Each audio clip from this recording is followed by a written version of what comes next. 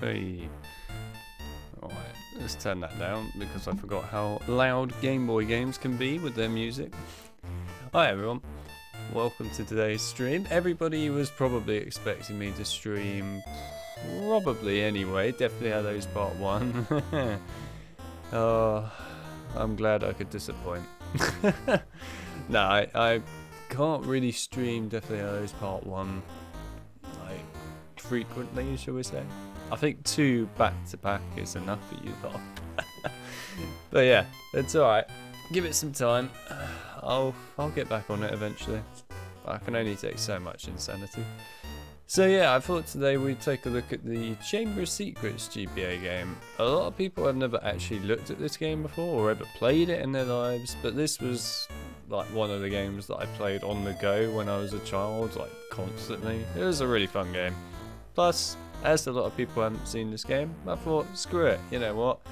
Why not show it off? Then you guys can be the judge of what you think of it. I promise you though, even if you haven't played it before, this is actually a really solid, fun game, despite what a lot of people say about it. It's a good game.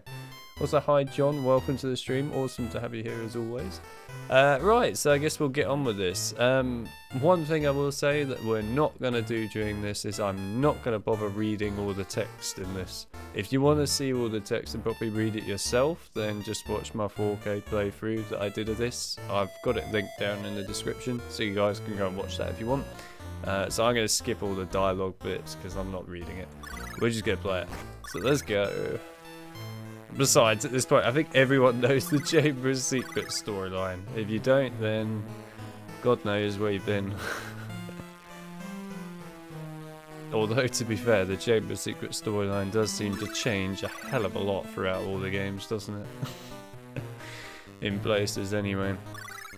Only one game with a Death Day party. See, nobody knew that Hogwarts Legacy's graphics were going to be this good. I mean, look at how detailed that car is. The music is indeed 8-bit. Welcome, Kelsey, by the way. It's awesome. I like the 8-bit style that they've got, to be fair. It's fun.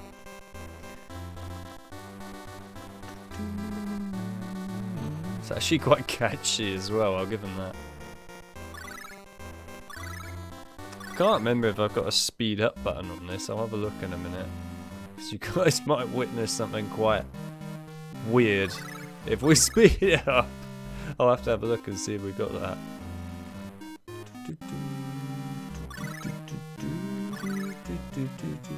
Oh look, it's the thumbnail. You have no idea where that thumbnail came from, do you? To be fair, it was quite a cool one to use.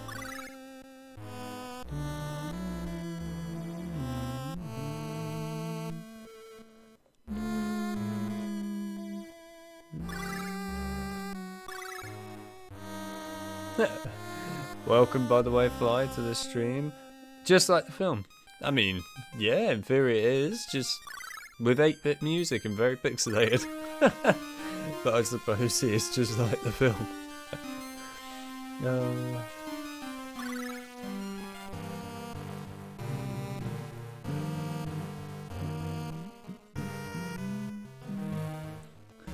Hello, hi, welcome to the stream. Nice to see you here as always. We get all of the familiar friendly faces popping back into these streams, it's nice. Oh my god, that is terrifying as a pixel. Jesus, look at the state of that. Hasn't even got a jaw. It looks like when you mod Chamber of Secrets on PC and remove Argus Filch's jaw when you turn him into Harry.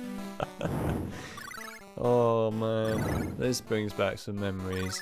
See, now you lot are going to see me being happy playing a Harry Potter game, unlike playing Deathly Hallows where I hate life. Because it's so bad. Right, now have we got the speed up button on this? Let's find out. Oh god, yeah, we've got it, alright. Oh my god. Jesus. I forgot how quick it can be. Anyway, let's put away the speed up button. Oh. I think I've actually broken him. Oh no, there we go.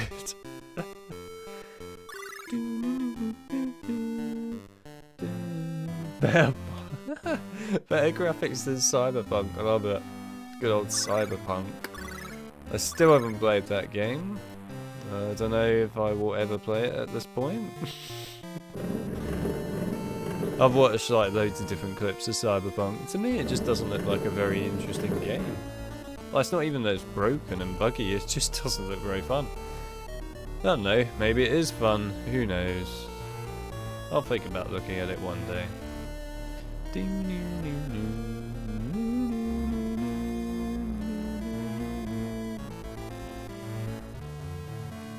When do you get your starter Pokemon?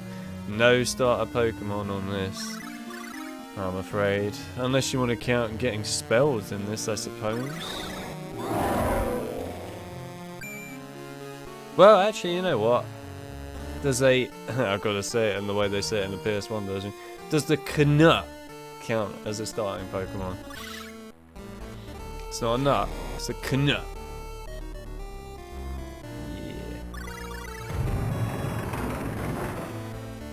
I love how detailed they are in their shadows. I mean, look at the shadows, they're just like a tiny little square.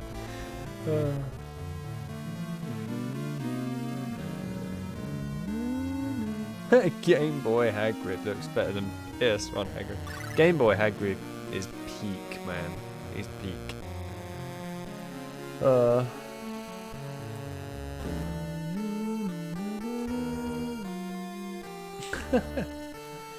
Yes, totally.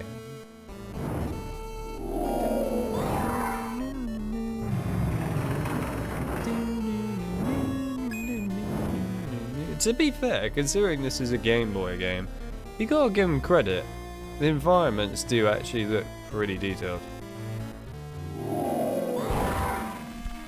They look more detailed than the Deathly Hallows. And that's a full-on AAA game. I mean, look at it, it's actually not that bad for a Game Boy game. It's impressive, actually. I'd definitely say this is one of the peak Game Boy games, in my opinion. Yeah. Even like the stance when you do a spell actually looks pretty detailed, to be fair. Give them credit, they definitely tried. Out of curiosity, I want to ask everyone, how many of you have actually played this Harry Potter game? Harry Potter and the Chamber of Secrets for the Game Boy Advance. How many of you have actually played this in your lives? Has anyone in this stream actually played this game before? I would love to know the answer to that, because I feel like not many people have played it before.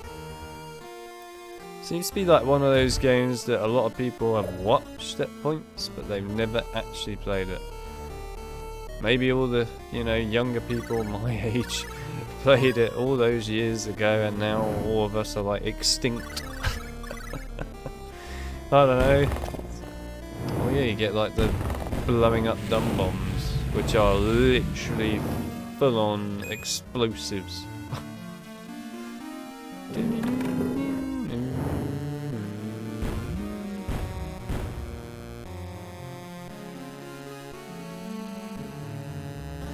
Oh, you got the Philosopher's Stone for the Game Boy Advance, but not this one. You missed out on the best one. This is the best one by far. This is the most awesome Game Boy game, easily. I like this.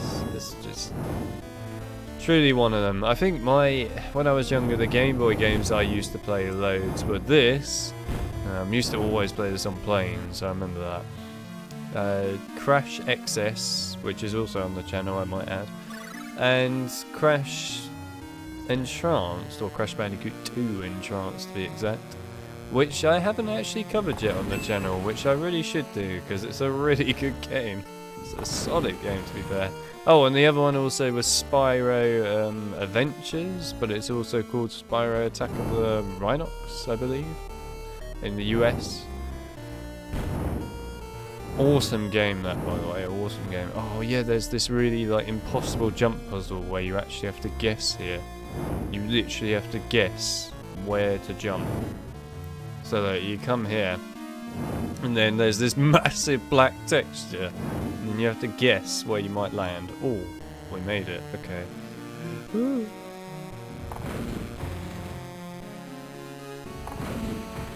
Yes, look at that. All that for a secret coin. I'll take it. Now I've just got to make it back without killing myself. This is gonna be interesting. Please don't die. Oh, okay, go. Look at that. Like a pro. I'll take it. I usually, by the way, when I was younger, used to screw that jump up so many times. It's actually probably the hardest jump in the entire game. There's no denying it. It is difficult, that.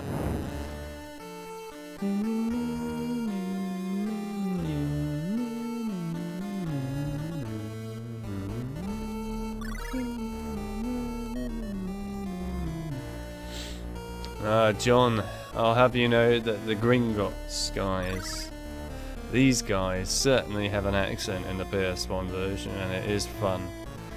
Steal the minecart. Oh dear. I'm gonna bring myself like all manner of shock and awe just remembering all of that freaking stuff. Driving minecarts, getting paperwork. It's like my life, to be fair, getting paperwork. I'm used to that. Granted, I haven't been sliding around on slippery floors to go and pick it up and then fill it out. As entertaining, and to be honest, that probably would be way more entertaining than actually what I do have to do paperwork. So yeah, I think I prefer that. Hey, Hi has played all the Game Boy games before. Which is your favourite out of the Harry Potter Game Boy games then, Hi? I assume by all of them you mean Philosopher's Stone, Chamber of Secrets, Prisoner of Azkaban, Quidditch World Cup, Goblet of Fire, and also the last one was Order of the Phoenix, I believe. Which is your favourite? That's the real question. Remember, there is only one right answer here. Don't get it wrong. The Knapp. Yeah. Oh dear.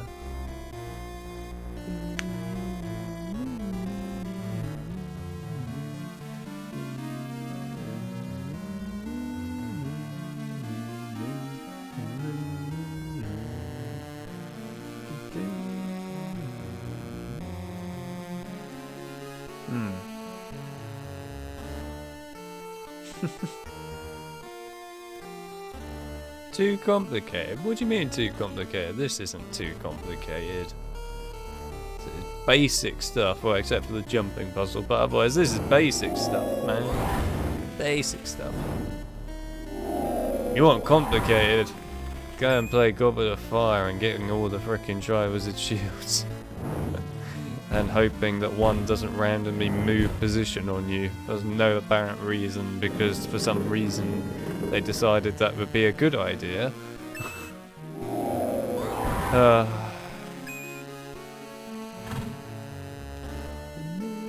Prisoner of Azkaban Game Boy. That's your favourite one, is it? Fair enough, fair enough. I can understand why you would say that, because basically Prisoner of Azkaban Game Boy is Pokemon, and everyone absolutely was obsessed with Pokemon back in the days on Game Boys. But I hate to tell you, Hi, it was the wrong answer. That's right. You enjoy that the most, then you enjoy that the most. It's a good game, to be honest, Prisoner of Azkaban on the Game Boy. It definitely is, but this one is definitely the one for me. I like the, you know, Pokemon style games and all that. They're absolutely fine, but there were way too many of those style of games on the Game Boy. Way too many. So this one was just nice because it's just something different, you know. It's refreshing.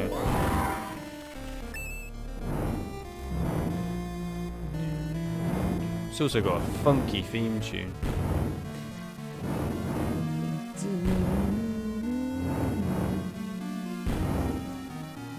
You had a Crash game on the Game Boy. The question is, what Crash game was it? That's the real question. Was it Crash XS? Or in your country, the US, Huge Adventure? Or was it Crash Bandicoot 2? Entranced? Or, God forbid, was it Crash Purple? Also known as Crash Fusion? That's an unfortunate Crash game. Or maybe it was Crash Nitro Kart. Probably not, but you never know. It's possible. Yes, if you had to play Crash Purple or Crash Fusion Purple, and that was your game on the Game Boy for Crash, I feel sorry for you. I understand your suffering. I really do. That is an unfortunate reality, that game. That is something that could have been great, but is awful. And something that I try to forget exists if possible. It's just something truly not worthy of being on a console. But it's not worthy of existing in my view, to be honest. It's bad.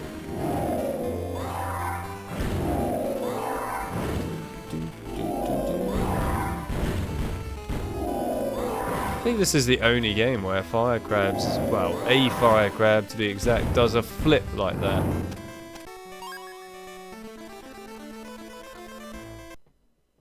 Incendio!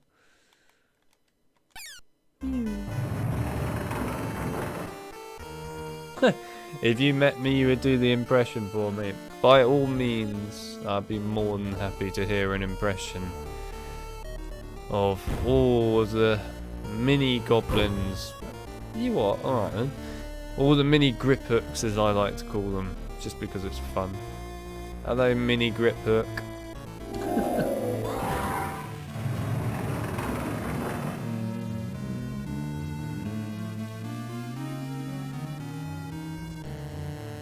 Yeah, the mechanics, like puzzle-wise, of jumping around and stuff in this game they're very simple. Like, they are simple to do and all that, but they definitely, and it's really, to be honest, down to the camera angles in the end that can really make it easy to screw it up. So yeah, if you don't get your camera angles right when doing those jumps, that's it. It's time to just accept reality, which is, you're dead. Or in a terrible reality, it's time to accept that you are playing the Deathly Hallows, Part 1. Now that would be a cursed reality. God, who would ever think about doing that sort of thing? Jeez.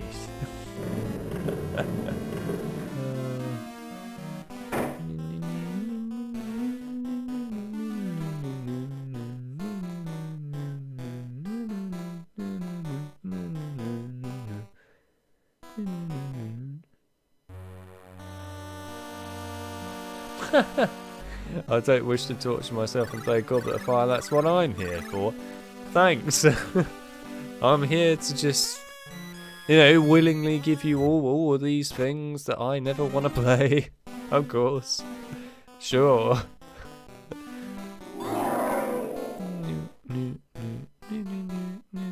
Sorry, can't stop the chat, got loads to do today.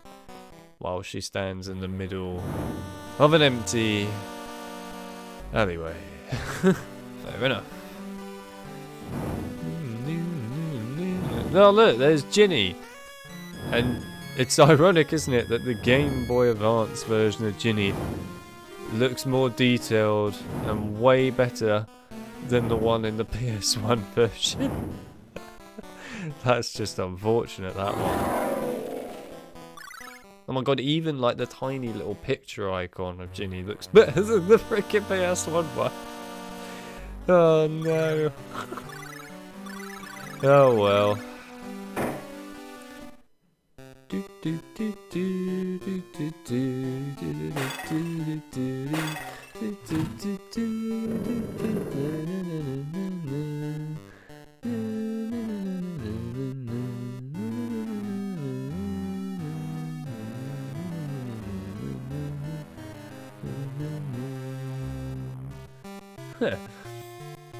Yeah, to be fair, the Dragon Ball games on here were quite good. I think I played one Dragon Ball game, maybe two actually, on the GBA. Okay, that wasn't meant to happen. Damn. Great. Oh well, so much for picking up some health. Yeah, it's fine, it doesn't really matter. Yeah, to be fair, I've played quite a few GBA games. I've got a load of them here. I mean, I could honestly live stream GBA games for you at any time, really. There's so many available that I have and own. So many. Maybe I'll have to do it at some point. I do like the GBA stuff. Granted, I haven't played some of those GBA games in a long, long time.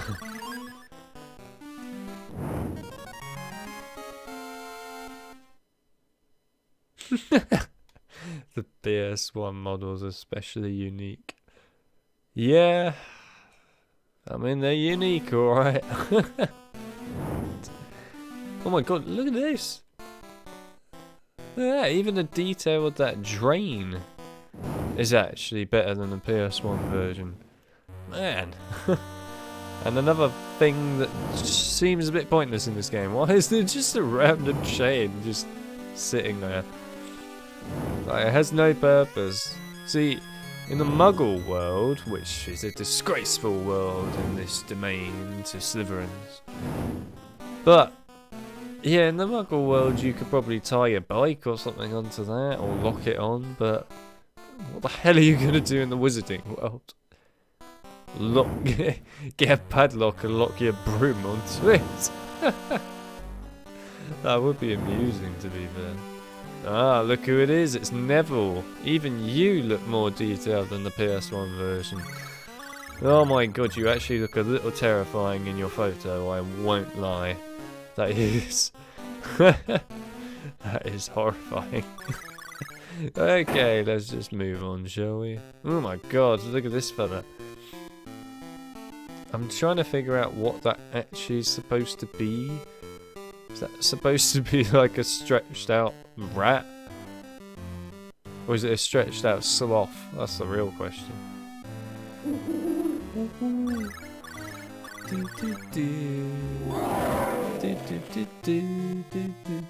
Oh.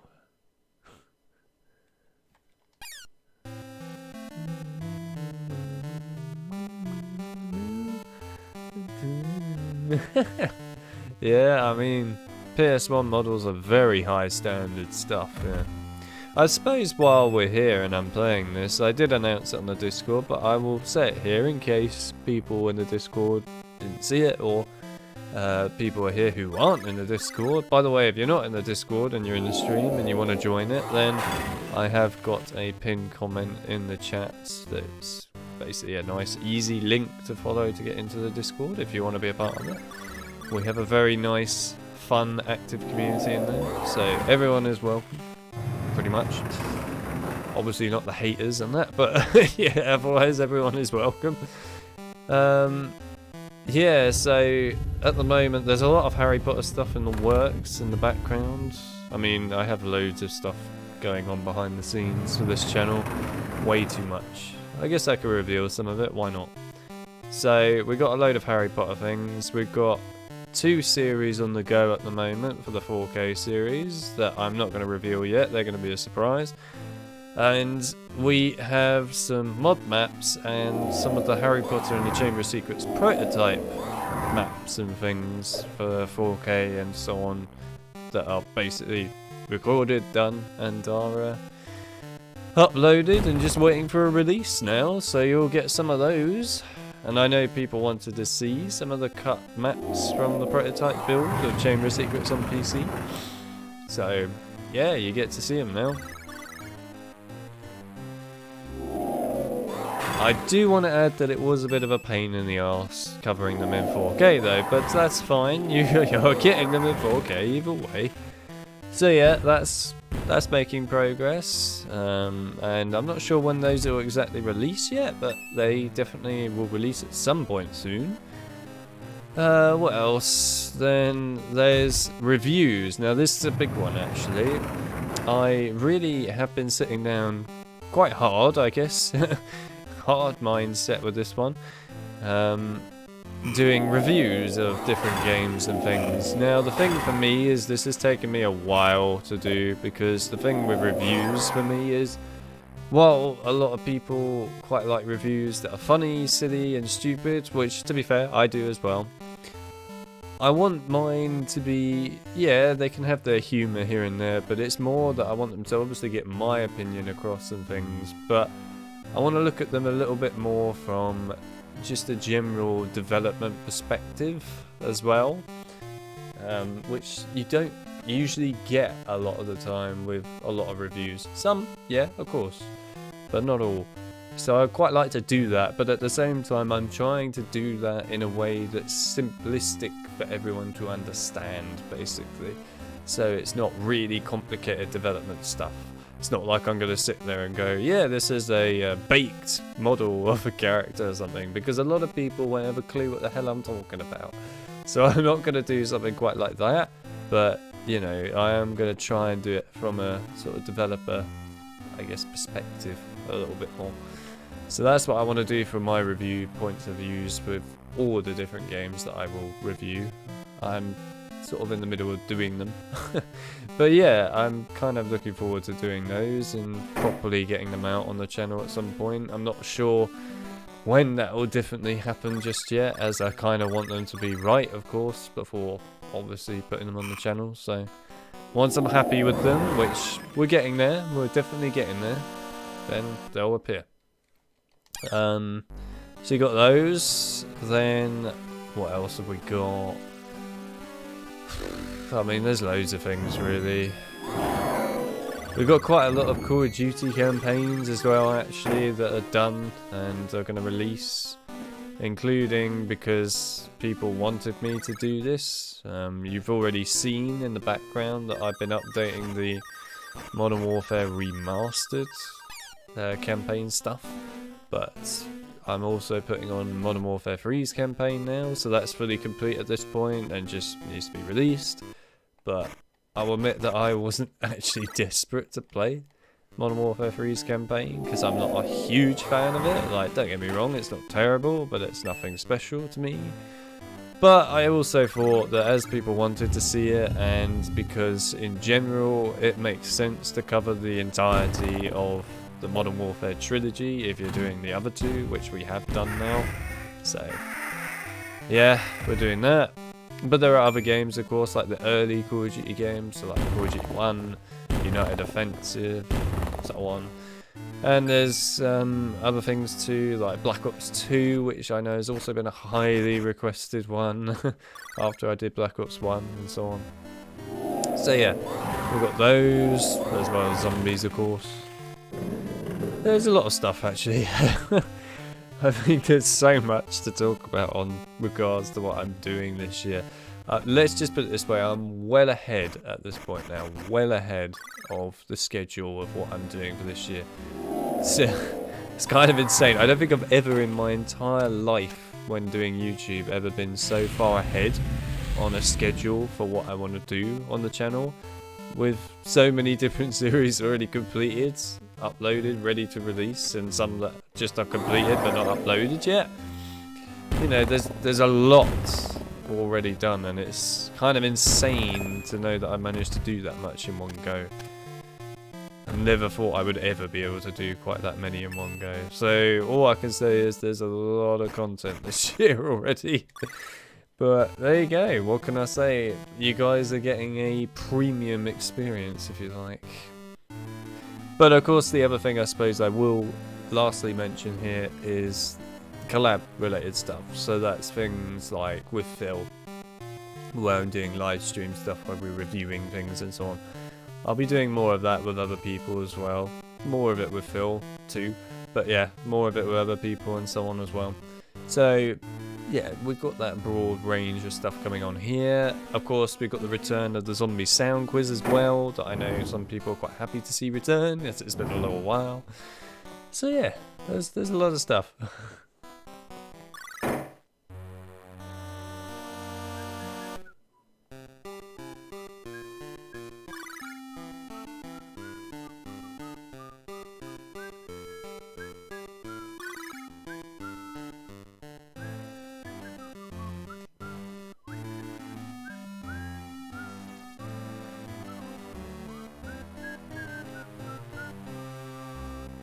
Yes, people talking about the port of Hogwarts Legacy for the Switch.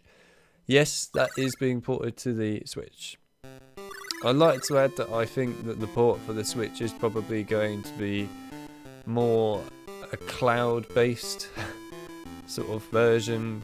I feel like it's going to be very difficult otherwise for them. Well, I don't even need to feed it. I know it will be difficult otherwise for them to make the game that is very impressive already on everything else look and run well on the Switch version. It would just perform terribly otherwise. So I think it's going to be more a cloud-based version of the game.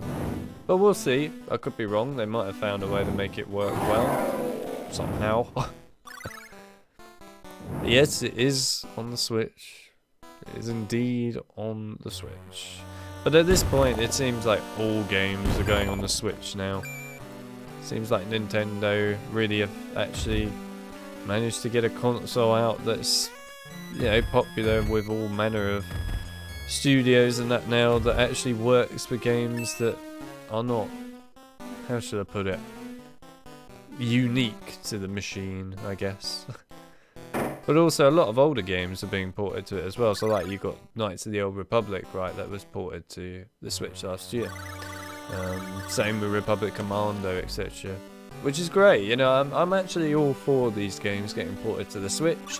While I don't own a Switch myself, and I probably never will, you never know, I might do, but I doubt it. Mainly because, to be honest with you, I have no need for one. Alright then, Harry. I would much rather have something like a PS5 in the end, in all honesty. But I mainly play on PC these days, of course, all the time, so that's just where it is for me now, really. But yeah, I'm all for all these games getting ported to the Switch. Basically, the more consoles that get involved, and machines, I suppose, with games, the better, really. As long as it doesn't hold back the game on all the other machines, which was a big thing back in the days where games did get held back because of consoles, of course, not being powerful enough and so on. So as long as that doesn't happen, then it's fine. But if that starts happening, then it's a problem.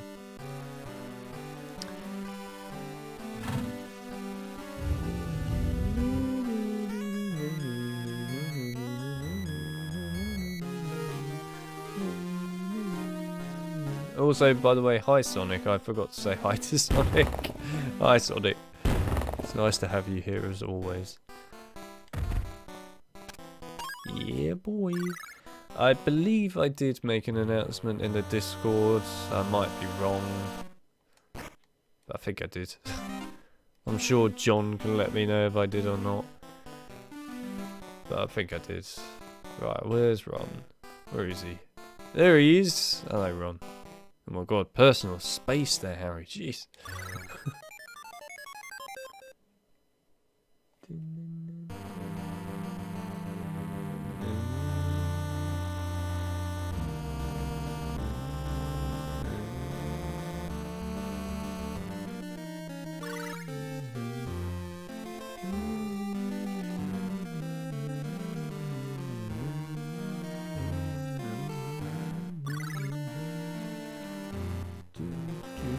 I can't believe how quickly I played through the whole beginning of this game. This proves I know this game a bit too well. We're already at Hogwarts. I did that very quickly. How quickly? 34 minutes. I mean, the only reason I was a bit slow there at points is because I was reading the chat and things. That was quick.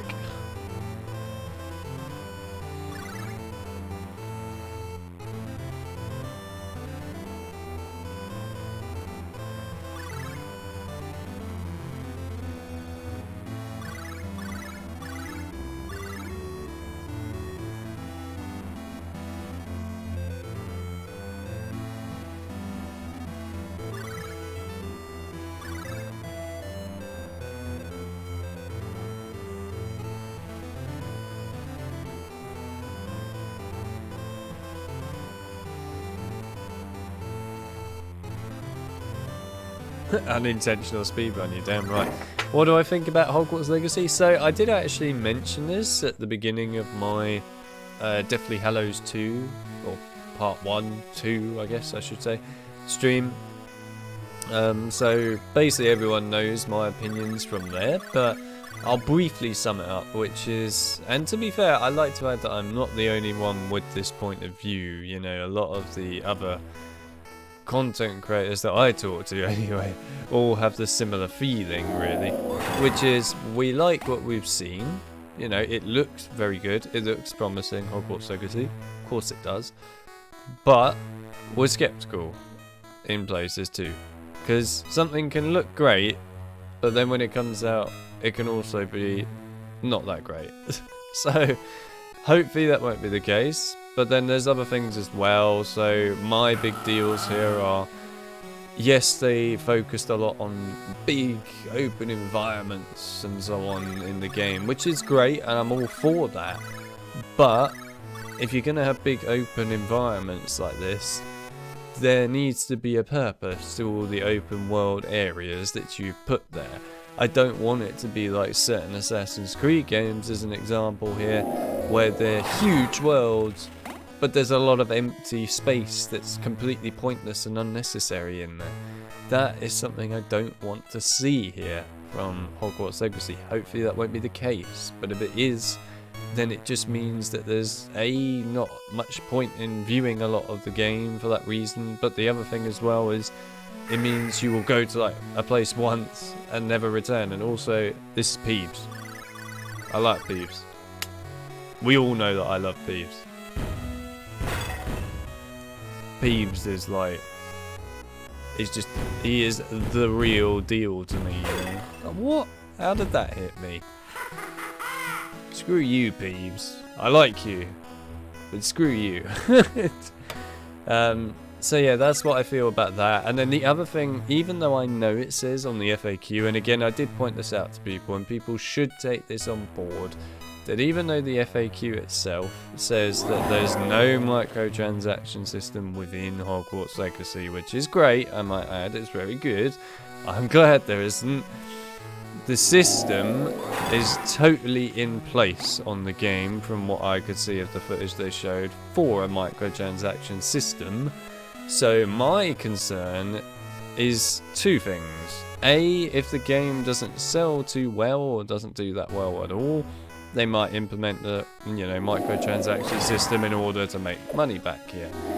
And B, which is the one that really is something that concerns me more here, is the fact that if we look at another game that's done something that I'm about to explain here, Crash Team Racing Nitro Fueled, which was the remaster of Crash Team Racing and Nitro Kart.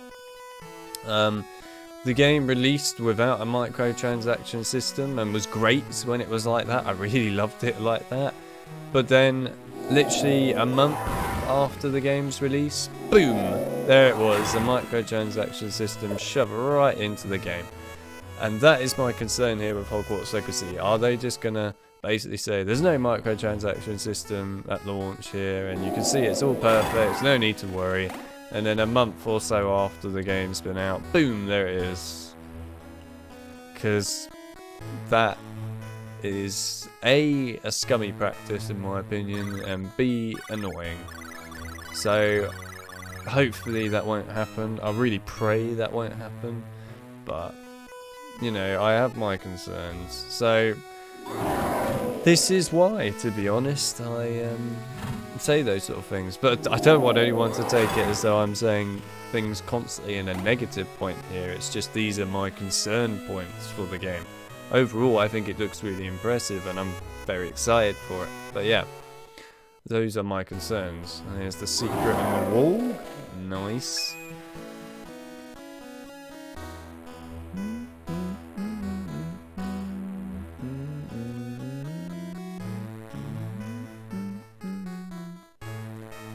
Kelsey is gone. She's run away. Oh well. Thanks for sticking by, Kelsey. I appreciate it, as always. Either way.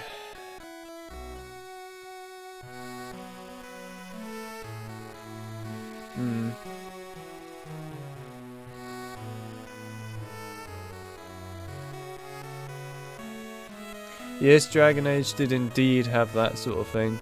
But the thing about Dragon Age you've got to remember is that Dragon Age game came out before microtransactions were like really poured into games. So it was kind of before the big microtransaction time period, really. So in theory, I would say that it escaped it. But yeah, I can see a point with it, of course.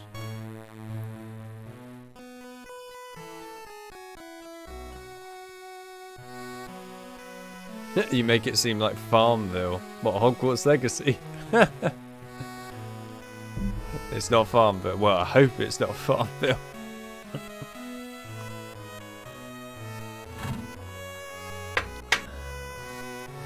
Also, from what I read of people's comments earlier in regards to who's actually played this game, seemed like not that many people have played this version of Chamber of Secrets.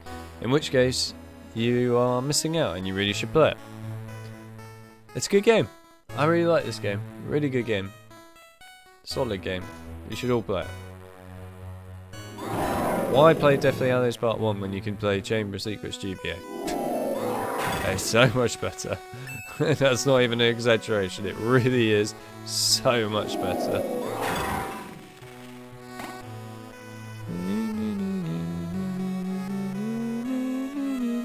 It's got better music too.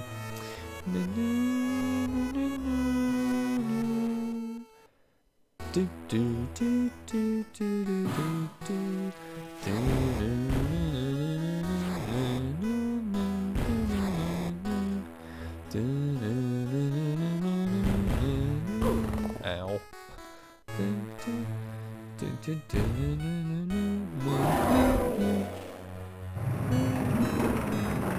Where did Farron go? I don't know.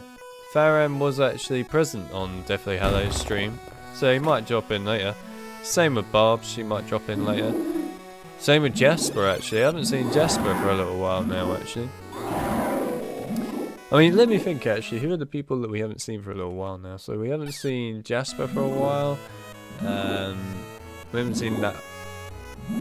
Yeah, we haven't seen Harley Quinn for a while now, and I know everyone remembers Harley Quinn from that. What stream even was it? Was it the Quidditch World Cup? I can't remember now. But yeah, we haven't seen Harley Quinn for ages. We haven't seen Barb's yet today. Probably grabbing a steak, I'm guessing. We haven't seen... who else? Obviously Farron. And yeah, I mean, there's a few people, to be fair. But you know, everyone has busy lives.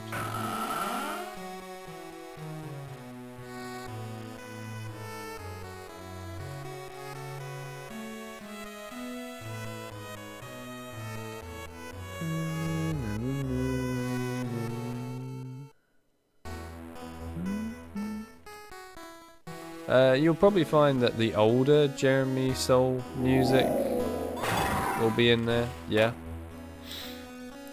There won't be any new stuff from him though, I don't think. I wouldn't get your hopes up for any new music from him in there. It's very unlikely.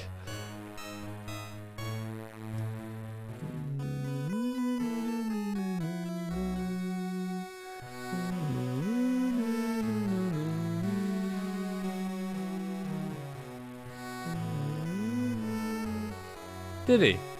I didn't know Farron was around before the stream started. I had no idea. Oh, well, I guess maybe we'll see him in a little bit then. Probably. I assume we will. Oh god, that's rough on the eyes. Okay. I forgot that these beam rooms kind of make you feel a bit dizzy. Oh, that's weird. I mean, it's not quite as bad on the Game Boy because it's a lot smaller, but when it's on a big screen, God, that feels weird, man. It's trippy as hell. I literally feel like I have just been put on some kind of acid or something. What has friend George put in These beans, man, what have they been doing? Spiking the beans, that's what friend George have been doing. Oh dear. Oh, that is not nice. I really hope, to be fair, that in Hogwarts Legacy they bring back beans. If they don't bring back beans, I'll be very upset. I mean, look at Goblet of Fire. It literally religiously made you collect the beans. It literally went for every single bean you picked up. Ron going, a bean! In fact, it's such a big deal that it's a meme in my Discord, as we all know. You know, I actually created that meme in our Discord. I sat down and literally cut everything out and made it. I dedicated time to making that emoji. Don't say I don't dedicate time to doing things. Oh, the other thing I forgot to mention earlier when I was talking about stuff that's being done for the channel is I have managed to make some progress. Granted, it's not tons, but it's enough for the time being, with the Half-Blood Prince on PC's frame rate cap. So a lot of you probably know from what I've told you, and if you played it you'll probably know, that if you change your resolution on the game currently to any resolution that you put in, then it will lock the game at 30 frames, and you can't go above that no matter what you do, because there's a frame lock within the game. So basically, I've been looking around for ages, trying to find a way to uncap that, because it's very annoying. And yeah, well, I've actually found the spot for that, so I know exactly where it is now, the frame cap. Now it's just a matter of actually making the game work, i.e. not crash when you change the frame cap and things. And as I've been quite busy lately, I haven't really had a chance to get around to looking at that in more detail again, but I will at some point. Might be a little while, but I will have a look at it again. But yes, at least I now know where the frame cap is located, so I know where to edit it. So that's at least some progress, you know, with Half-Blood Prince on PC, which I'm happy with, because to be honest, it's annoying having a frame cap on that game, I will not lie. So yeah, progress is being made, let's put it that way. Goblet of Fire is still a pain in the arse and causing a lot of trouble on PC. Oh, so yeah, that one's just taking time. But, you know, it's being worked on, And as for the Deathly Hallows, I had a brief look at the frame rate cap stuff for that, but I haven't had a massive look at it. Although I feel that if I can figure out exactly everything for the Half-Blood Prince PC version when it comes to the frame cap, then I think I'll probably be able to figure out how to do the Deathly Hallows games, because they should be quite similar. So yeah, there is progress being made, let's put it that way.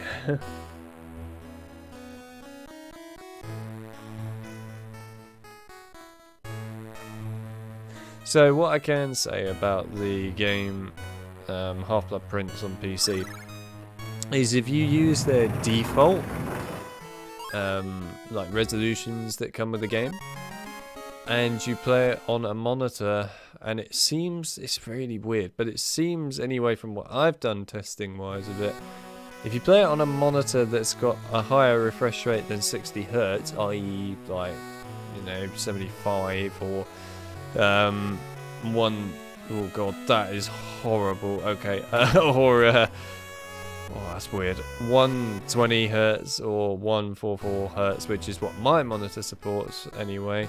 And we've got some other monitors in the house, of course, including my old monitor that support higher than 60 Hz. Then the game's default resolutions will allow you to play at 60 frames. And if you then use the NVIDIA, oh my god, if you then use the NVIDIA control panel to change your frame rate on there, then you can give the game even more frames, of course, if you have a monitor that supports that. So I, for a laugh, decided to try that and put the game up to ridiculous frame rates that my monitor would support, and let's just say the game breaks a little bit if you put the frame rate too high, but of course I expect that. So yeah, anyway, you can do that, but if you have a 60Hz monitor, it seems that it just won't work, which is odd.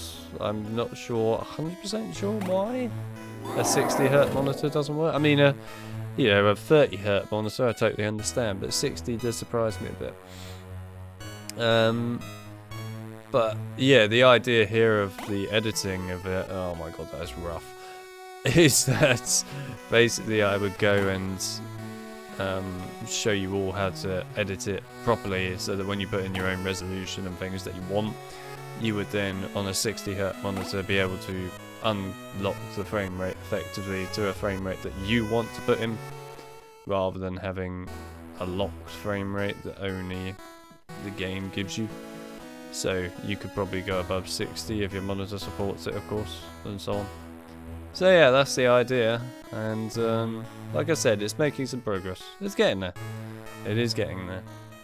I'm hoping that there will be a way that doesn't crash the game when you change your resolution to uncap the frame rate. At the moment, when you change the frame rate stuff at your own resolution... Oh wait, hang on. I missed something here. But yeah, at the moment when you change it, the problem is basically the game will load up briefly to the menu bit where, you know, you get the little trailer thing at the beginning, and then it pretty much just crashes. But it does at least give you an uncapped frame rate. So yeah, I'm taking a look at that and trying to work on it. I'm getting there, but it will take time. These things take time. I know a lot of people appreciate that these things take time and they're happy to wait for these sort of things, but equally there are a lot of people that believe that these things can be done in 2 seconds, and you know, then it's just there and everyone has it all. Unfortunately, that's not the case. I can say the same when it comes to the Order of the Phoenix. When I was mucking around with that, trying to sort that out for everyone, that took a lot of time to figure out, to be fair. So yeah, it's not exactly a 2-second job, shall we say, fixing games. It takes a lot of time. But, you know, when you can get round to it, you get round to it. But you can't always win at fixing a game. That's also something you have to bear in mind. You will not always win. Sometimes it just will fail. And I am trying very hard right now not to just fall over sideways. This is so trippy in my head right now. There's a horrible... Oh god. Get me out of this freaking beam room. It's actually horrible. This one is so trippy. This is not nice. Yeah, get me out of there. I'm glad I got all the beans. Please get me out. I don't want to be in this beam room. It's horrible. Whoever came up with this background literally hates players. Oh, get me out. Oh, okay. My eyes need to readjust. Jeez. That is awful. That is not a nice challenge, that. Not nice. Dear, dear.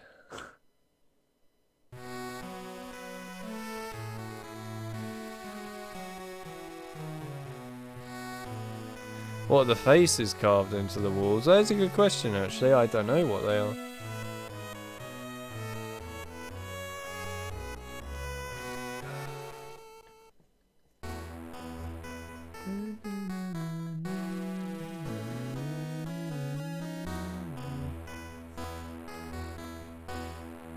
I'm feeling very sleepy, am I high? You wish.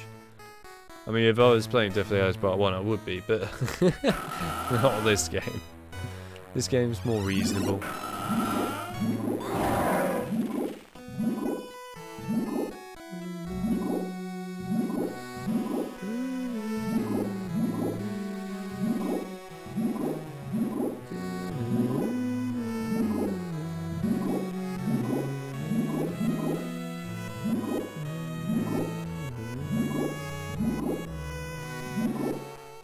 Did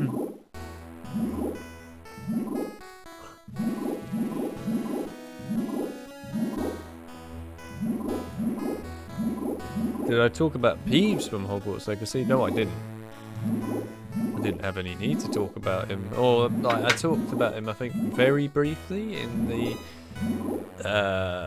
Deathly Hallows Part 1, Part 2 stream. Those are funky faces. But yeah, I think I talked about it briefly. I mean, his design looks a bit odd, in my view, but I'm glad he's in the game, of course.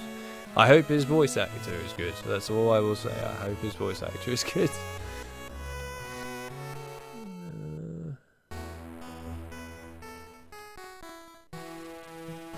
Right, I'll tell you right now, my freaking eyes were destroyed from doing that beam bonus run. That's horrible. The thing about it as well is the background actually has a slow movement to it while you're moving quickly in the game, which makes it even more sickening. It's not nice.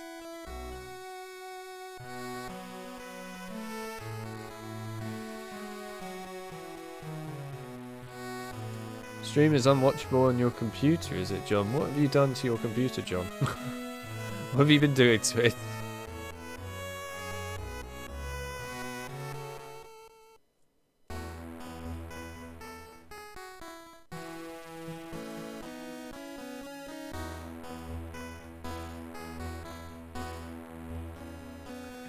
Nothing happens when you interact with these gargoyles, I'll show you. Oh wait, it does. You're right. Wait, really? I was not expecting that. We interacted with some gargoyles earlier in other places, they did nothing. Okay, that is new. I was not expecting that. Huh. Neat Easter egg, I like it. That's cool. Thank you for sharing. I had no idea that was a thing in this game, and I played this for many years. Oh my god, that is so cool. Well, you learn something new every day, don't you? That's awesome. I'm gonna have to start interacting with multiple of those gargoyles around the game now. That's awesome. Thank you for sharing that, I appreciate that. George. That's a cool secret, that.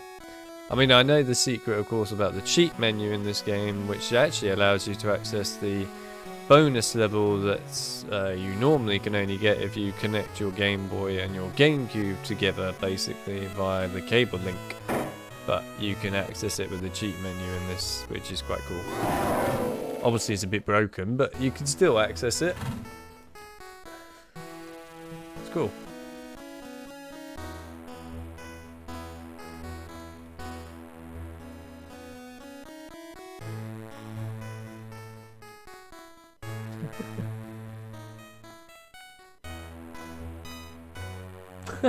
The background is like an FPS drop in a VR headset. Yeah, pretty much. Wish I knew so I could prevent it. Yeah, I'm sure. Maybe it's a graphics driver update you need, or just your browser needs a cache clear, probably, more likely. John, also I was afraid of the bald shop assistant. Yes. Yeah. He's quite rough in the PS2 version, that's for sure.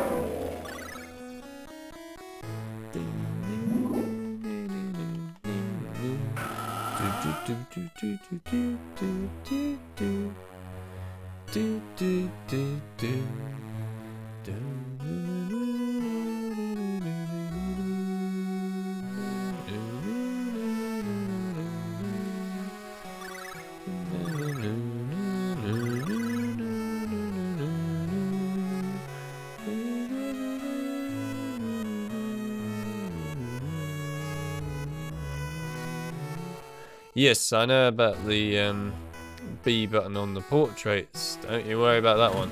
I've got all the red beans in this game multiple times. Yeah, I know that's how you get the red beans from those. Thanks for sharing it again, but yes, I do know that one. You'll probably find I know most of the other ones. Like this one. Everyone loves secrets. This game has some cool, fun secrets. I like it. You don't get a lot of that in games.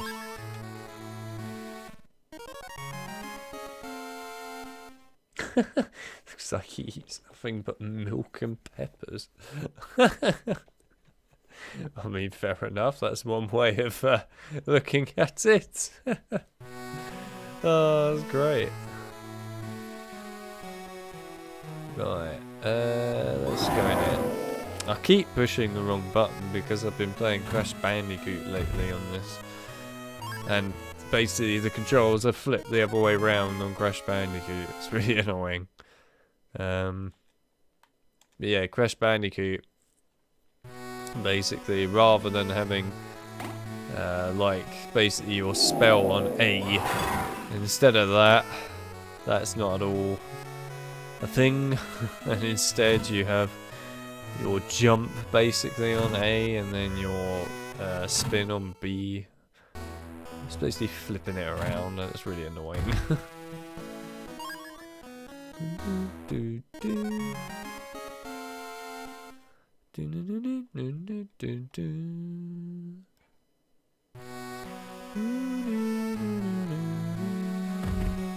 Yeah, beans.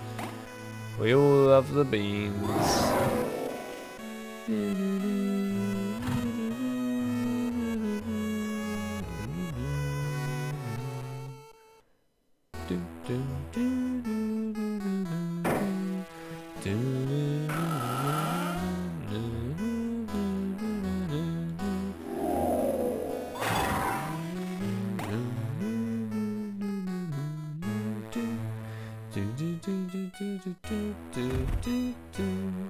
God, we're finding all the wizard cards right now, jeez.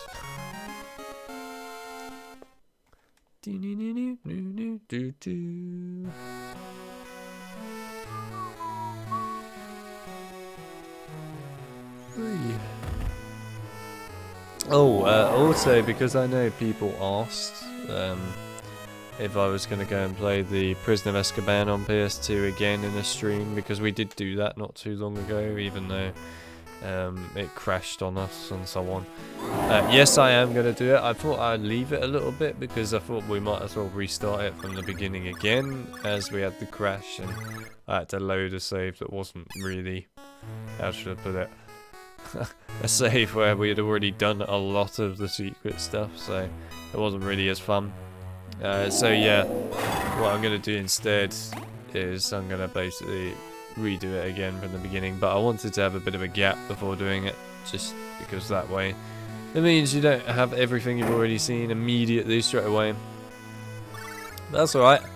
So yeah, you will definitely see more of it soon.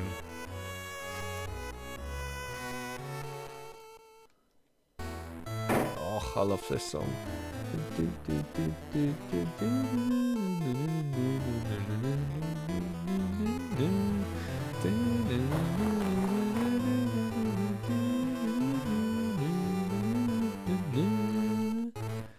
Oh, the only thing I wish this game did have is a better spellbinding system. I.e. one that doesn't involve you opening up a menu every time. Rather, just a push of a button would have been nice, but oh well. We can't have everything. And another card.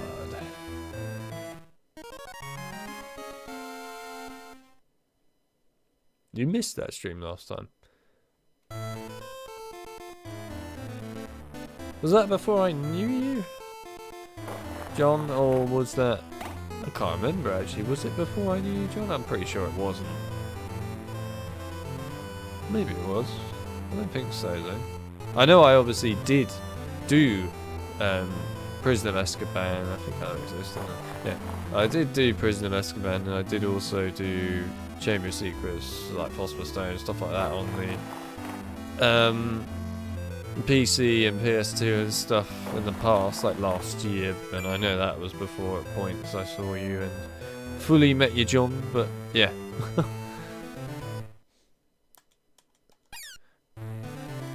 I know that you missed the first-person shooter mode stream, John. That was a lot of fun, that one. That one was quite a hit. Where I basically played the entirety of Chamber of Secrets on PC in a first-person shooter mode. That was really cool, that, actually. Oh, actually, is it this one? I don't think so, is it? Oh, it is this one. Can I kill these guys for this? Yes, I can, good. The gnomes.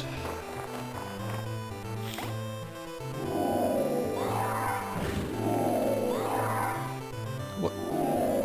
Hang on a minute.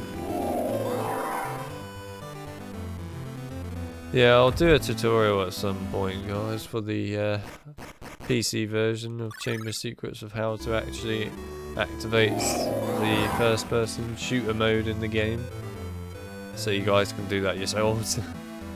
I did write it down in the description of the stream, but I'll do an actual proper tutorial video, as people quite liked it and found it very interesting, so yeah.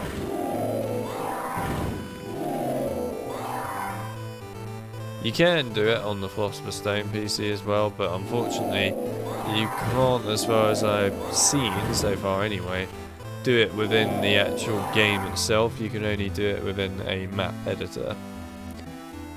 I mean, there might be a way, but I don't know what it is just yet. Where's that vine? Isn't it like here somewhere? Oh, no, it's here, isn't it? I think it's there. That's where the secret level is, I'm pretty sure. Obviously you can't access it normally unless you have the GameCube plugged in and stuff, but that's fine, you can access it with a cheat menu, you just don't climb up the wall like usual.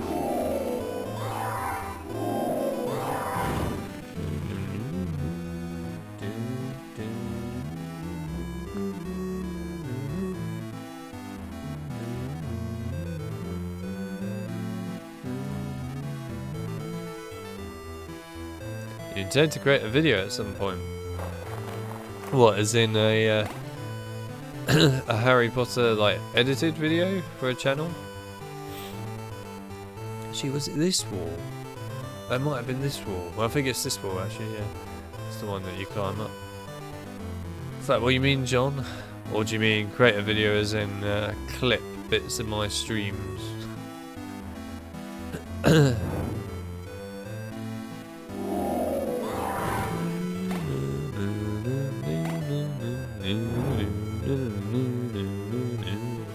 Let's go in Hagrid's hut and get the secret, why not?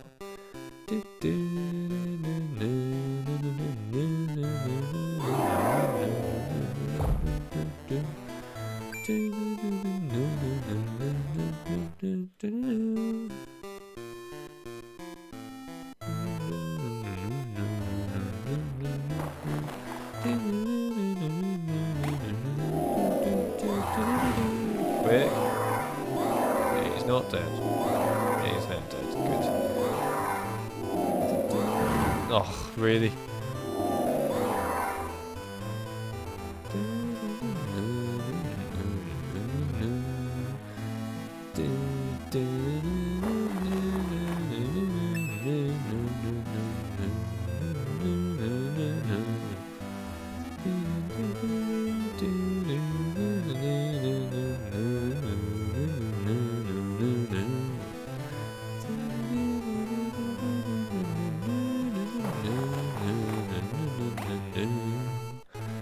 Oh man, such a classic song.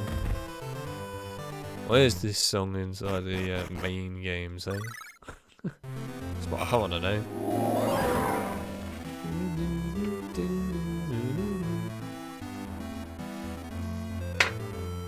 Right. It's so annoying having to do this every time you want to switch a spell. It's weird because you would have thought I would get annoyed of doing that on the like PS2 versions of the games, because you do that all the time in them as well, but in those games it's just so less frequent, so it's not really that annoying. But in this game it's very frequent that you do it. In fact, when we play through like some of the challenges and stuff, god, It gets super frequent having to open up the menu and switch your spell. It can be quite annoying. I mean, that's the only real downside of this game, particularly. Otherwise, I quite like the game in all aspects, really. But yeah, I will admit, it can be a bit annoying having to open up the menu all the time.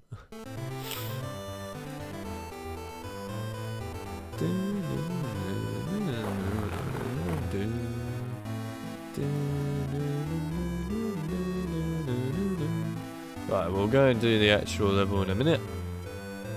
In case you hadn't noticed, I'm basically going around picking up all the secrets.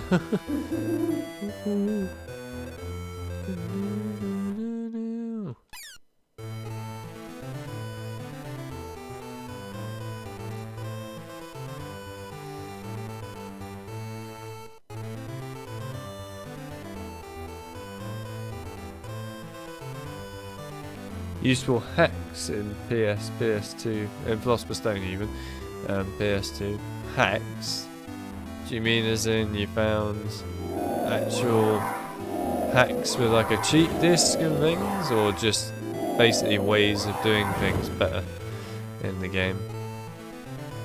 Is that what you mean? Oh my god, there's more? Jesus. Why are the grounds so big, eh? Oh, come on, really?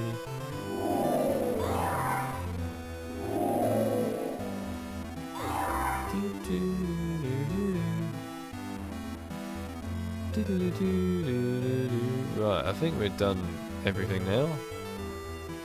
Pretty sure we have.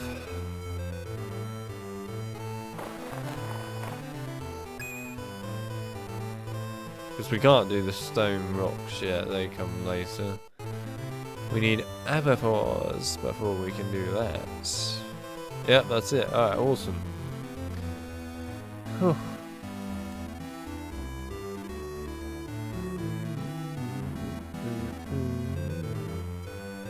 Oh yeah. Print your CD case, PC case even for Hogwarts Legacy. That's cool.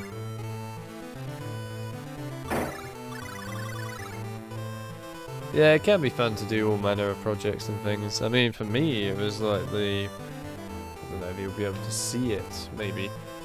Maybe it'll focus, possibly. Come on, camera.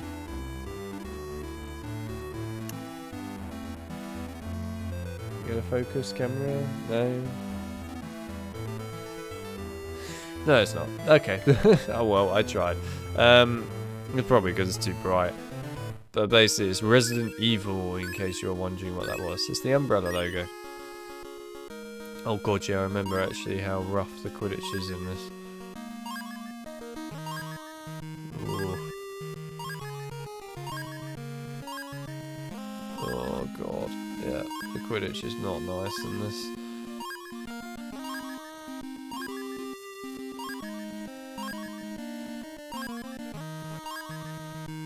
I say Quidditch, it's not really Quidditch, is it? It's flying practice. Oh, are you kidding me? You just missed the last one by like the tiniest amount. Oh, I actually beat the time. Oh, I didn't think I beat the best time there. Done. I will take that. Get in there. Oh, I wasn't expecting to do that.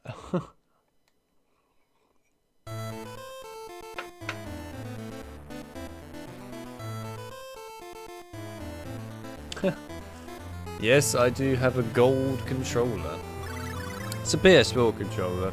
No, I'll show you. So, you got the black bit on the back, which is like the normal black bit. It's nice. You got the white bit, so some white mixed in there. You've obviously got the normal black buttons and things, and then you got the Res logo on the front. Yeah, it's a cool controller. I like it.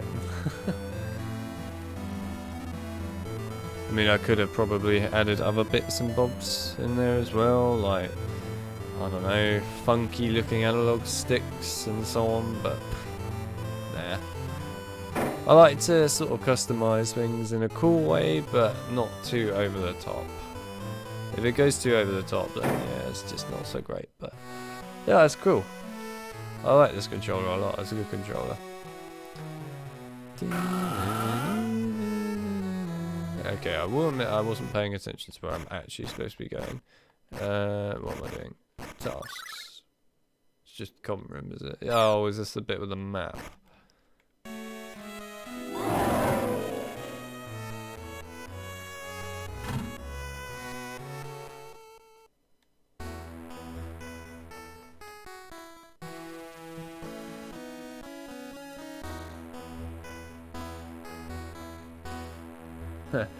There you go, John.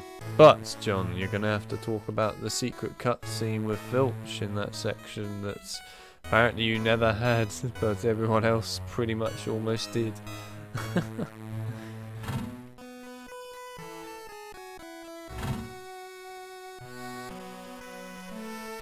You never played Resident Evil? Oh my god, hi. I almost feel insulted deep down. That's fair enough. I love Silent Hill. I also love Resident Evil and many other things. I played them for years. They're like my childhood. Nah, they're good games, Silent Hill and Resident Evil. And I do honestly really need to cover these games on my channel properly. I don't even know why I haven't covered them yet. I honestly don't, because I play them generally all the time. I play them loads, but yeah, I still haven't covered them on the channel. It's crazy, really. I think it's just more I don't know exactly how I want to cover them on the channel, and that's why I just haven't done it yet. Obviously I've covered some Res stuff on the channel already, so I've covered the Res 3 remake, and also, it's quite old now, but Operation Raccoon City, and also Resident Evil 5. But I'd rather update those two series at some point, because they do need updating. But in the case of Operation Raccoon City, I'm waiting for Capcom to do their update for the PC game, which apparently someone messaged Capcom about that, as I did make a post about that back in November when Capcom announced it, that they were fixing some of their games with Games Windows Live on PC. But yeah, someone messaged Capcom about it apparently, and Capcom actually responded back saying how they were getting on, at least with Operation Raccoon City. And so, like, the gist of it anyway is that they've managed to figure out the issue behind why the game crashes all the time on modern day OSs and so on. Basically the game doesn't support modern day OSs properly, so they are, I think now, as they know what's causing it, they're ironing it out and fixing it, which is good. And I assume what they will be doing, which would make sense as they did this with their other games in the past, is they will be removing Games Windows Live's client permanently from those games and updating them to Steamworks and stuff, which hopefully will be happening quite soon now that they've actually narrowed out the problem. So hopefully we will see those updates very soon, which would be awesome, because I would quite like to go and update Operation Raccoon City, to be honest, on the channel properly. But I'd rather do the PC version, and I would rather do it when Capcom actually fixes it, rather than just, you know, having to go and get a weird Games Windows Live installer and things again to sort it all out, which is just a lot of effort. It is a hell of a lot of effort, actually. So yeah, I would rather just wait till Capcom fixes it, which would be nice. But yeah, once they fix it, then I will, you know, cover it on the channel again, which would be awesome. While I don't think that Operation Raccoon City is the best Resident Evil game by any means, it's not a terrible game. It's not really, in my view, a Res game so much. Like, I guess it kind of is. Obviously, it has the Res identity in it, but I wouldn't call it an actual Res game, because a Res game, to me, anyway, as a old hardcore fan, it's very much a horror-related thing, Resident Evil, and Operation Raccoon City is not as much of a horror game. It's more of an action shooter game. Which, by the way, I'd like to add to Operation Raccoon City, while not like in the style of most other Res games, it is actually quite a fun game to just play with friends and so on. It's got a fair amount of problems with it, but hopefully Capcom will fix all that, which would be awesome. But yeah, I actually quite enjoyed playing Operation Raccoon City back in the days with mates and so on. It was quite fun.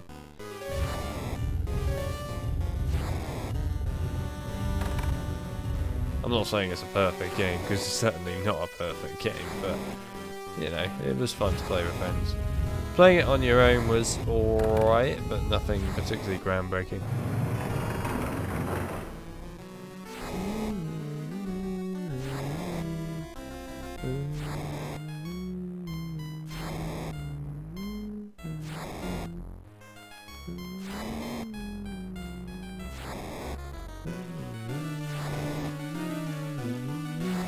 See, my copy of Philosopher's Stone played the cutscene, so it's obvious that if you get the good copy of the game, then it plays it.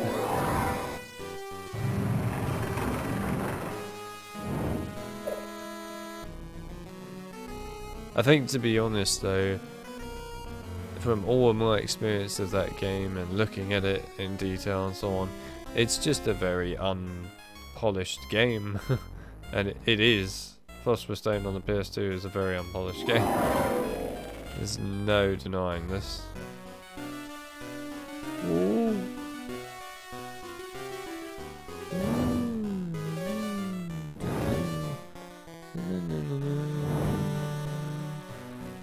If I'm supposed to be able to pull that right now, it's not working.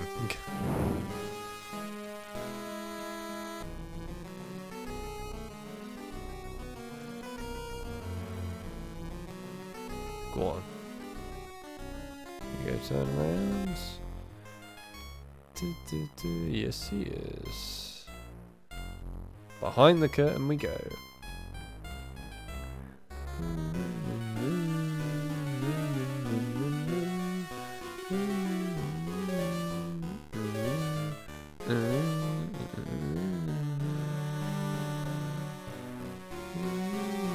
Why is Harry wearing sunglasses? Because he's a cool dude, mate. That's why. Can I kill Mrs. Norris in this? No. No. It's funny how Mrs. Norris doesn't even seem to react to me whacking her with a ton of spells. But alright.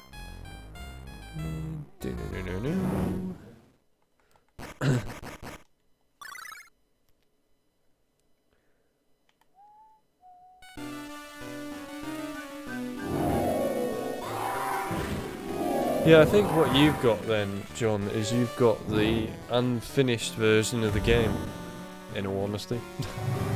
That's what it sounds like. Or should I say, the even more unfinished version of the game. Oh well. You win some, you lose some. Ah, there's Farron.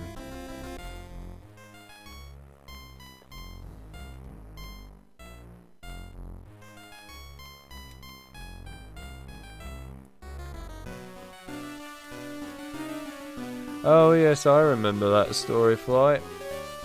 It was a secret cutscene that was cut from the game that no one was supposed to ever find, but one guy managed to find it. Yeah, I remember that. It's not a canon ending cutscene though, because like I said, it was cut from the game. I should probably play the Tomb Raider games on this channel at some point actually. I do own every single one. It wouldn't be a bad idea to play them at some point on here. I mean, the Tomb Raider games that I played back in the days that I quite enjoyed were Tomb Raider 2, Tomb Raider Legends, Tomb Raider Underworld I thought was alright. It wasn't incredible, but it was alright. And also the anniversary one.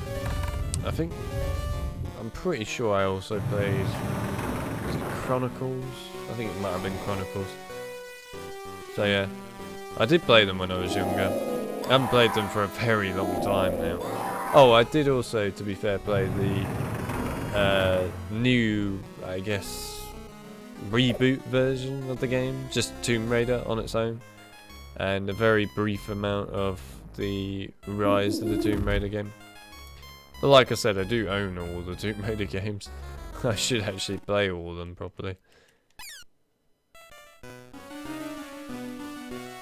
Oh, there's a troll.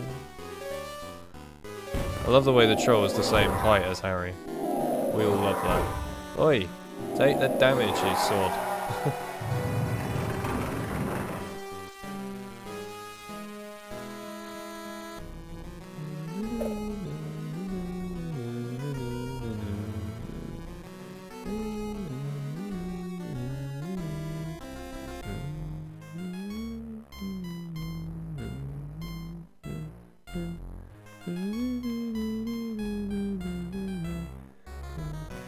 When I say unpolished, I mean as in it's not a finished product, basically, that's what I mean. It's missing stuff because the devs didn't have enough time to finish it, basically. That's what I mean.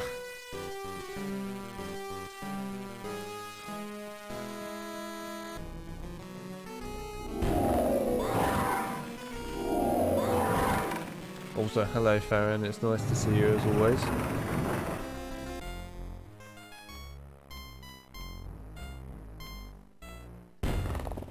You notice loads of differences, what, when you watch my walkthrough and compared it to others, you mean?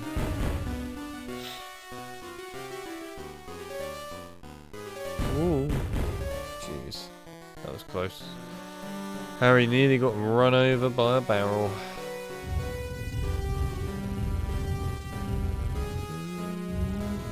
Yeah, we haven't seen Barbs yet today. I did mention earlier that she's probably doing something with a steak, but who knows? I haven't seen Barbs yet today. You never know. Give it time, give it time.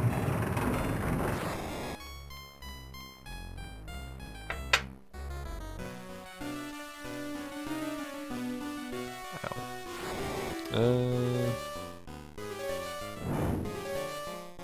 Yeah, let's go this way then.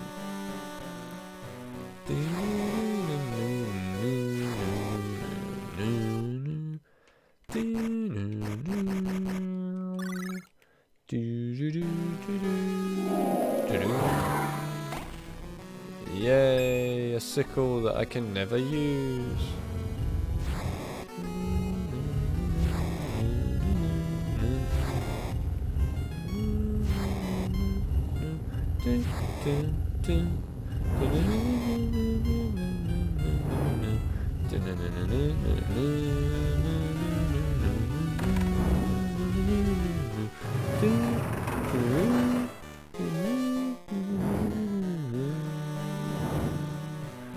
Yeah, I'm gonna have to create a steak emoji at some point, aren't I now? Actually, Farron, I just realised, are you in the Discord? I don't think you are you? Are you in the Discord, Farron? Correct me if I'm wrong. I always forget exactly who's in the Discord when it comes to the streams, but then when I'm in the Discord, I remember. This always happens. Yeah, correct me if I'm wrong, Farron. Are you in the Discord? Go.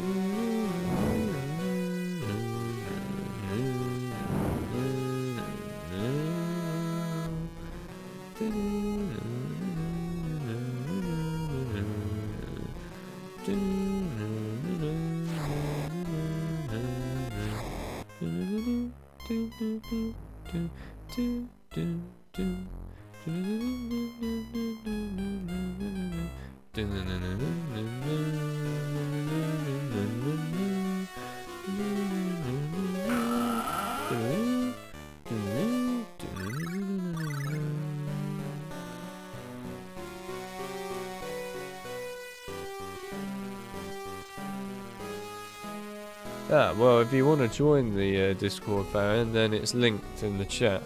There's a pinned comment. Just click on that and you'll pop right on in. I know that there will be a lot of people that will be excited to see you there.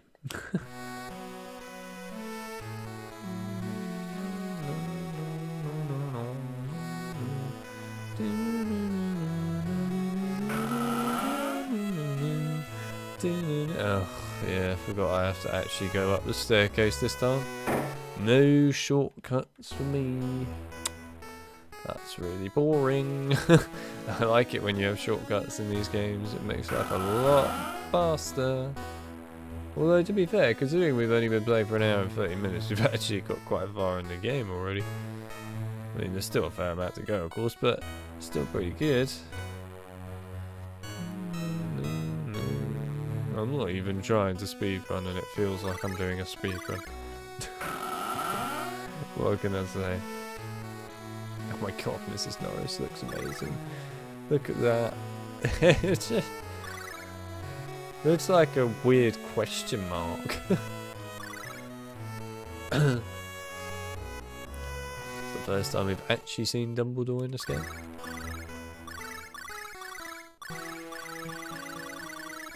So much dialogue, sorry lads. We're not here for the dialogue. As I said at the beginning of the stream, if you want to read the dialogue, you can go and watch the 4K playthrough. Actually, I want to know if these... Oh, they do! So they do the same thing as Friend George's shot. That's cool. I had no idea you could do that until I was told in the stream today. That is mind-blowing, that. All this time. I never knew. Actually, there's no point going this way as they exited out of the spells.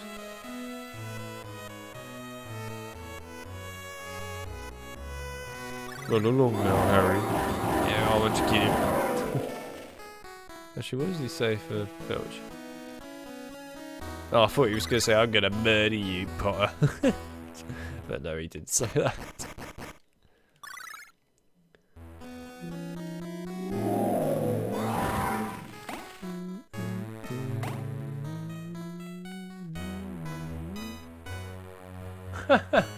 Have I ever thought of speedrunning? No, I haven't, to be fair. I mean, maybe one day I might. Possibly. My movements in this remind you of speedrunning. Yeah, I guess, fair enough. Yeah, I mean, to be fair, I probably could speedrun the game if I wanted to.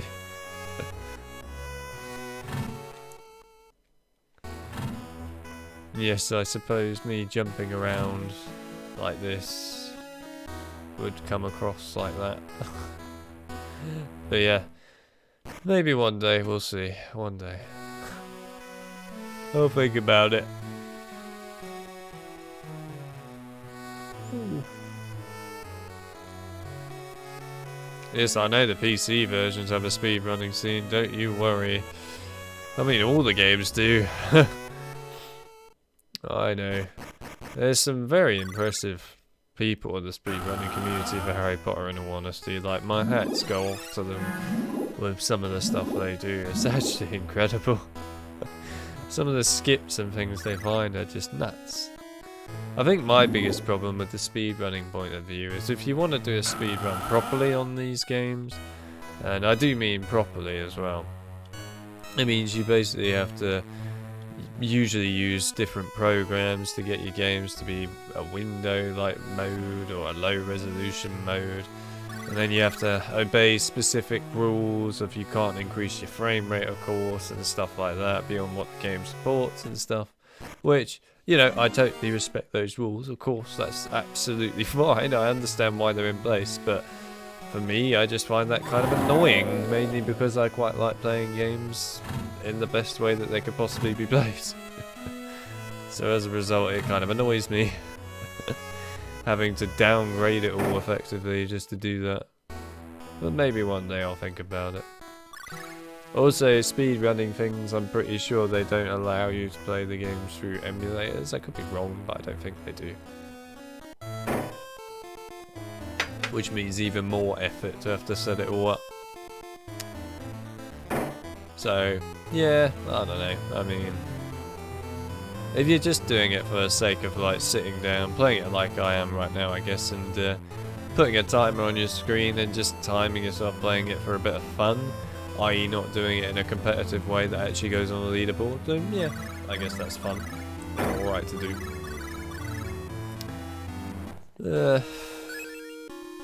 Yeah, I guess that's my views on it really. But I respect what speedrunners do and so on, like they do some incredible stuff, they really do. But yeah, I don't think speedrunning is quite for me. It's just too many rules to have to deal with. I play games to have a relaxing, fun time. Not to get annoyed at them.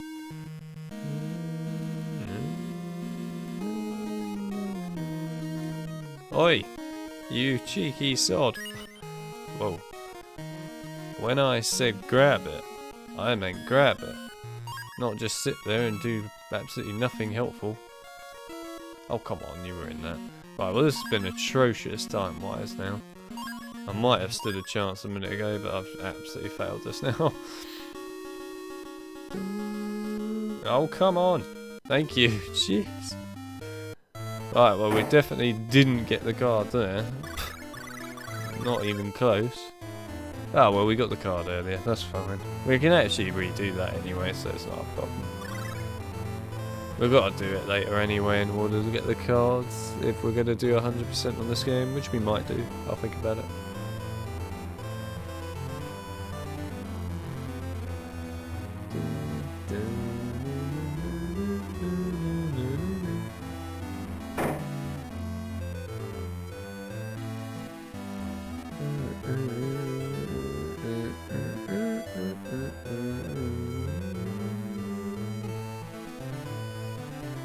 Well, the record on this game is 1 hour 4 minutes 11 seconds, fair enough. But is that also a record where they're getting 100% on the game? That's the real question. Or is it just a record of them basically doing any percent on the game? That's where the questions need to be asked.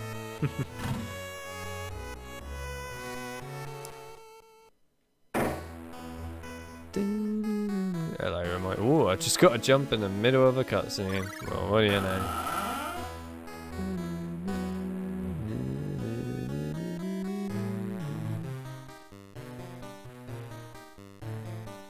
Yeah, the ones that are glitchless are quite impressive speedruns, to be honest. The glitched ones are impressive too, and they're in right, but yeah, like a glitchless one is kind of incredible. Although I know that on the Philosopher's Stone Game Boy Advance game, there's a I hit the speed run for that is ridiculous now, because there's a way to basically immediately complete the game.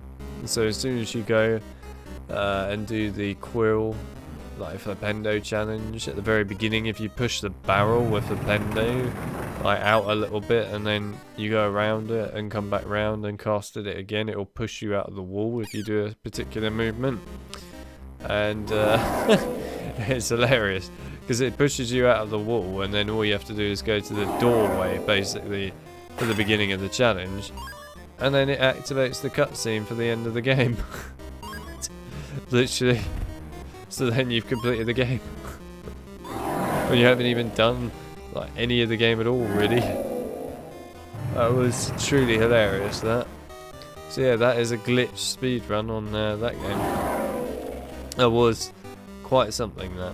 Quite something. I still can't believe someone actually found that.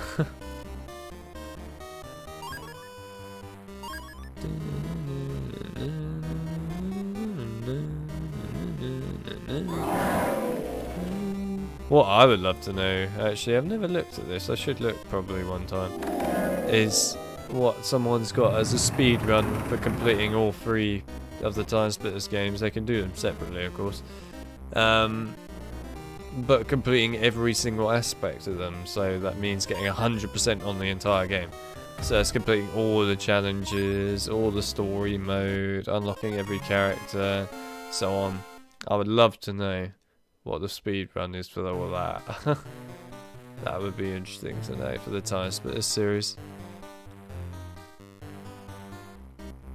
But yeah, I mean, I can imagine it being a fairly lengthy one. That can't be an easy speed run to do.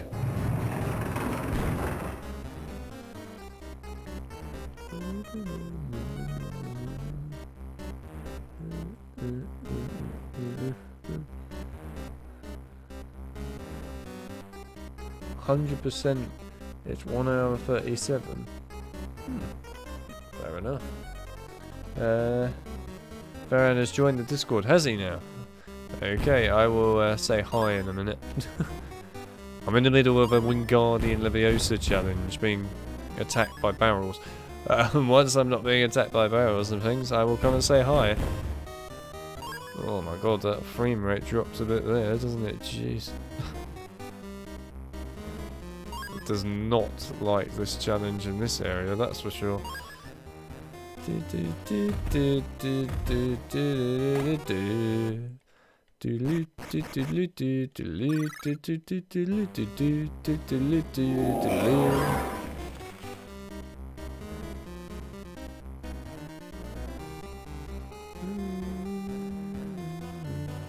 You're the definition of noob, if you say so. You shouldn't paint yourself so short there, Farron.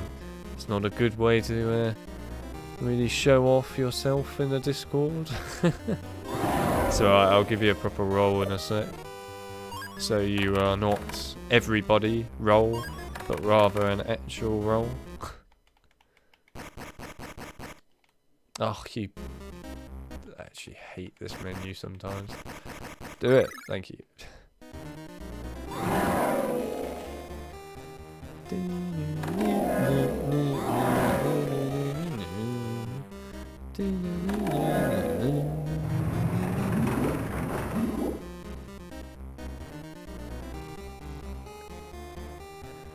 Oh, my apple crumble.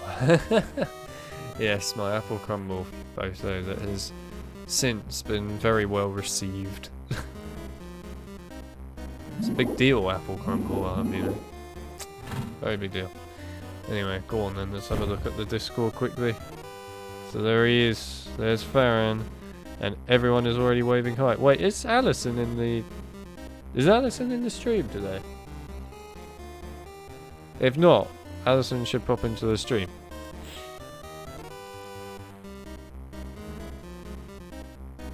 Hang on a minute. There we are. Yes, Alison should jump into the stream.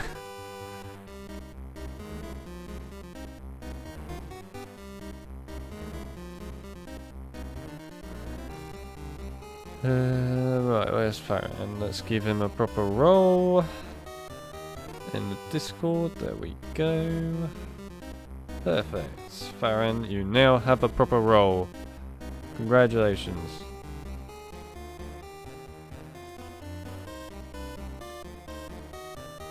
Oops.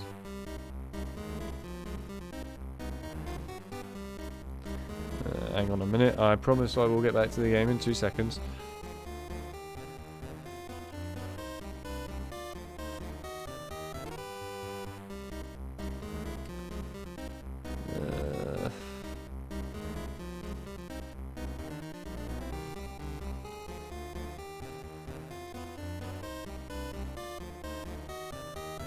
There we are. Okay, good. Right, back to the actual stream at hand. Huh. I was high off.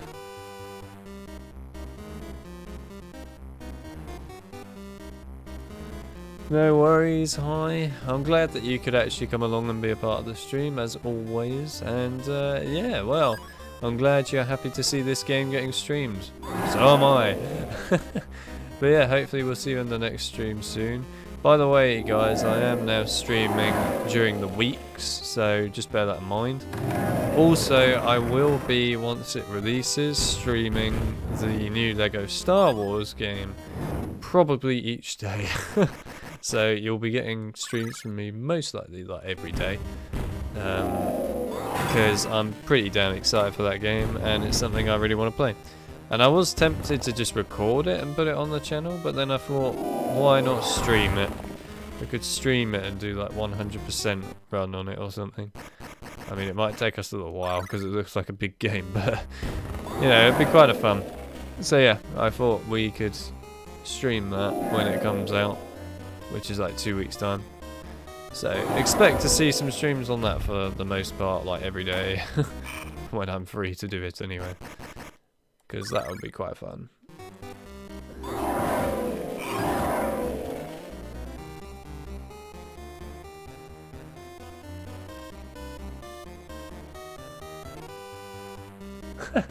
Was I serious about starting a conversation with Zoe about cheese?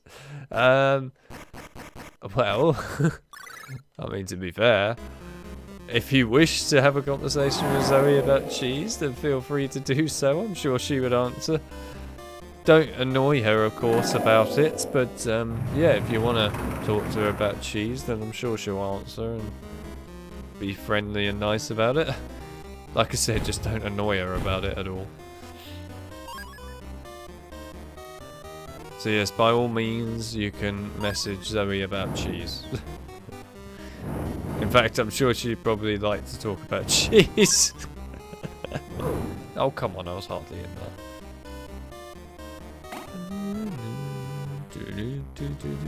By the way, Farron, you probably might have noticed there's a lot in that Discord server, including loads of mods and things for games, how to fix game guides, etc. is all in there too. We've also got the modding communities in there, which is good, and that will hopefully build up over time soon. Yeah, and I guess really it's a Discord that is still being built. It will take a while for it to probably ever be complete, if it ever can actually be complete. But yeah, either way, it's got a lot in it now, but it will have more in it in the future. Give it time. There's still a lot of HP mods I need to add to it, to be honest, that I haven't done yet. Welcome to having a busy life. I try and do as much as I can, but yes, there will be more added to it. Give it time.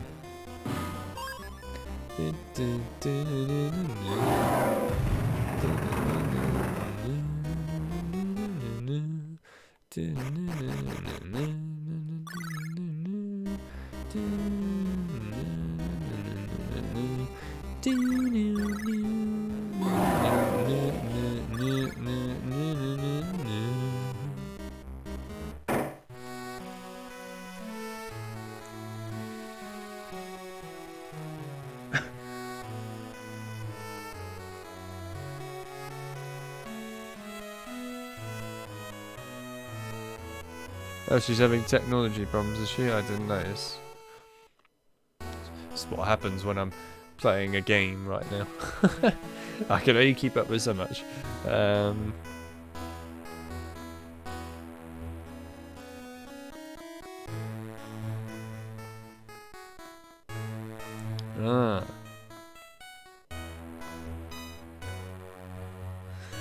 It's interesting that both you and John have had trouble watching this stream today. I guess your technology really doesn't want you to watch Harry Potter. What can I say? It's a shame that Alison couldn't join, but you know, there's not a lot you can do about it. It's just the way of life. Right, let's go and get a couple of secrets while we're here. Might as well.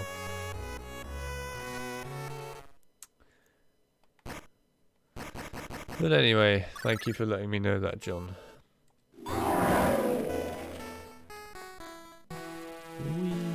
Let's see if I can get it on the... Oh. Thought it had gone way further than that, but it hadn't.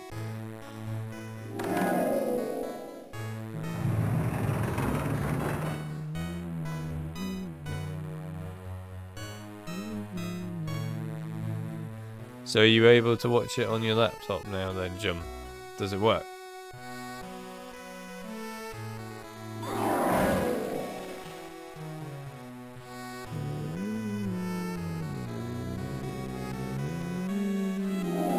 Well, as Alison can't join the stream, do make her feel somewhat welcome and happy and all that, as it's sad not to be able to have people in the stream when they can literally talk to you in the Discord. So yeah, do go and support her, I suppose, in her Wi-Fi issues. I would message her a lot myself, but I am currently streaming a game for you lot.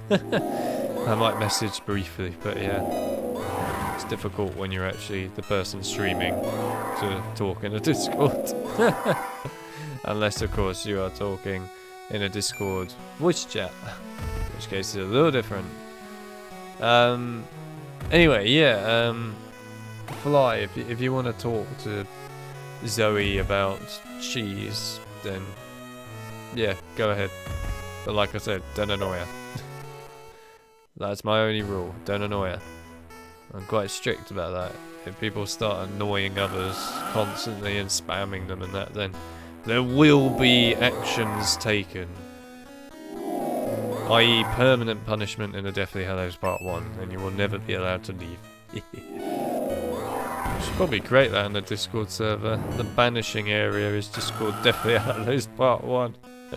And it just plays Deathly Hallows Part 1 problems constantly.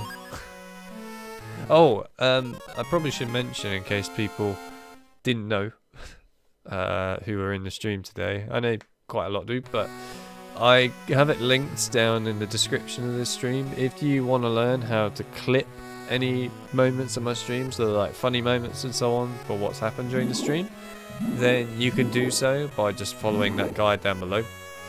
I know that with the Deathly Hallows stream, we had some pretty hilariously strange, silly, fun things. So yeah, if you want to do that, then feel free to do so. And of course, anything that you do, then send it to me and let me know, because I'd be interested in seeing it, of course. And you are allowed to put it in the memes section of the Discord. And usually what I will do is any like clips that are really funny and interesting and entertaining from the streams and so on, what I will do is I will put them as a pinned comment within the Discord in the meme section, so that way anyone can find them anytime they want and watch them. We have already pinned a load of the ones for the Deathly Hallows because they were very funny and amusing. So yeah, feel free to do that. Likewise, if anyone does that for the older streams that I've done, so that's like before Deathly Hallows as well, anything at all, then again, let me know and we'll get them pinned in the Discord. So yeah, any funny, dumb, silly moments really that you have of me can be made out of the streams. Doesn't matter what it is. You could even do something of me singing if you really want. I don't mind. Right, this is where I actually need to go.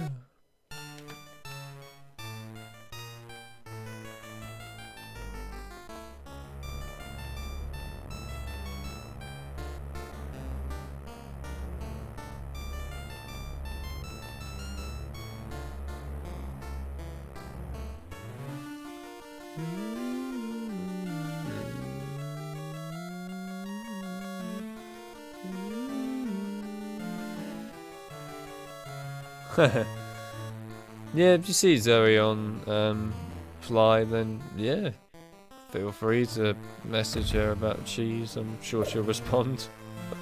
Friendly. Zoe is a very friendly person. Of course, she's busy like me and like many other people, but I promise you, she's a friendly person.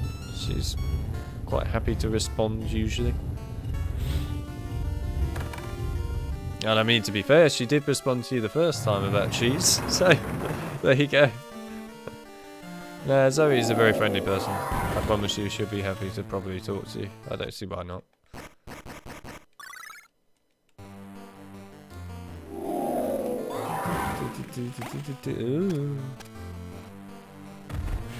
I mean, the only time where I'd say that she probably wouldn't respond is when she's busy, so that's either when she's streaming and things, or when she's doing voice acting stuff, whatever it may be.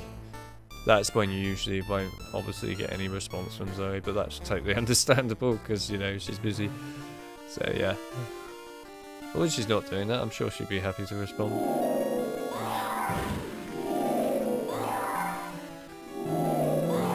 Oh, that was close. Is Alison new? I mean, yeah, Alison's fairly new. I'm trying to remember of exactly when Alison joined now. When exactly did Alison join, to be fair? I know it was before the Deathly Hallows stuff, and this makes my face really bright. When did Alison join? I'm not even sure exactly when it bang on was. I know that she joined not too long ago. But yeah. Also, John said yes, and very clear too. Never seen you in as high resolution. Is that so? Well, there you go. Did you do what I said and clear your cache then, John, inside your browser? Because that usually does help in a lot of situations where things are broken. Yeah.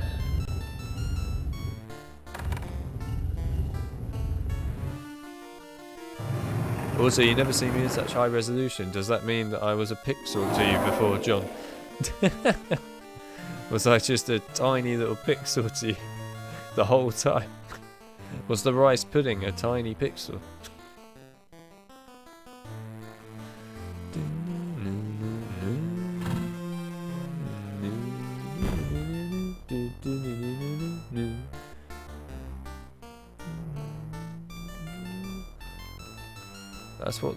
That's what cheese means, really, in North India. Oh, come on, that's a bit cheap, game. You could have made that.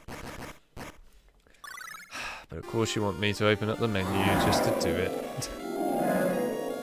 Well, there you go. I will have you know, Farron, that cheese is a very nice substance of which I've consumed way too much of today. I mean, way too much of it. Probably extremely unhealthy levels of cheese, to be honest. But whatever, it's fine. I like to live semi-healthy / semi-unhealthy at points. What can I say? We all have our special moments.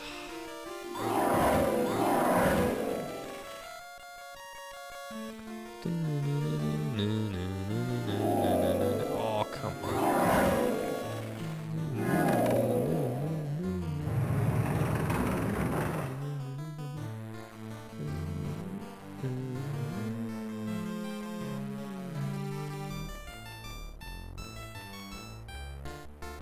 Interesting. You know, by the way, guys, that the streams that I do are all 1080p, 60 frames, right? Just so you are aware. Obviously, I know on phones, or at least many phones anyway, you won't be able to get up to that, but on a PC and things, you should be able to get to that quite happily, if your Wi-Fi can deal with it. But yeah, usually you should be able to deal with it.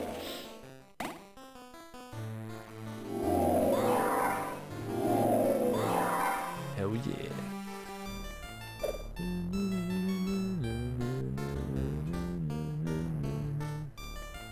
19th of March.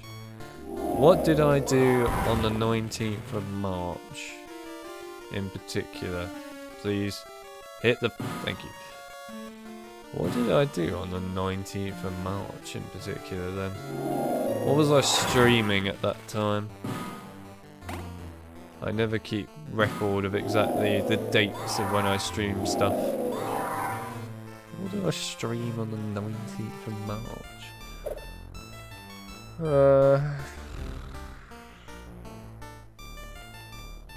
Good question.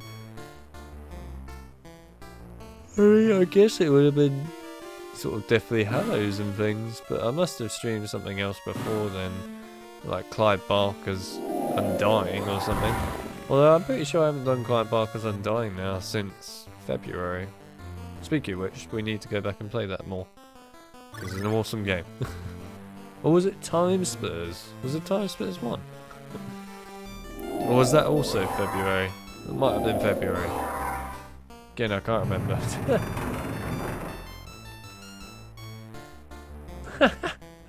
Harry Potter the Deathly Hallows Part 1, but we're on fire. I forgot all my Deathly Hallows streams so far. I've just named it something stupid. That's how much I love the game. So much that I'm just giving all the titles ridiculous names, and even the thumbnails are getting crazy now. I mean, yeah, it's fine. It's fine.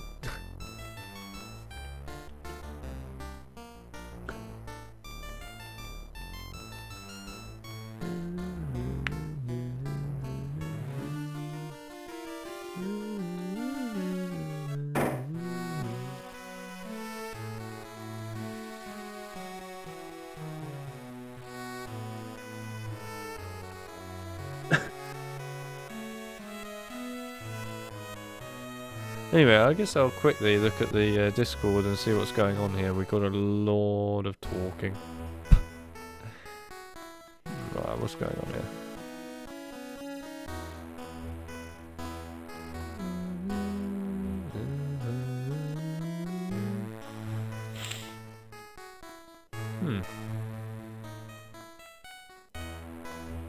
Oh my god, John is doing a funky spinning dog hello.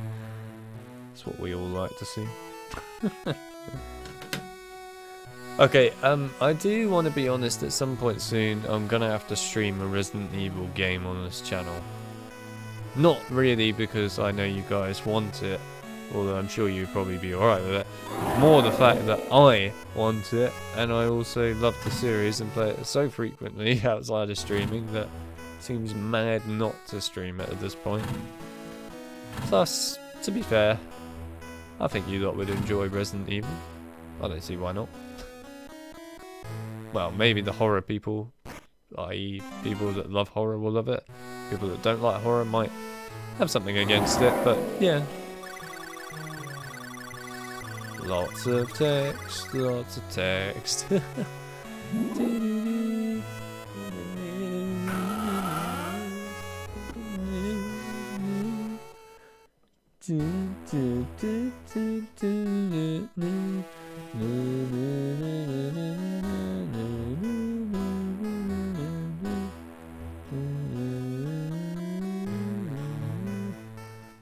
How different is Discord to WhatsApp? Extremely different, to be honest. You can really do a lot more with Discord than you can with WhatsApp, in my opinion. But there you go. Right, we get a Peeves boss fight coming up now, everyone. A Peeves boss fight. I repeat, a Peeves boss fight. This is like where you get the major alarm bell. You know, there should be an alarm bell in the Discord itself right now that states, alarm, state alpha to everyone. There is a Peeves boss fight in progress. Actually, that would be quite amusing, to be fair. Peeves has been sighted. Peeves boss fight. Peeves. Oh my god, those spiders look quite funky. He's coming, don't you worry. Peeves is on his way very shortly. And we all love Peeves. If you don't love Peeves, then you're just not a Harry Potter fan, let's be honest. It's Peeves. Why would you not love Peeves? Bye bye, Myrtle. It was a nice conversation. I still can't get over that Easter egg there. And the fact that that has evaded me for so many years since this came out, which is horrifying. This game came out in 2002, and I haven't known about that. I've known about so many things in this game, but not that, and that's crazy. How did young me never think about doing that sort of thing? I don't know, but whatever.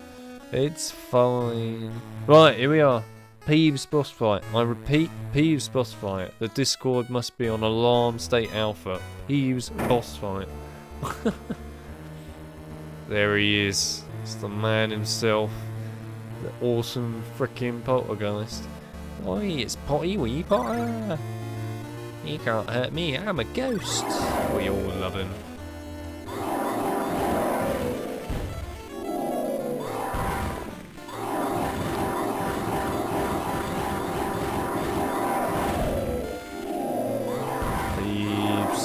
You'll be banished for this. Well, we actually got me there.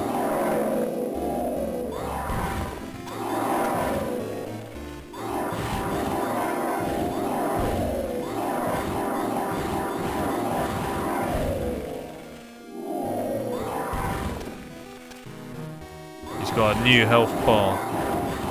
I repeat, Peeves has got a new health bar.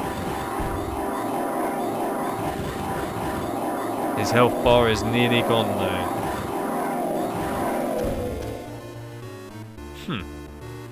I love that ending. Anyway, I'm off. Peeves boss fight is over. I repeat, Peeves boss fight is officially over. I believe we see him again later. I can't even remember now. Scourge! Scourge! Or as Goyle would say it, Scourge! Gotta love the Goyle impression in that game. Jeez.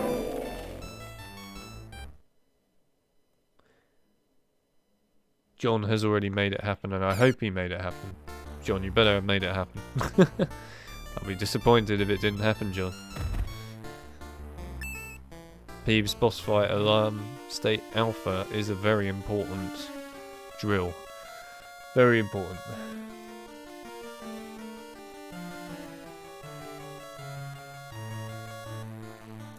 Is a poltergeist a ghost too? Yes, they are. It's just one's an annoying version.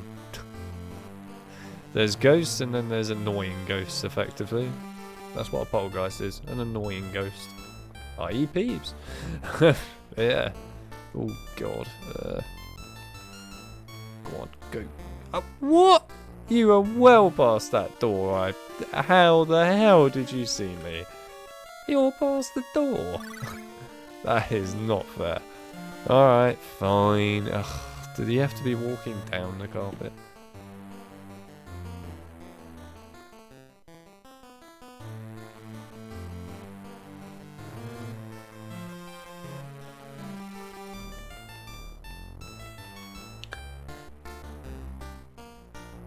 Check Discord. Okay, I will check Discord. Give me a minute.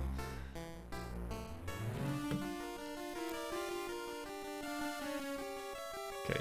Look, you didn't see me that time, you cheeky sod. Prefix. Oh god, that's a knight that wants to smack my face in with an axe. Or as Filch would probably say. Mrs. Norris.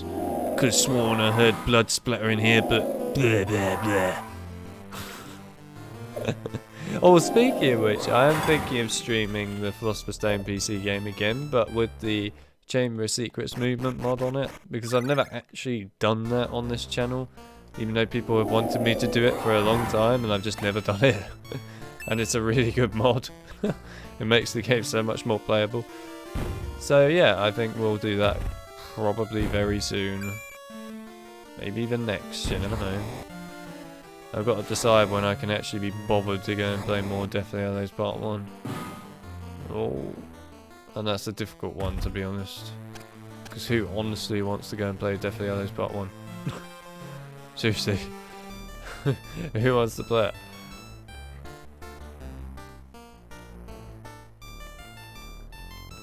High five for the tea, love. Tea is a way of life, I'll have you know. Tea is literally my... It's like my energy of keeping me alive. I literally would not be alive if it wasn't for tea.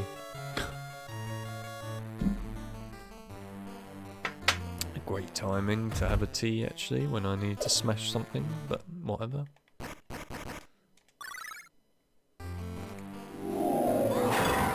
Okay, well, the prefect's about to get blown up. Literally. Oh, okay, the prefect did not get blown up. Well, that's a shame.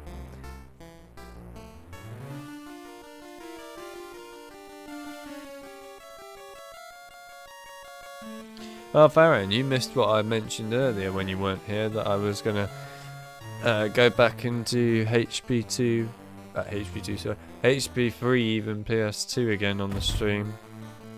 From the beginning again, probably this time, after the last stream had issues.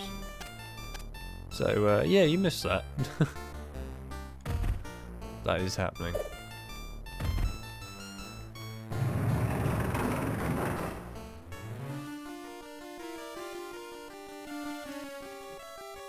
Well, as, like, the other day, there was a rice pudding sort of meltdown, and Barb's Barbs was saying something about the fact that I required 10 rice puddings or something like this. So, yeah. There you go. The Lord Joker requires 10 rice puddings as compensation for anything that goes wrong. Although, I must say that when it comes to the Deathly Hallows Part 1, that will be put up even higher.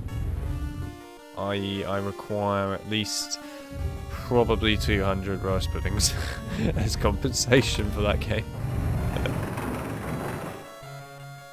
I do like my rice pudding, it is nice stuff. Yeah, oh, I jumped on the table, fair enough. By the way, guys, I think we're nearly halfway through this game already. And we've only been doing it for 2 hours and 11 minutes. It's pretty good. Right, what I'm going to do quick is I'm just going to check the Discord. It's in the announcements. Peeves boss fight, currently in progress. Yep, pretty much. Oh, I love it. That's great. Peeves boss fight. It's important, the Peeves boss fight.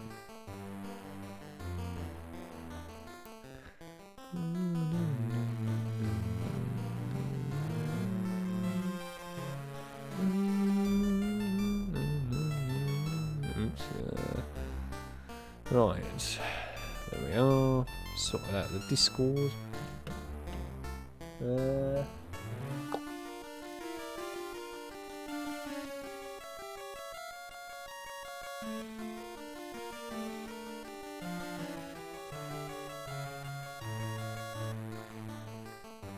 You know what, I would love to know if there's such thing as a scourge or ectoplasm tea in Harry Potter world, where you literally just get all of the ectoplasm that you would normally get rid of with scourge and just have it as a tea. Although that's a bit weird thinking about that, because ectoplasm in this case is ghost poo. Ooh, that's a rough one. Oh, hello mate.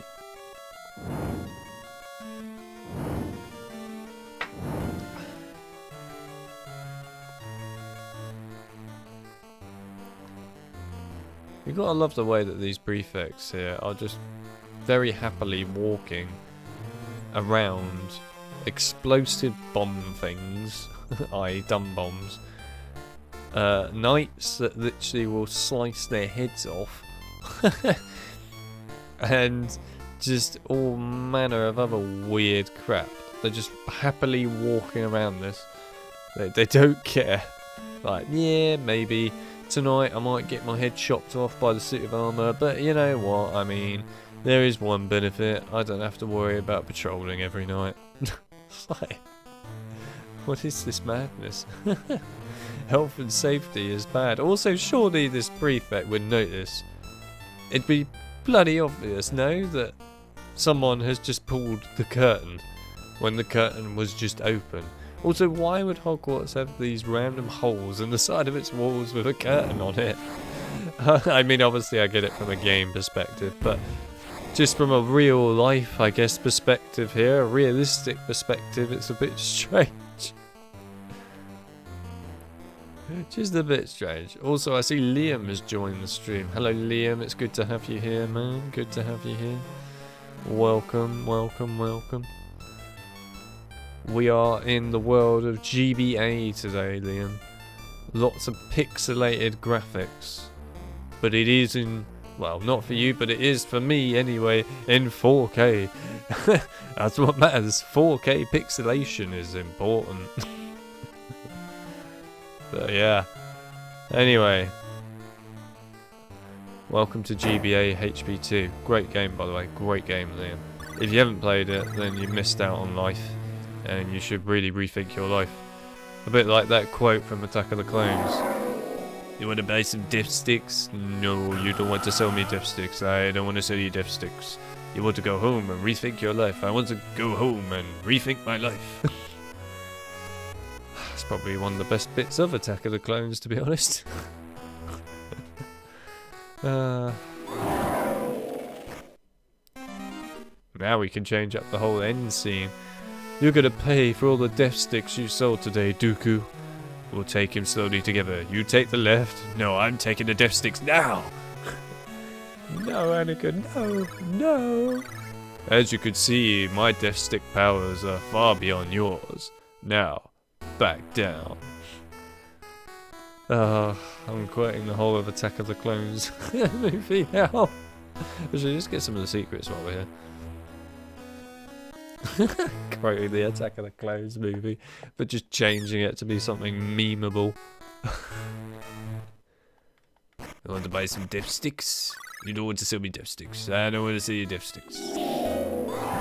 I really hope that's in the Obi-Wan Kenobi show. There's like a flashback moment where it just says Obi-Wan Kenobi going back into the dipstick realm.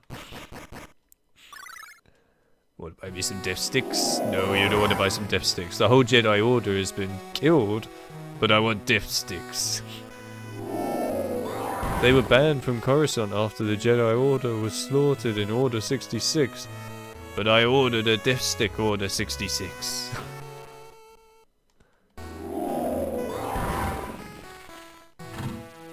Lots of dipsticks.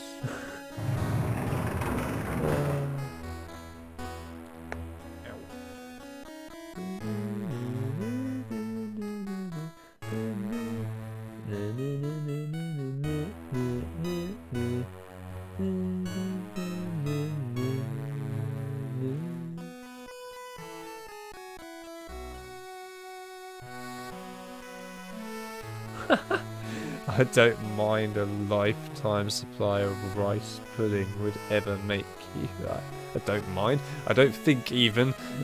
There we go. My mind doesn't mind thinking properly, it would seem.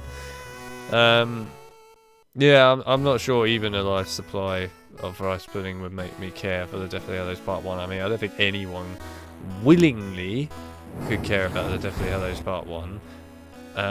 If they are willingly able to care about that, then, well, I don't know how they do it, and they should get a Grammy Award, to be honest, and every kind of award physically known to mankind. Literally.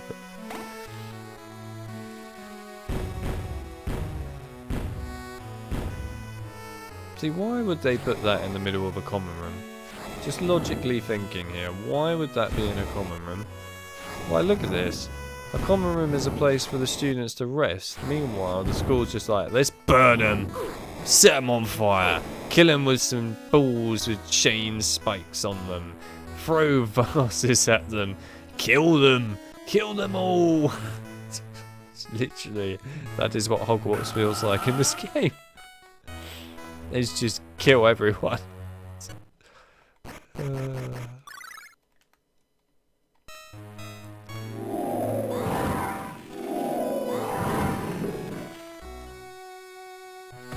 Harry Potter and the Deadly Death Sticks.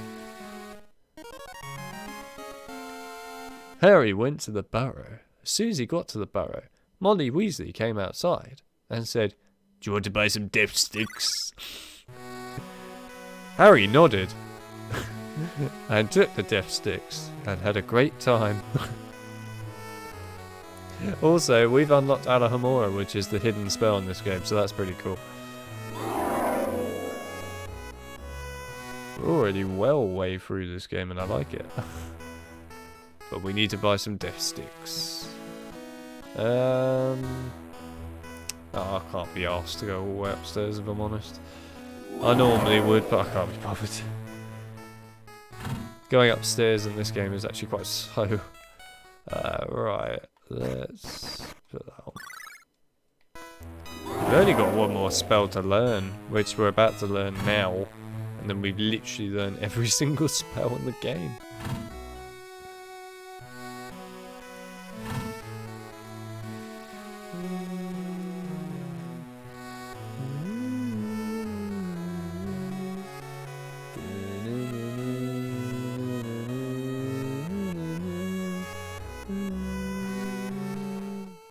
John, you don't like ice cream? You what now? This is a serious problem. I think there's a malfunction going on somewhere in your head. You don't like ice cream. Right. We're gonna have to have some words here. Oh yeah. Actually, wait, what am I doing? I thought it was transfiguration. Oh, it's the potion ingredient. Yeah. Forgot about that. You don't like ice cream. I am actually deeply disturbed by this news. You concern me, John. Gonna have to sort out this situation.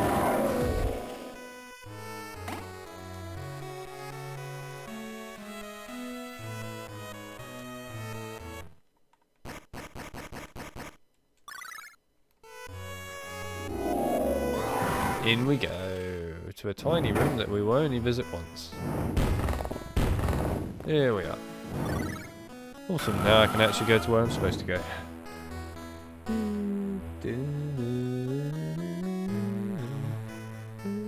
Yeah, I agree, Dumbledore did put up traps for all of the kids in the school. I totally agree. He just literally went, you know what, I've had enough of this, we've got to kill them all. They need to die. That's practically what it feels like in this school.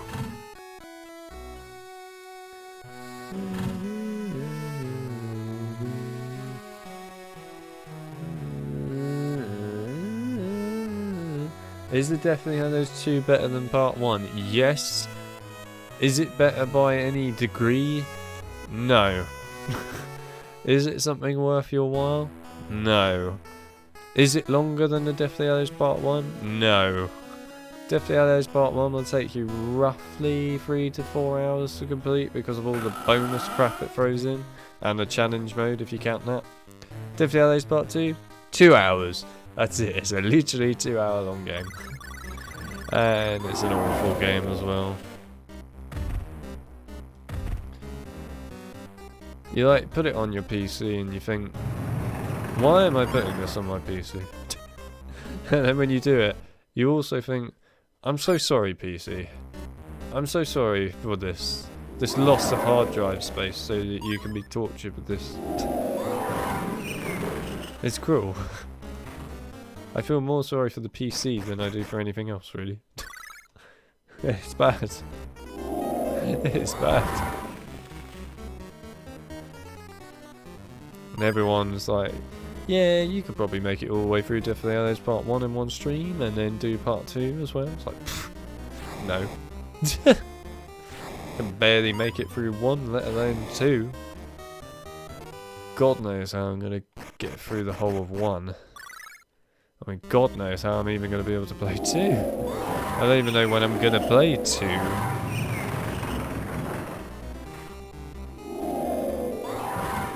At some point. Just because I want the whole freaking series on my channel, but doesn't mean I'm going to like it.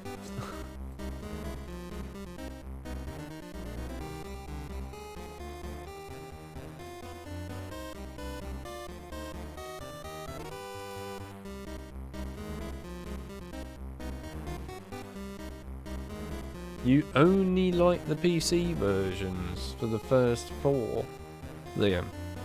Well, that's just not acceptable, is it? How could you?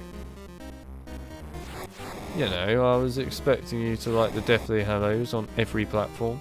I mean, it's just a disgrace, really. How can you not like the Deathly Hallows on the DS? What's wrong with you?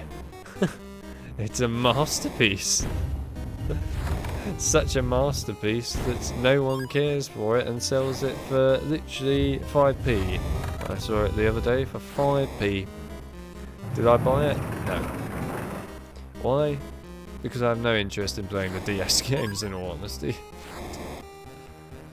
Alright, I will cover the Harry Potter games for you on the channel, but the DS games are stretching it because I don't think they're very fun.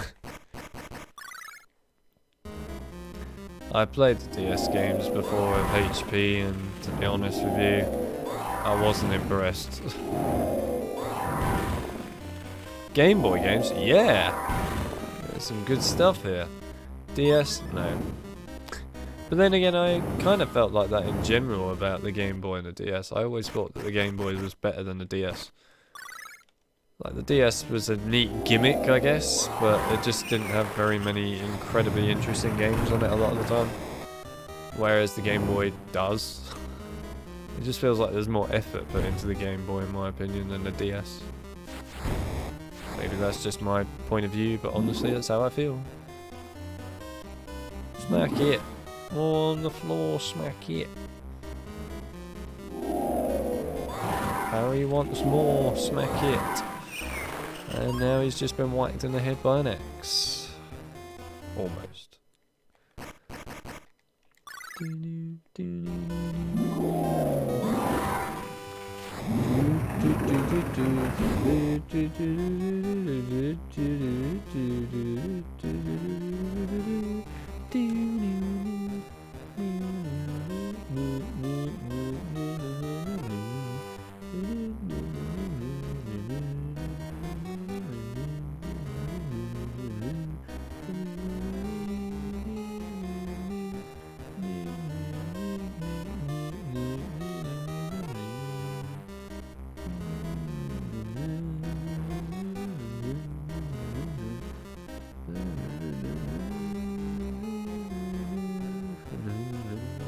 Anyway, before we carry on, we're having a little bit of something different today on stream for eating. We're going to have a quick potato. Yeah, literally.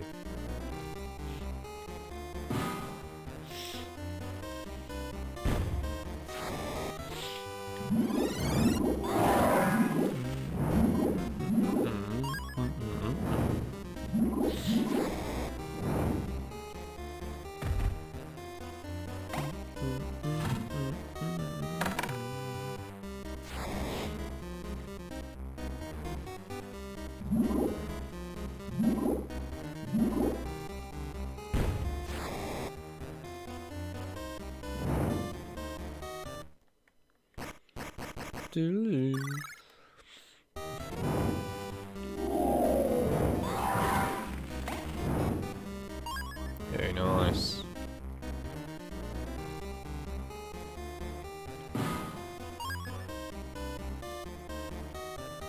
Hell yeah. I've actually aced how to get around these guys. I like it. It takes a lot of time and effort to actually ace that sort of stuff as well. Because they're super annoying. Which you can't ever actually attack those guys, either the Gold Knights. They're just invincible. The only thing you can do is just make them smack the floor so then they're stunned effectively for a minute. It's kind of annoying, but at the same time, I guess it gives it a fair amount of challenge. But when there's so many of them, like crowded together, it's just a pain.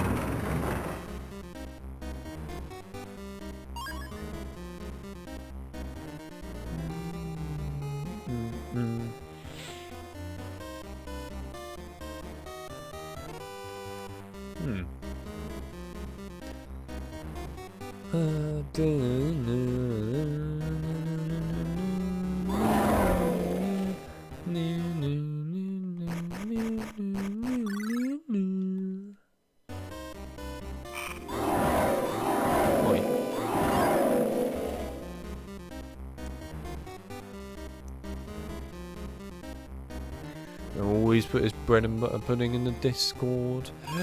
Dun-dun-dun.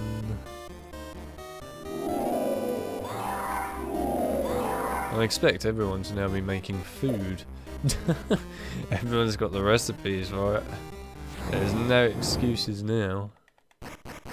Well, unless you can't get the ingredients, but otherwise there's no excuses.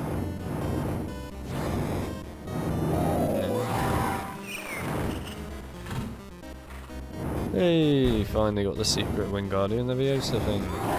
That took a long time to get.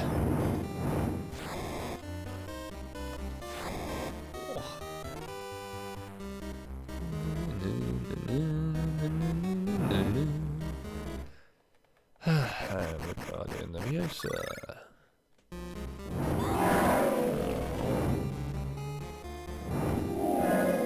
Perfect.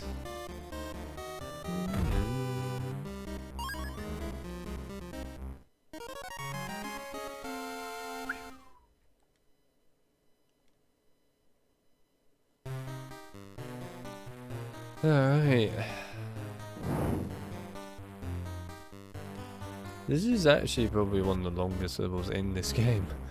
I mean, this game tends to have fairly short levels, other than when you get all the secrets. And this is one of those levels where you just constantly are picking up secrets. This kind of goes on forever. And this is also one of those levels which I was mentioning earlier is really annoying when you have to keep opening up the menu all the time to switch your spell. That's a right pain. This is like the one level that's a real big problem. I must have opened the menu to switch my spell now about, like what, a good 15 times or more. It does get kind of old fast. Oh, come on. Secret in the wall. Alright.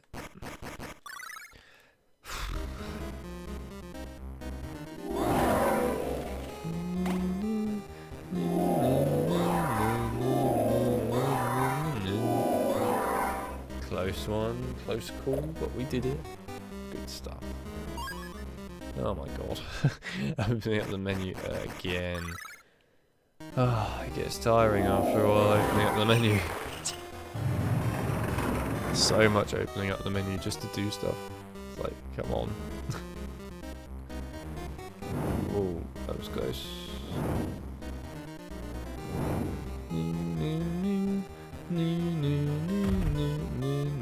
More opening up of the menu. Oh man. This level is obsessed with opening up the menu for spells. I'm gonna have to go back at this stream and actually count how many times I opened up the menu just to switch a spell in this one challenge. I'm gonna have to look this up. Because it's insane.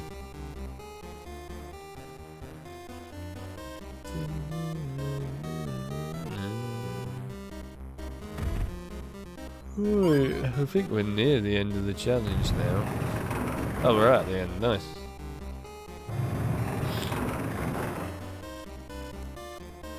Yes, nice.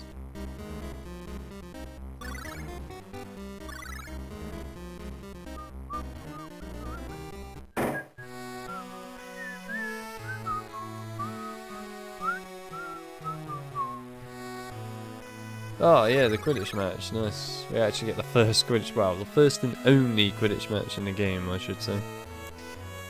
There are no other Quidditch matches in this game. Just the one.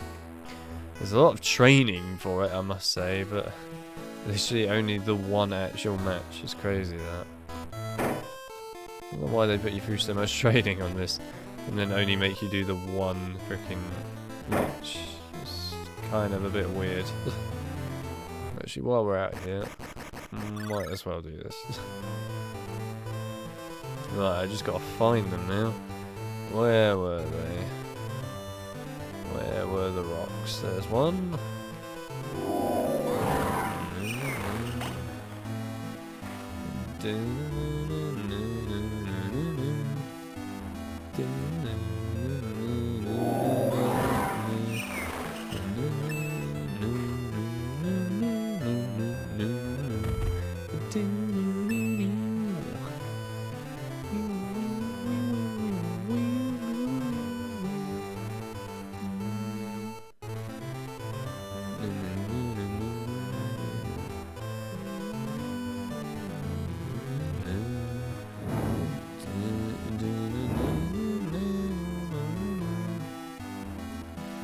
Oh man, what a song. This is the rare example where I think Game Boy music is actually alright. I mean a rare example. Because usually I'm not a massive fan of Game Boy music. Like, I think the Chamber of Secrets Game Boy music I like, and then the Crash games on the Game Boy, I quite like their music. Spyro I also think is good for its music, but then pretty much all other games are just sort of like, meh. They're alright, that's about all I will say for them. They're just alright.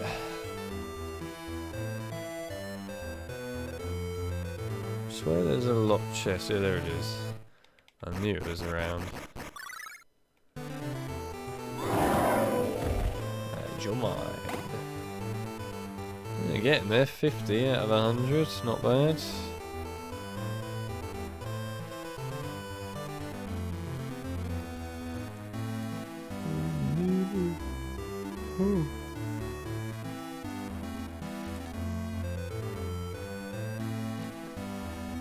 Right, now. Was there another Alahomora chest? No. Alright, I think we finally found everything outside other than at the beginning area, which I didn't bother to get. But I know where it is. There's no rock here. Yeah, there it is. I thought there was one. It just sort of creeped into my head. I was like, there's definitely a rock somewhere here. And there it is. Good.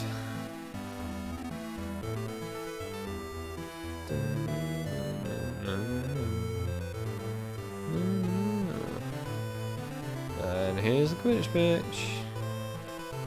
What we will do is quickly do that. Right, Quidditch time.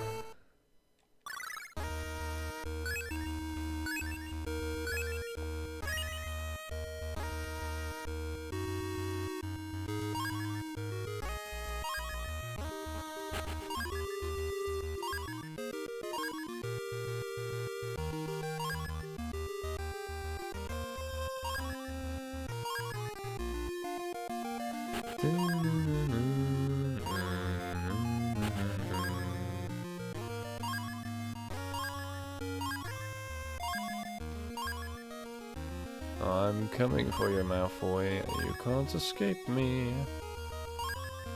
It's my snitch. Mine. Go away, Bludgeon. Okay, he is actually getting quite far ahead, I will give him that. Why is this so horrendous to control? I mean, the camera does not help here. The camera is literally all over the place.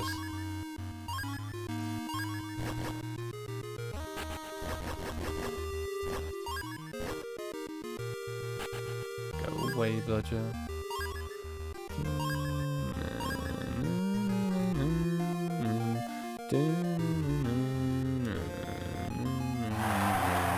There we are, nice. I believe you can actually lose this as well.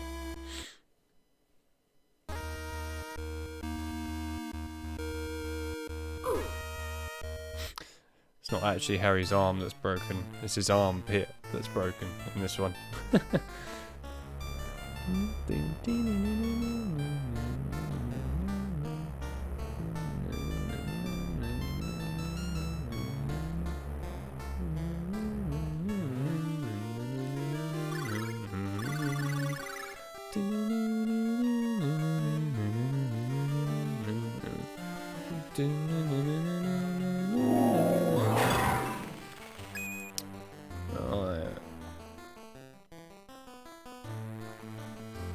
I love the way they just got a random bush in the middle of the hospital wing.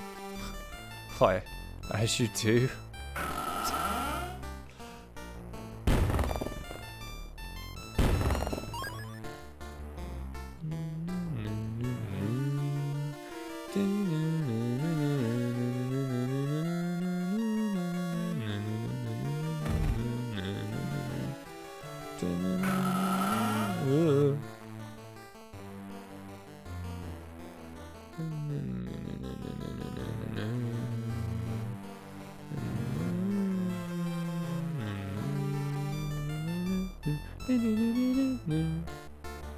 Maybe a medical bush. Yeah, I guess. It could be a medical bush. Magical berries or something. Oh god, this is not good. I'm about to get semi-cornered. Okay, that's fine. I didn't quite get cornered. I was close though. Very close, very close. I don't like getting cornered. It's horrendous. Whoa! Hang on, there's tons of carpet left. You what? There's tons of carpet left. What the hell is he on? It's just like, yeah, I can't be asked to walk all the way to the end of the carpet. Cheeky sod. Alright, well, At least I know that this will last a lot longer this time, so let's just run past them all. Go, go, go, full speed ahead. And there's the cheeky sod in a minute. Where is he? There he is, the cheeky sod that didn't go to the end of the carpet. Can't believe he didn't come all the way down here. Unbelievable.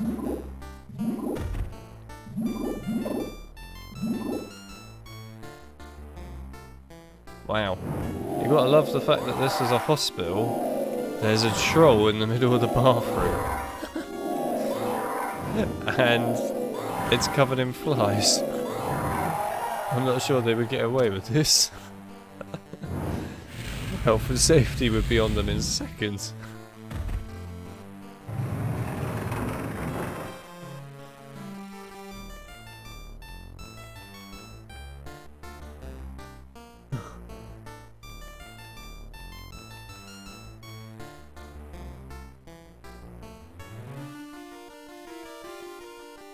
There is a apple crumble as well, by the way, Farron. Not the recipe, just a photo of one. Because we all love it. Right. Oh. I swear to God, if you come down the end of the carpet now, I will be annoyed. Oh no, he didn't.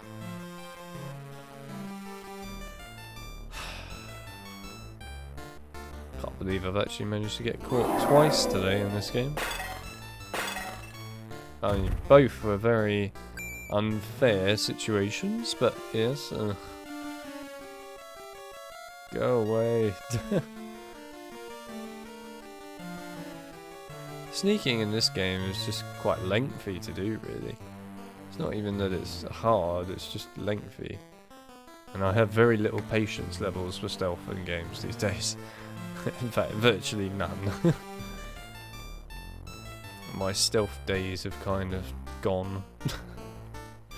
I mean, if I'm given the option usually now to stealth in games, most of the time, unless it's really necessary, or it's something that helps doing it in particular, then yeah, I tend to not bother with stealth anymore. It'd be always good fun, like in a certain game where they go, I advise doing it stealth, I just run out there shooting out loud like, yeah, let's do this loud, come on loud, go, go, go. And then you'll get like a random NPC going, bloody hell, you're trying to get us killed? It's like, yes, I am, because I can't be asked to wait. I think his stealth just didn't take so long, I wouldn't mind, but it just takes forever. It takes way too long. It's like getting stuck in a traffic jam, but the traffic jam moves so much slower than it normally would. It's bad. Is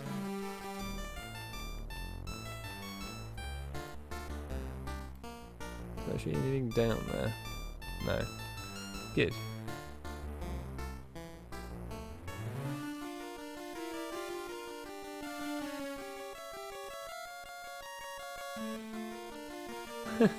The sneak on PS2 is hilarious.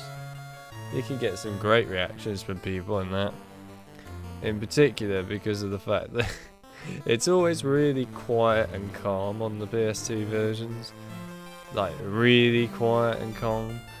And then as soon as they see you, like literally one of them sees you, it just becomes the most terrifying horror experience ever.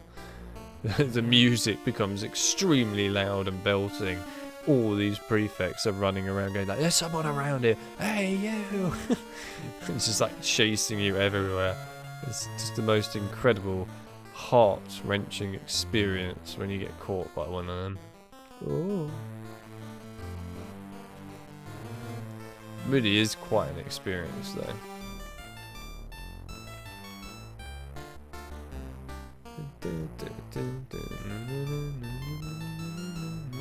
Go. Whew. Ah, Peter's here. Well, what do you know? Hello, Peter. Welcome to the stream. Welcome to the GBA world. The GBA world is the realm of life. As you can see, pixels are absolutely everywhere. See if the prefect notices that. I'm sure they didn't notice that. I wonder if the prefect can see you behind a bed. Nope. Okay, good stuff. That's what I like, blind prefects. They're handy prefects, I like them. Awesome, well that's the end of the hospital wing forever. I think I go to the common room. Oh, Ollie's here as well. Hello Ollie, welcome to the stream. Everyone's coming in today. Everyone's desperate to see the GBA, aren't they? And yes, Boris is indeed here. Where is he actually? Oh, he's on the bed. Yep, Boris is here. He's mostly just sleeping. But he is here. Actually, let's go and do the secret while we're here.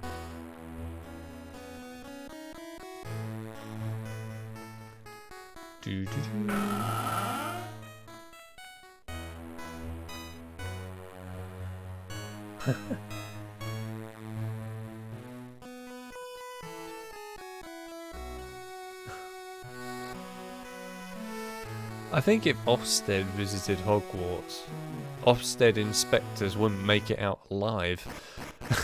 It's not even that the school wouldn't stay open, it's the fact that Ofsted's inspectors would never return. The inspection would always remain incomplete. Literally, there would be no actual conclusion to the inspection.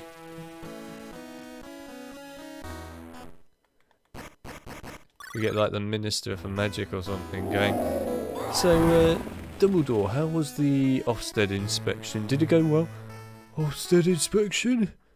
I don't know what you mean. We've had no one from Ofsted here. What do you mean? And then Filch walks in the office and goes, Professor, the Ofsted inspector, he got his head bit off by the venomous tentacula. What would you like me to do about that, sir? Just, feed the rest of the body to the venomous tentacula. Don't worry about the Ofsted inspector's whereabouts. I'll deal with that. Literally. That's pretty much how it would go.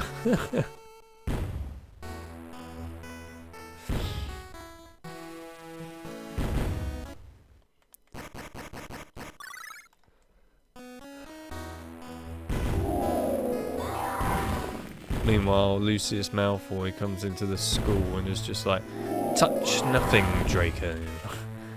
I'm not doing this just to be annoying. I'm doing this because quite literally, you could lose your entire arm if you were to touch something in this school, so please don't touch anything.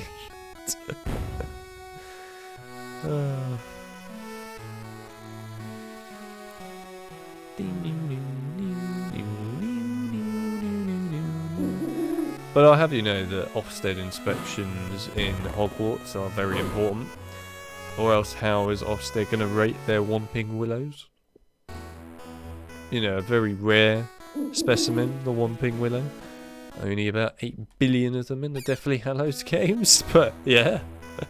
Very rare things.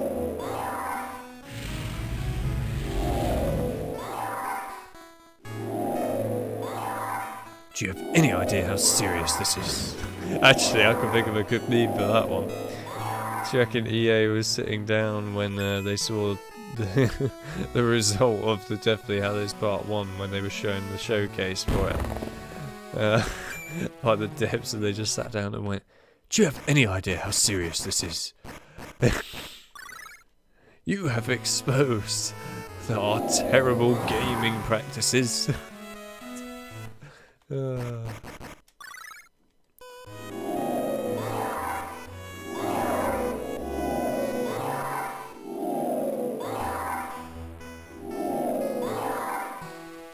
We'll take a good look, lads. That'd be a good one too. I can just make memes off the back of my head practically. Just EA at E3 showing off the Deathly Hallows Part 1. Just the EA representative walks out on the stage and goes, we'll take a good look, lads. Instantly followed by, Oh dear, we are in trouble.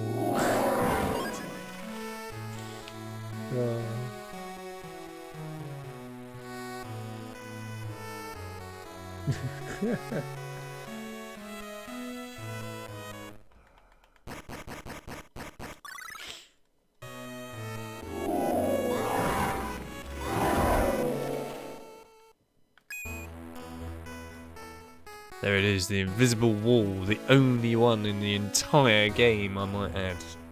Gone. Anyway, that's all the secrets in here.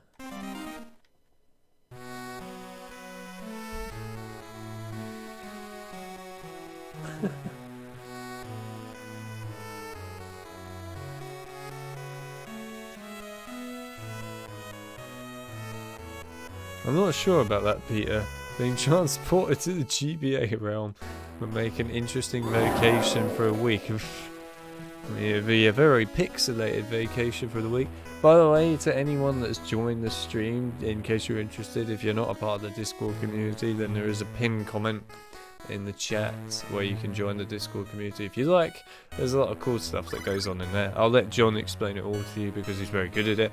But yeah, if you're interested in joining and being a part of the Discord, then please feel free to do so. But don't feel like you have to. I just realised I wasn't paying any attention to what I'm supposed to be doing. What am I meant to be doing? Should have probably paid attention to that. Myrtle's bathroom, okay.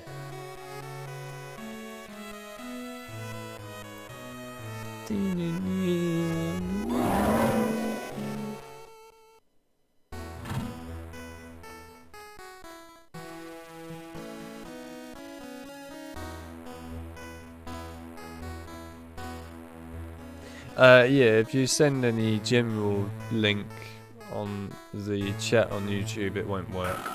Not unless I send it. That's for your safety, by the way. So you can thank me later for that. But yeah, anyway, anyone that's not a part of the Discord, like I said, if you want to join it, feel free to do so. The link that I have put, that's a pinned comment, you can use that in order to join if you want to. But only if you wish. We don't peer pressure anyone here. Well, except for John when it comes to eating ice cream. That's a bit of an exception.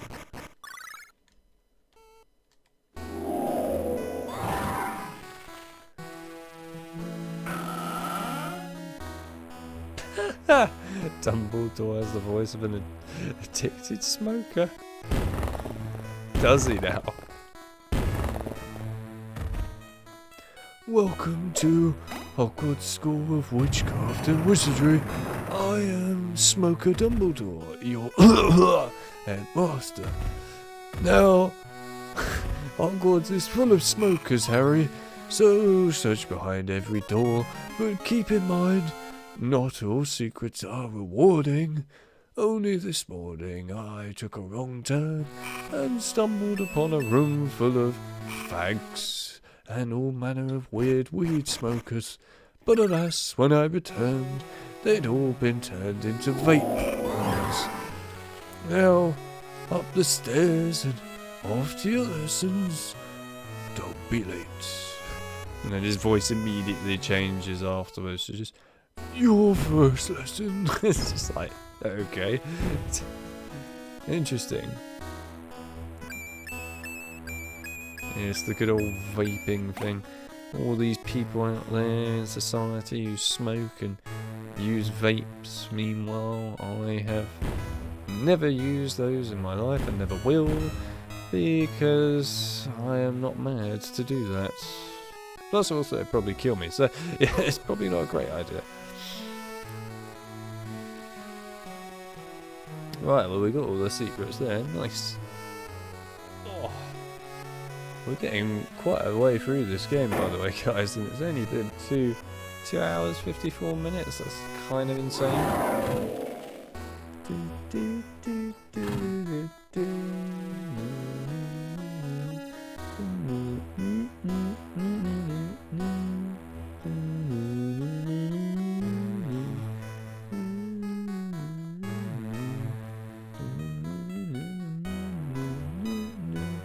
look at that. John's doing what he does best and promoting the Discord. Right, Metal's bathroom. Let's go there. Go on. I was going to go outside and do some of the secrets, but we're not going to do that. We'll do that in a minute.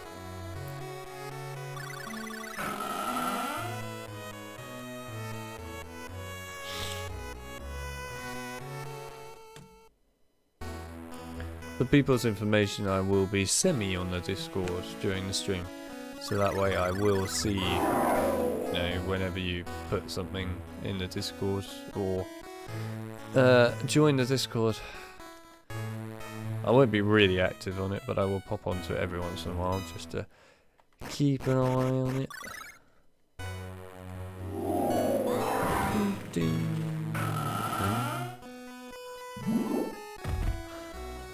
Oh my god. Why?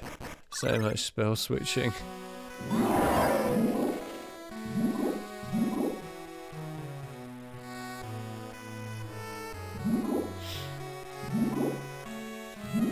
Yeah, like I said, I think if I was to do all that stuff, I would actually probably kill myself. Thanks to the whole collapsed lung thing. But there you go. I guess there are some benefits to having a collapsed lung. Not many, but yeah, some.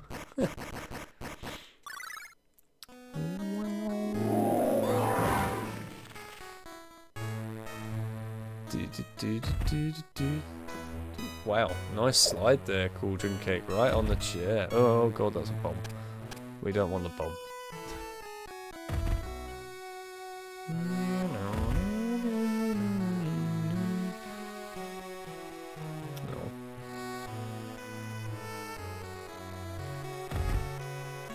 Oh yeah!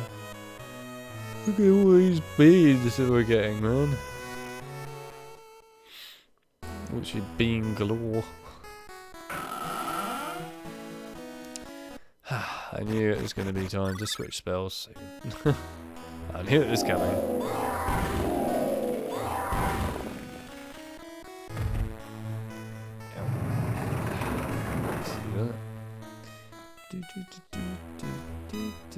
I realised we haven't actually used the speed up function since the beginning of the game, so there you go. For those of you new. And if you want to see it while I'm moving,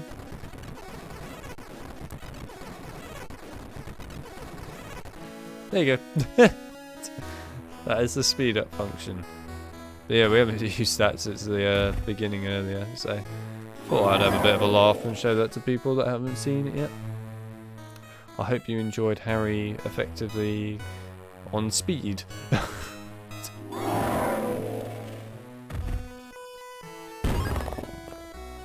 Another wizard card.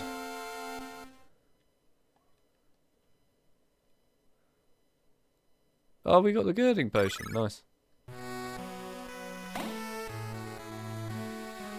Although I probably will hardly ever use it, but we got it.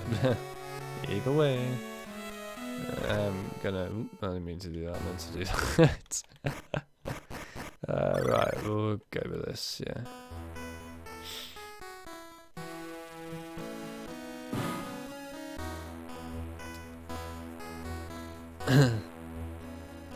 Well, while Harry's running, let's have a look at the meme section of the Discord. Oh boy. I see something very strange.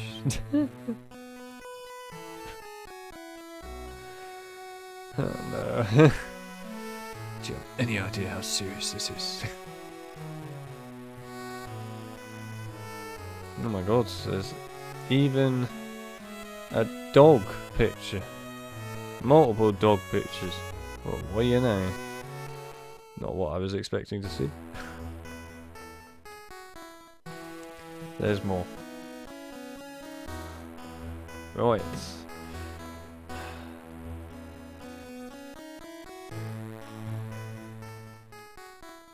Yes, I noticed. Don't worry. I just saw all that. Am I meant to be going down to the dungeons? Yeah. This level's actually kind of cool. I like this. Plus I also like the music in the dungeons, it's funky. So let's go. I'm amazed we still haven't had dueling yet. I think we get it after this.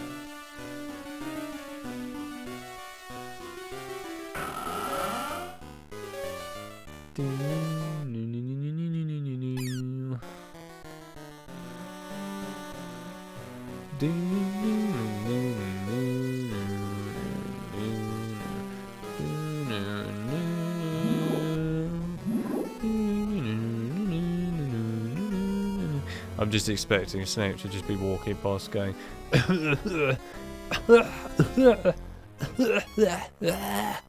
like he does in the PS2 version of Prisoner of Azkaban. Every time you get caught in that version of the game, it's just Snape walking up to you going I mean, there is an actual purpose to that I mentioned in the past in that stream, but yeah, it's just funny.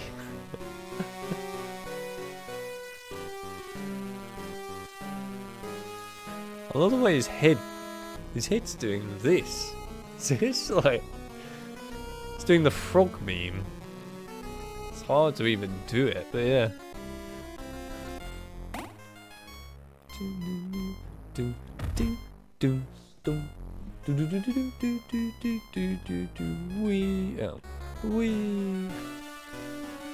There he is, Colin Creevy, in a prison. Which is a good spot really for him so he doesn't take photos of you all the time. I'll let him be free because why not? I'll be nice for once. It's rare for me to be nice to people, but in this game, but yeah.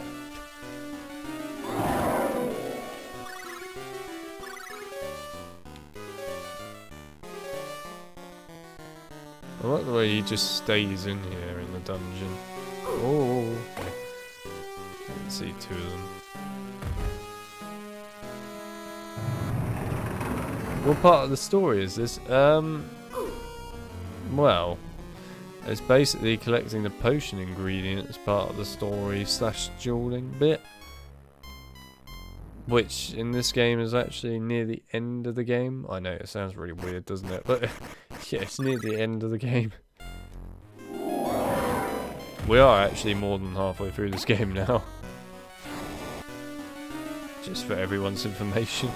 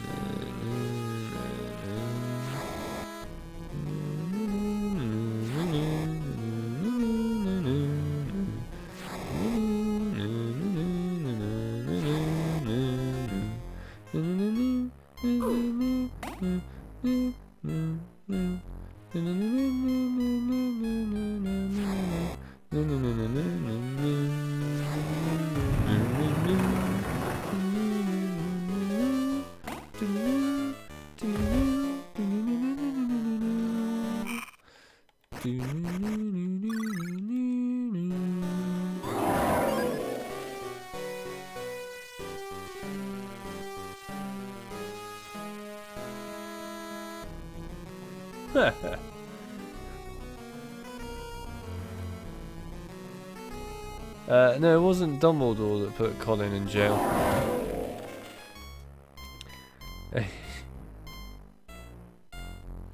It was actually, believe it or not, you're gonna be surprised by this, Filch, who was probably walking down the corridor being, really? Ooh. While doing it.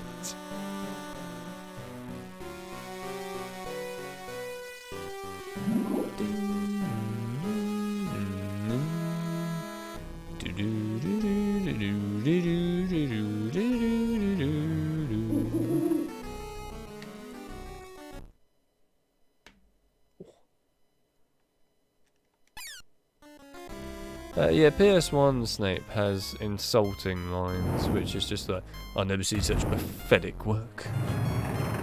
Meanwhile, Meanwhile, PS2 Snape is just like literally.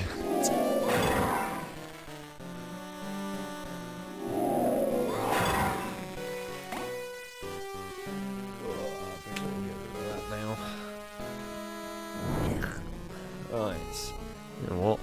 I think we have earned a mini reward here, so we are going to have the mini reward, and that is a piece of potato. Yeah. We're having a piece of potato.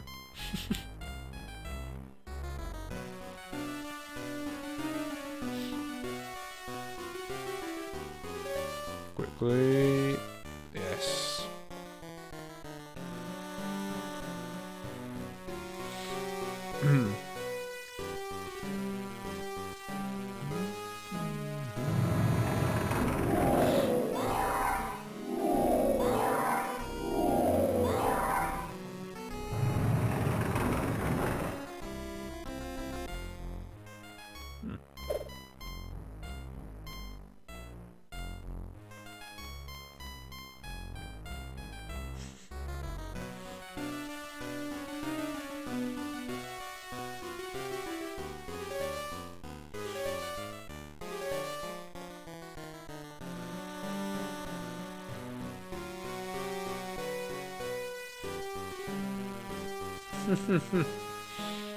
If if Boris Johnson had heard that, I think Boris would be like, maybe I should adopt that policy myself. That sounds like a good policy, that.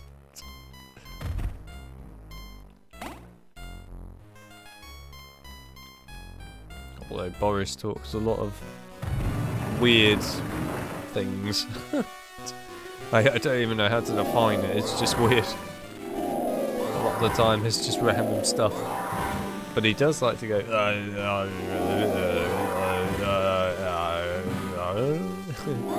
quite frequently, but yeah. Otherwise it's just a load of gibberish most of the time, isn't it really? I don't know how else you can define it, it's just gibberish. I mean, it's like the whole thing with Peppa the Pig. That was hilarious.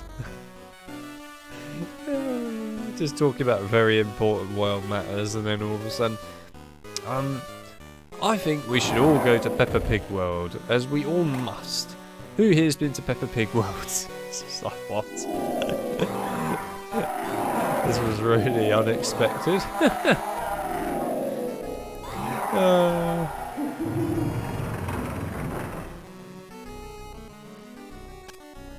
Oh, that's a bomb.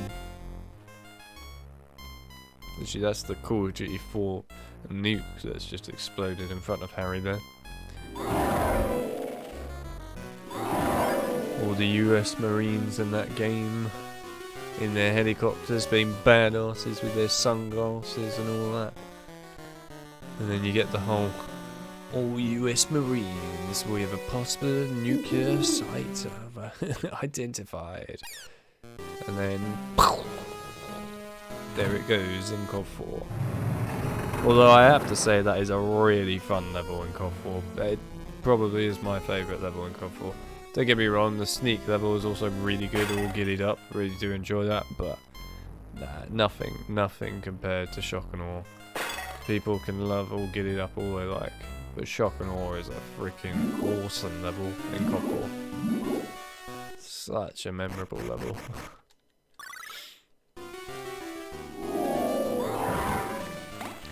Every time I go back to COD 4, I always play Shock and Awe. I was like, there's no way that I cannot play that. It's just too good.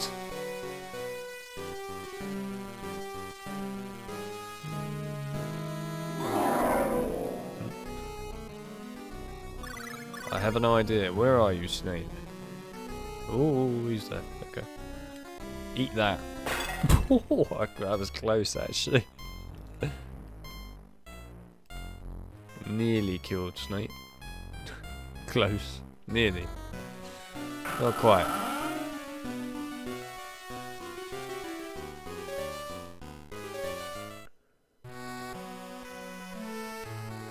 Preface everything with Mr. Speaker.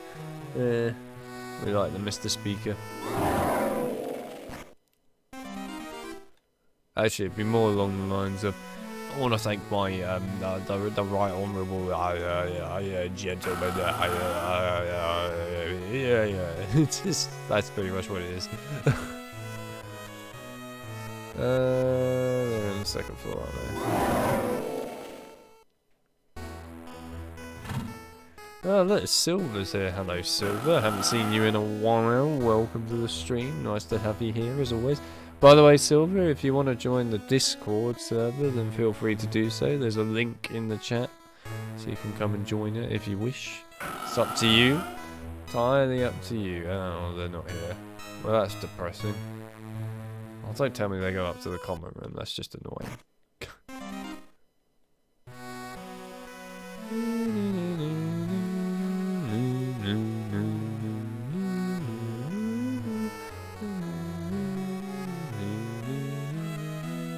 Awesome Silver, it'll be awesome to have you in the Discord.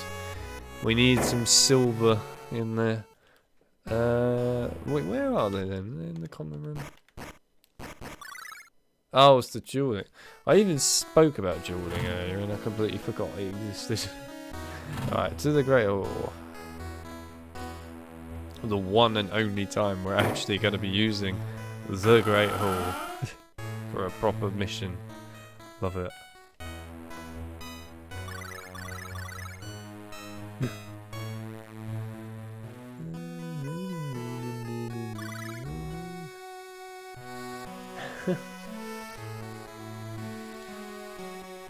Boris Johnson's hair is fantastic. Don't diss the hair. The hair is like the best bit.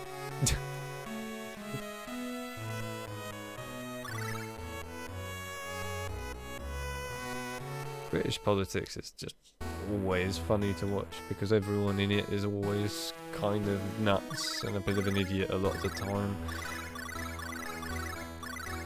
But there you go. That's just the way it is.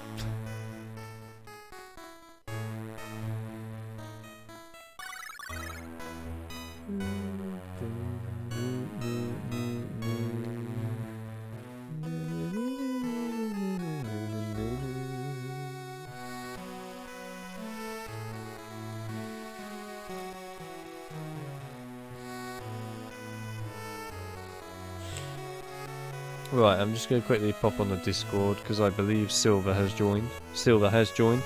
Everyone please welcome Silver to the Discord. We need to welcome Silver to the Discord. I will also give Silver a proper role. There you go, Silver. You are officially a Joker. Yes, that is literally the role name. You are a Joker. Awesome. Oh, and Code Fizzy's here as well. Hello, Code Fizzy. Welcome to... Oh yeah, it rains, doesn't it, in this bit? This is like the only time it rains in the game outside, and it's really cool. Anyway, yeah. Welcome, Code Fizzy, to GBA, Chamber of Secrets. I know, something very odd, and it's a weird alien that no one has ever played, pretty much. Other than a couple of people. And it fills my heart with joy, and it gives me confidence in the human race that some people have actually played this game. Does give me some confidence. I was worried, you know. I was worried that no one has actually played this at all. I was worried that everyone that has played this in the past, in their childhood, like me, has either moved on in life or is dead or something. Because it's very rare to find anyone that's actually played this these days. Where's the greenhouse again? I've completely lost it. It's on the other side, isn't it, I think? Ding, ding,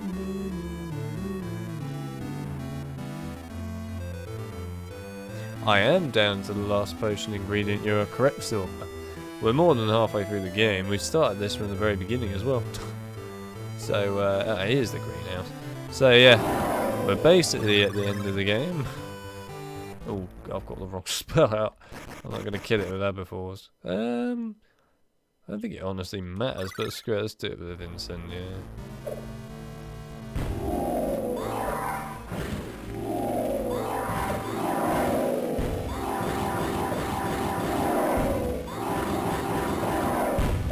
proper boss fight right here. Oh yeah, everyone that's joined recently, you missed the Peeves announcement earlier. We've now created a special announcement for the Discord, so whenever Peeves shows up, the Discord is immediately notified with everyone that there is a Peeves encounter in progress. Because Peeves is literally our Lord and Saviour in these games. Oh, the song, man.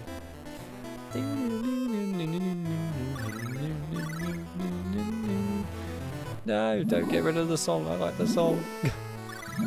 No, how could you?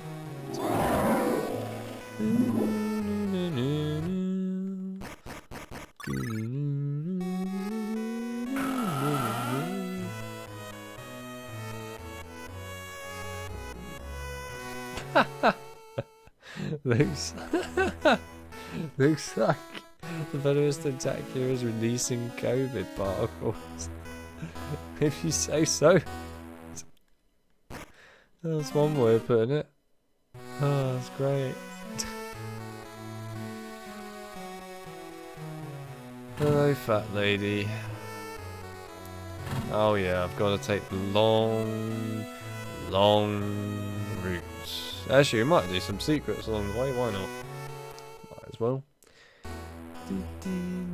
If it'll let me. Oh, it will, yes. Nice. Secret time. A doorway that is only unlocked with Alohomora. There is literally an entire floor in this game that is dedicated to the Alohomora spell. And I like that. I like it. It is rare to find that in the games. Usually Alohomora is just used for like a couple of, chests or whatever most of the time, and that's about it. So it's nice that there's actually a whole floor that you can't access unless you have it. Makes the spell actually worthwhile getting. It's useful. Good game design there. Good game design.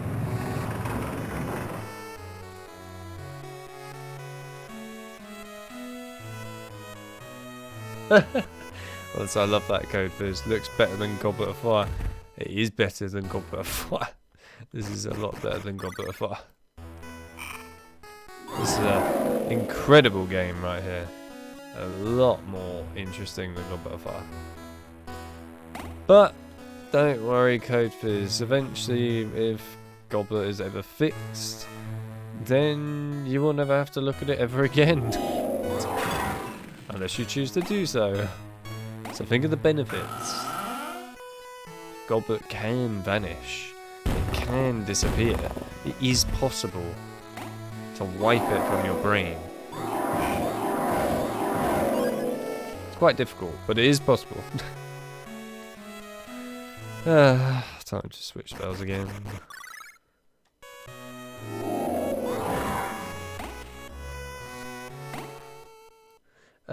Yes, Peter, Dobby is in this game. He's at the very beginning of it.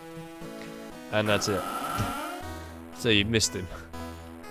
But yeah, he is in it. It's funny how all the Chamber of Secrets games pretty much ignore Dobby's existence. I mean, he is in some of them, but he's barely in it at all. They just seem to not care about Dobby at all as a character. I don't really know why, but it is what it is, I guess.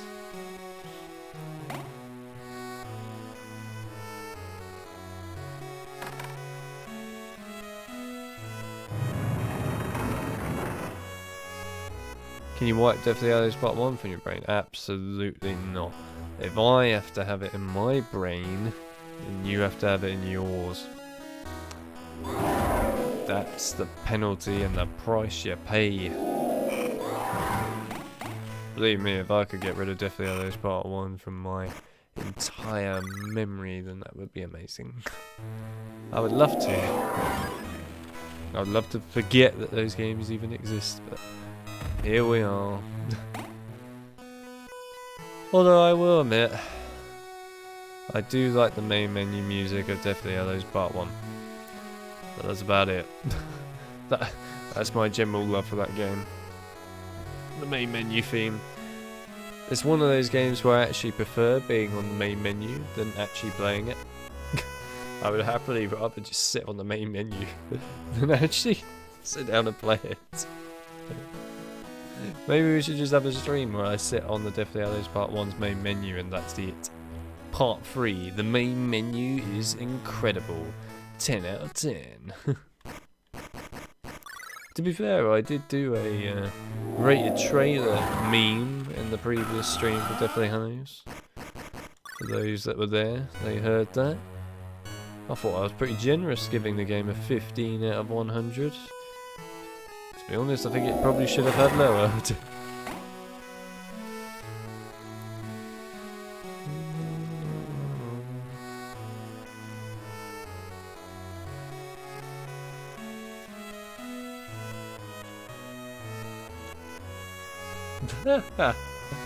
Sadly, the Deathly Hallows games will be here for the rest of our lives. Correct. That is correct. That is fully correct. And well, what can I say? It's a thing. That's as sure I could define it as. It's a thing. I will say that earlier, when a lot of you weren't here, I did meme on the Deathly Hallows Part 1 and Part 2, to be fair, games, from an EA perspective. It was very fun doing it as well. You'll have to watch back on the stream and see that.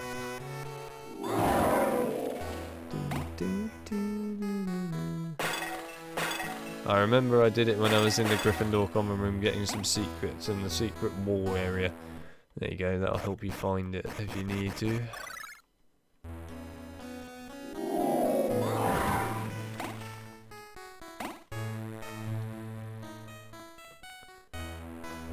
Yeah, the switching spells mechanic in this game is getting quite boring.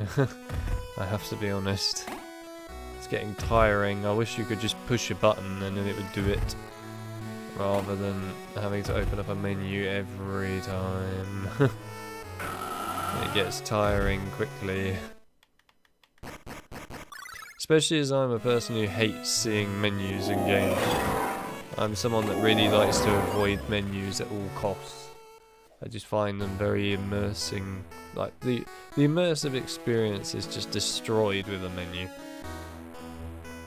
Look at Skyrim. It's great at that.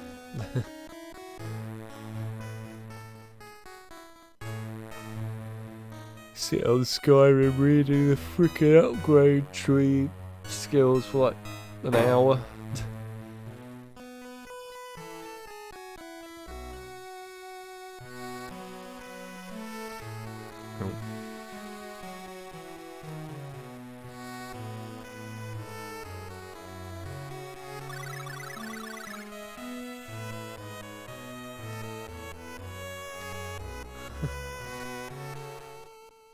Ding dong, ding ding ding ding ding dong.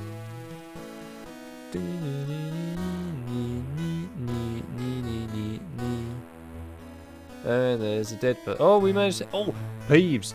I repeat, Peeves. Discord. John, you know what to do. Peeves is here.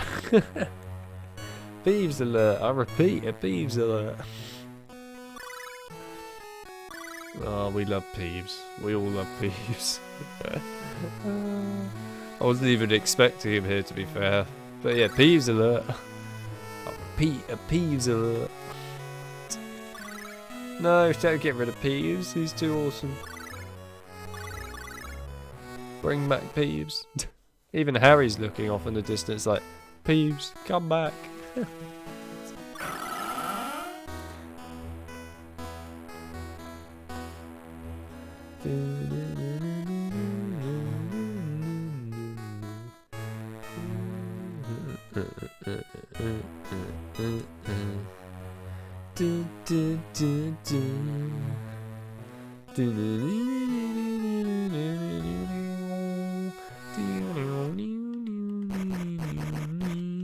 Oh, come on. Why does the menu do that sometimes? You select the spell and then it just doesn't select it. It's just painful. I think we were all hoping for a boss fight, but that doesn't matter. The point is, it was Peeves. That's the important bit, it was Peeves. Remember, Peeves is the Lord and Saviour of Harry Potter. If Peeves was in Fantastic Beasts, the whole of that franchise would be saved. Doesn't matter that Grindelwald's access replaced and all that. The whole franchise would be fully saved simply because Peeves is in it. So all it takes is Peeves, and then it's all good.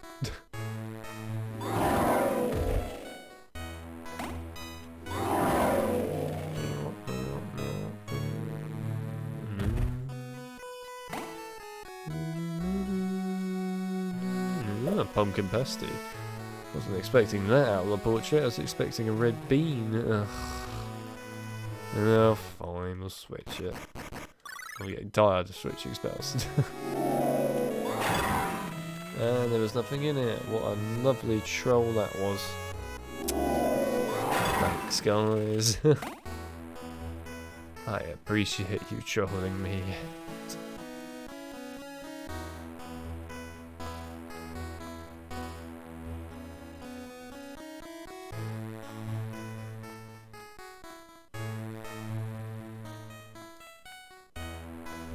Do I think they'll do Peeves justice in Hogwarts Legacy? Possibly. Possibly. Or they might just show him and that'll be about it. And if they do that, then that will be very disappointing. I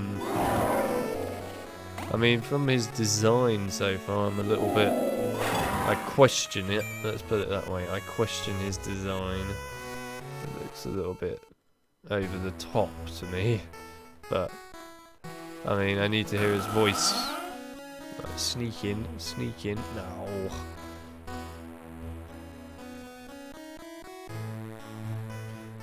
Hello there, Harry.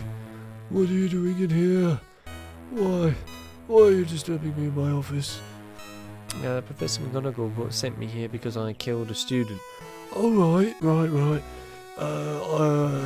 Don't worry about that. The Ofcom inspector is long dead. He was eaten by one of the fluffy dogheads. You remember that from last year, Harry? Yeah. Don't worry about the student being killed. It's all perfectly taken care of. Everything's fine. Literally. Oh, look, there he is, Hagrid. Oh, the pain when it kicks you out of an area with secrets in it. Although the music's funky.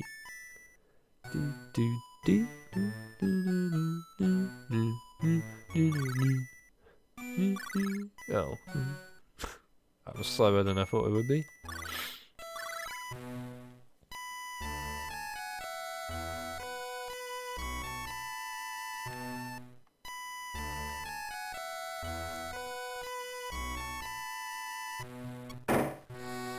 And that's the only time you will hear that song.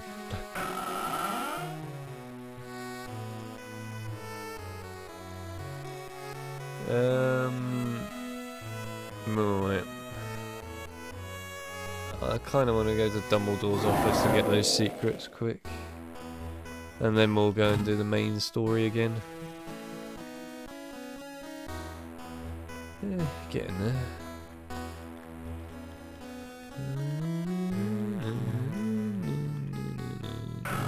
No. Wait. Hang on a minute. Where is Dumbledore's office then?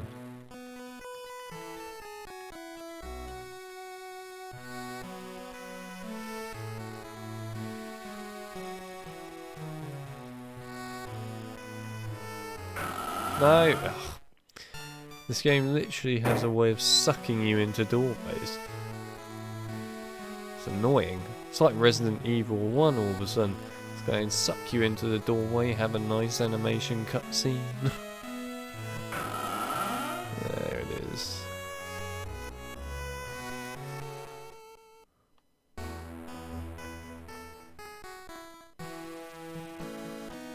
sassy Dumbledore memes. Oh boy. Yeah, I've got it. I've got his office.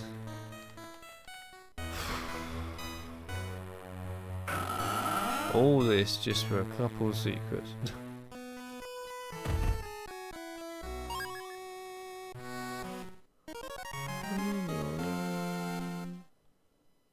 Nice.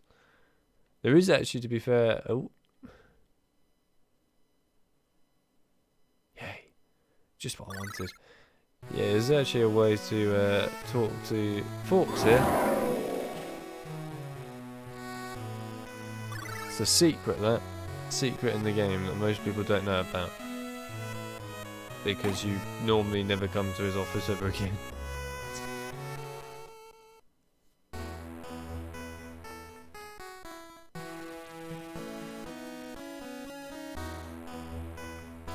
Ooh.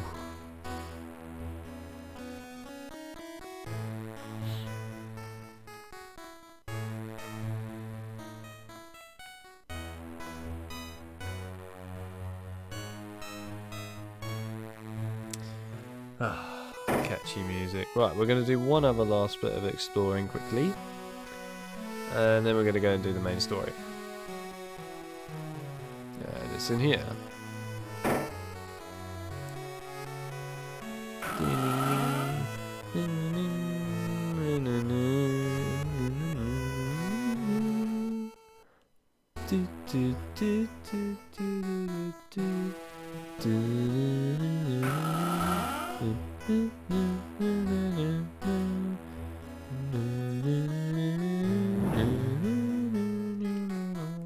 Time to switch spells once again.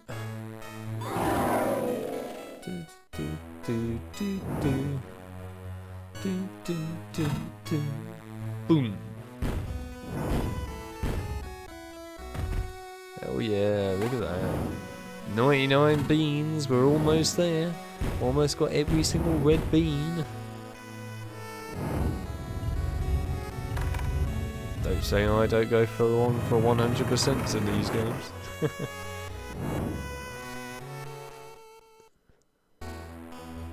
I know my stuff. Oh, hello, Knight.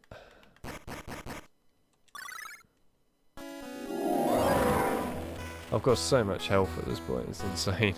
Like, compared to what we had at the very beginning, this is ridiculous. Look at the screen. Like, the top of the screen is just littered with freaking scars now. It's just endless.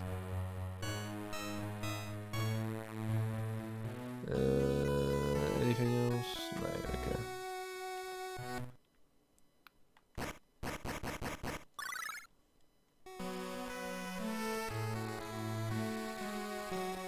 Down to the last one. Indeed.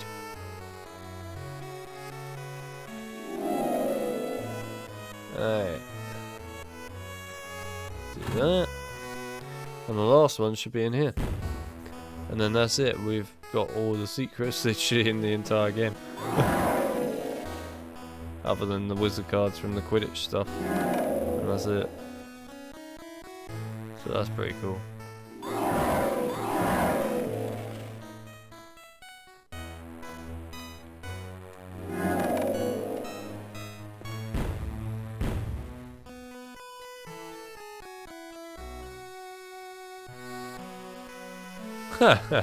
Yes, I could imagine that, and I don't really want to. There it is. All 100 red beans, everyone. We've done it. We've done it. Look at that.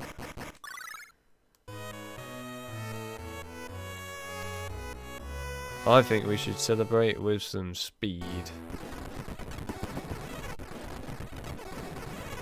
Oh my god. Oh, where am I?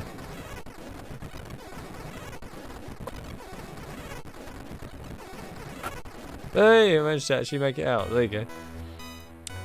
I hope you enjoyed the celebration there with speed. I'm actually amazed that I actually make it out. That was certainly something. I only lost one bar of health as well. Alright, here we are. The red potion. Yes.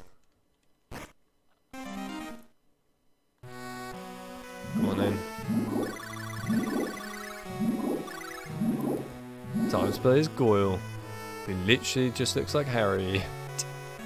They're no different at all. Another piece of potato reward.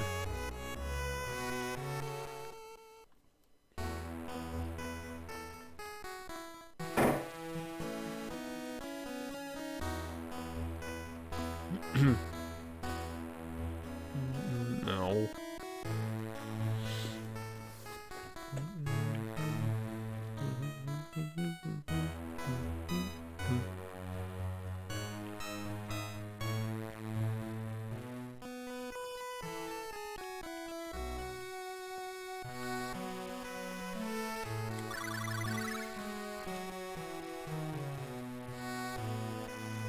Yeah, so what you get for getting all the 100 beans, by the way, chat, is a puzzle.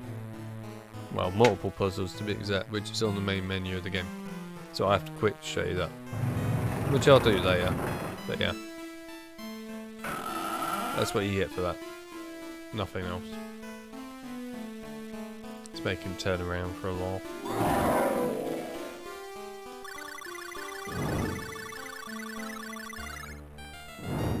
We already know the story.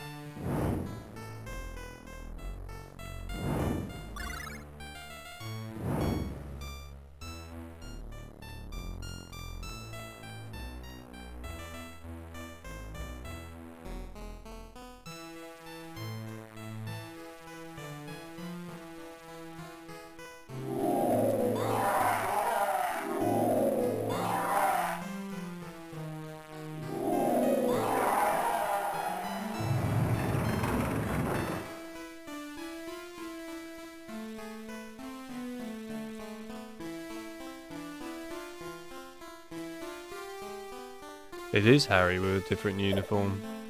Well, not even a different uniform. It's just Harry with a bit of green on him. That's all it was.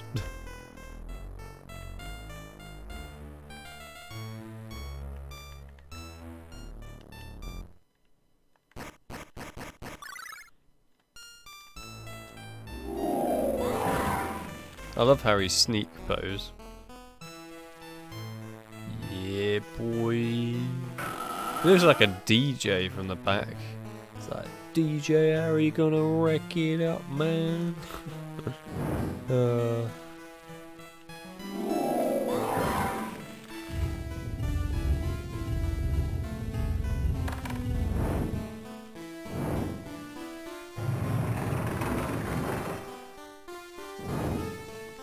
Have I played the Half-Blood Prince on PSP? Yes, I own it. I played it on console and things, of course, as well. It's a tedious, repetitive game on all systems, to be honest, Half-Blood Prince. It's also a very bad game, in my opinion, on the PSP. I really hate it. I'm not sure I'll ever cover that on the channel for you guys, because it's just not a very good game. Really not.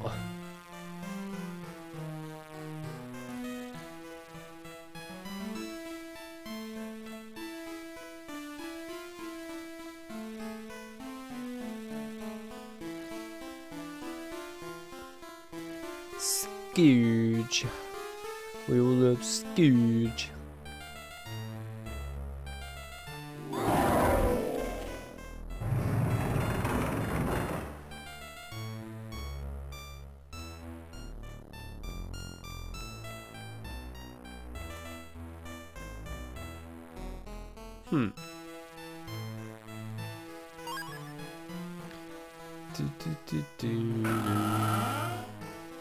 Hi Slytherins, there's tons of you, but not to worry, for some reason all your doors are locked. You have no idea why you would lock all your doors, but fair enough.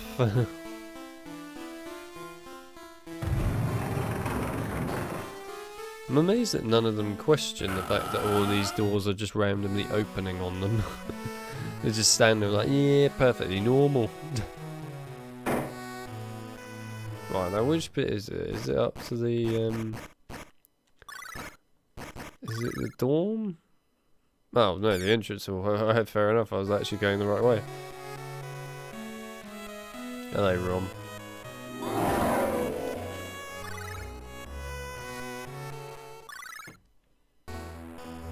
Why? Why'd you meet Ron in the entrance hall to then just say, let's go back to the bathroom? It's like, why? What's the point? Why not just go to the bathroom?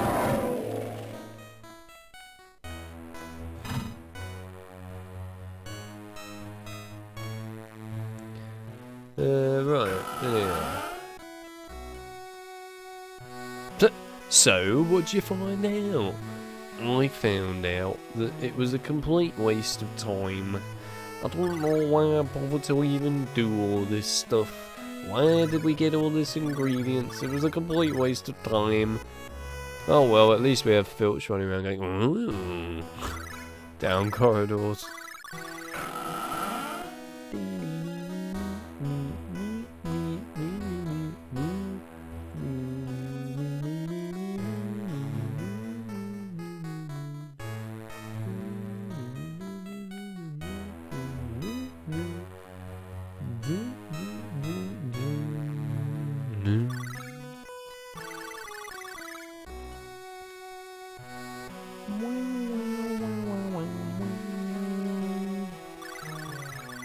Are we done yet? There we are, good.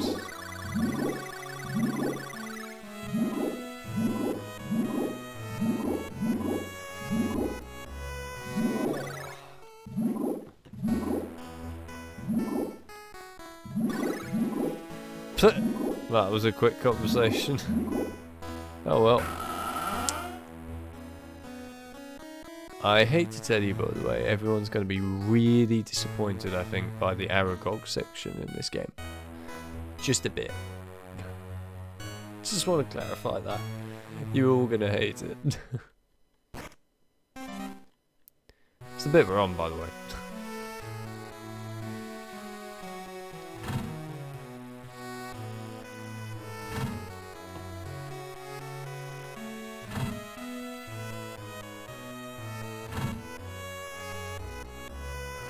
Oh god. Yeah, Philosopher's Stone PS2 version, Harry just runs around going, yuck, yum, bean, grass, flavour. Like, shut up! Literally, you just want to collect the max amount of beans, just so he never has to say anything ever again. It is so annoying. Welcome, I'd like to add, to a game that is not complete. That is the Philosopher's Stone on PS2. It's not a finished game. It's blatantly obvious it's not a finished game. There's so many things in it that make that obvious. Right, let's go.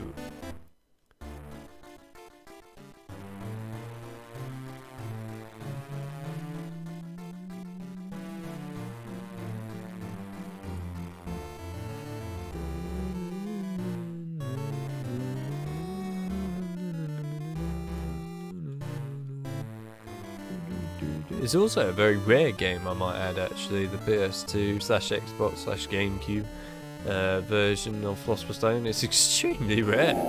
It's such an expensive game to get normally. So, yeah, if you own it like me, then you're doing pretty well for yourself. Granted, I do own quite a few rare, expensive games, actually.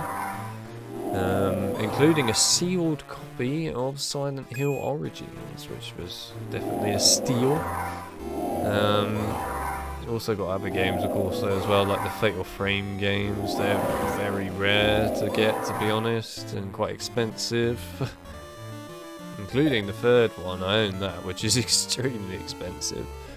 But yeah, I mean, there's like Silent Hill Shattered Memories on the PS2, that's very expensive. There's quite a few different games. I'm pretty proud of myself for my lovely collection. It's a big collection, what can I say? This is the Aragog boss fight, by the way.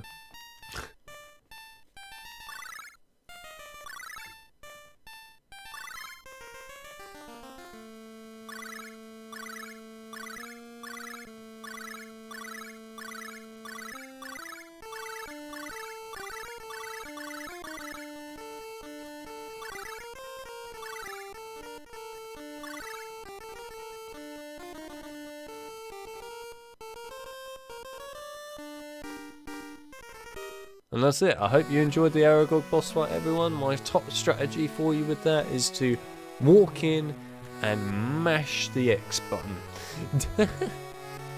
Literally. Wow, the only hint it gives you when you talk to Ron after that is okay. Love it. Imagine if you saved your game and you came back to this yonks later and you just were like, oh, there's Ron, maybe I can figure out what I'm doing. It's just okay. It's like, well then.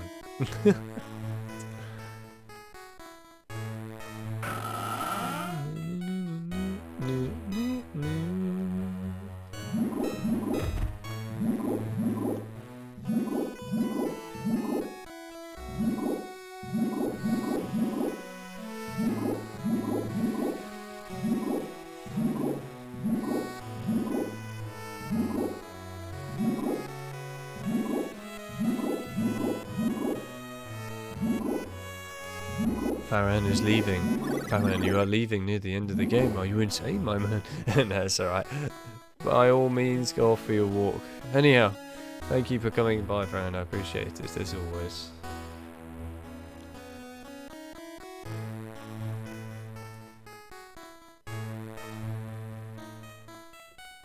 You found a used copy of that game on eBay for £100. Jesus.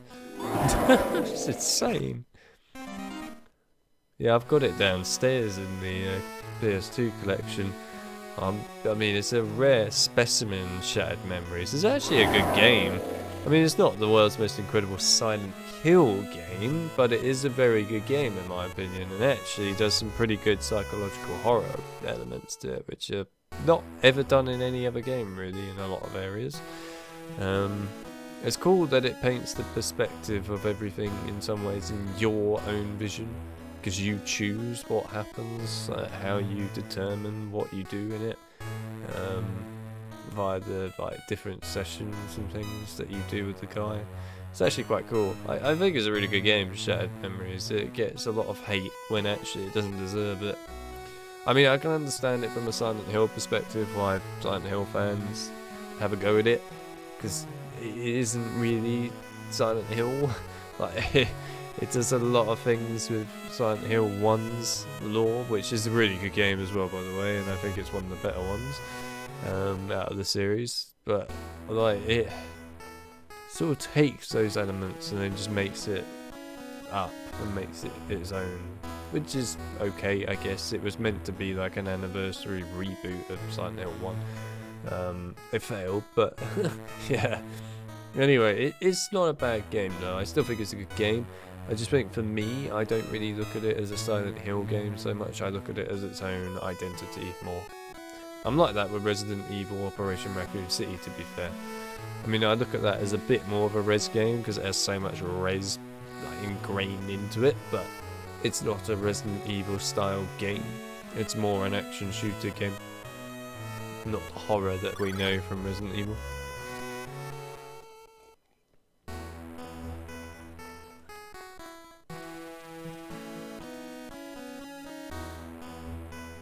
Did I play Silent Hill Homecoming? I played all the Silent Hills, mate.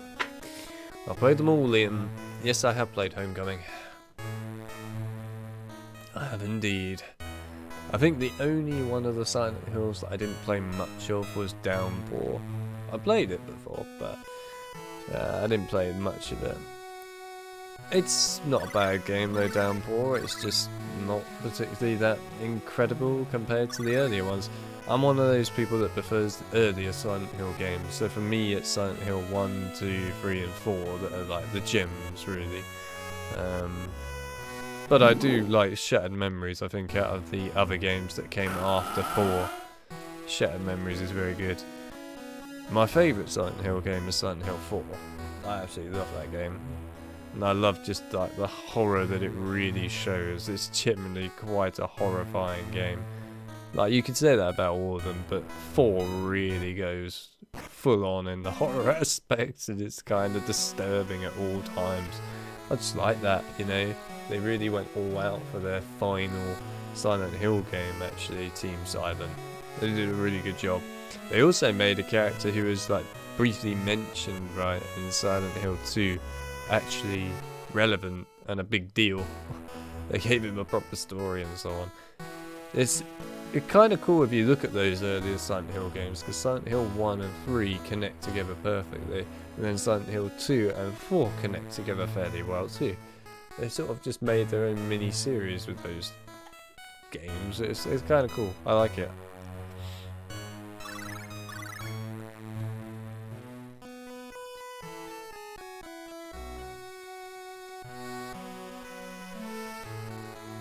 Oh, you have the Wii version of Shattered Memories. In fact, the Wii version, I'm pretty sure, is actually the better looking version. I mean, they're all obviously the same game pretty much, but I'm pretty sure that the Wii version is the better looking one. I never actually owned the Wii version, but I remember playing it yonks ago at a mate's house. It definitely had very different character model designs to it, the Wii version of Shattered Memories. It was kind of interesting looking at the difference between them. But yeah, jumping in a cutscene. I like the way she says you shouldn't wander around the school at night, and it's broad daylight shining in through the window.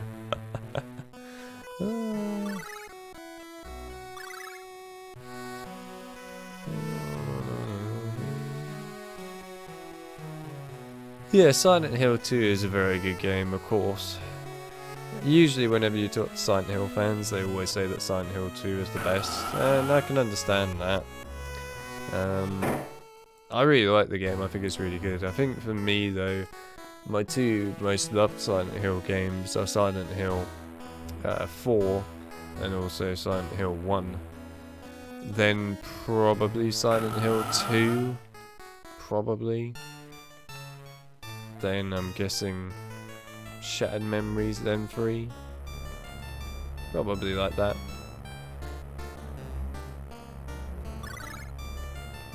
I will confess that even though Silent Hill Origins is very much kind of in the style of the earlier Silent Hill games, I'm not a big fan of it.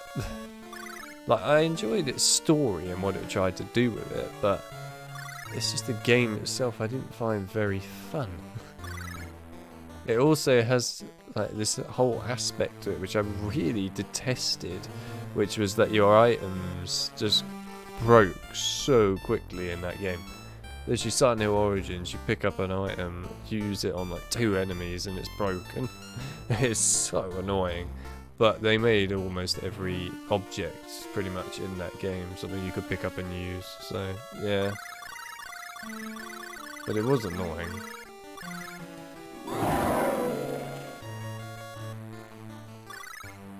Alright, down to Moni Myrtle's bathroom to complete the game.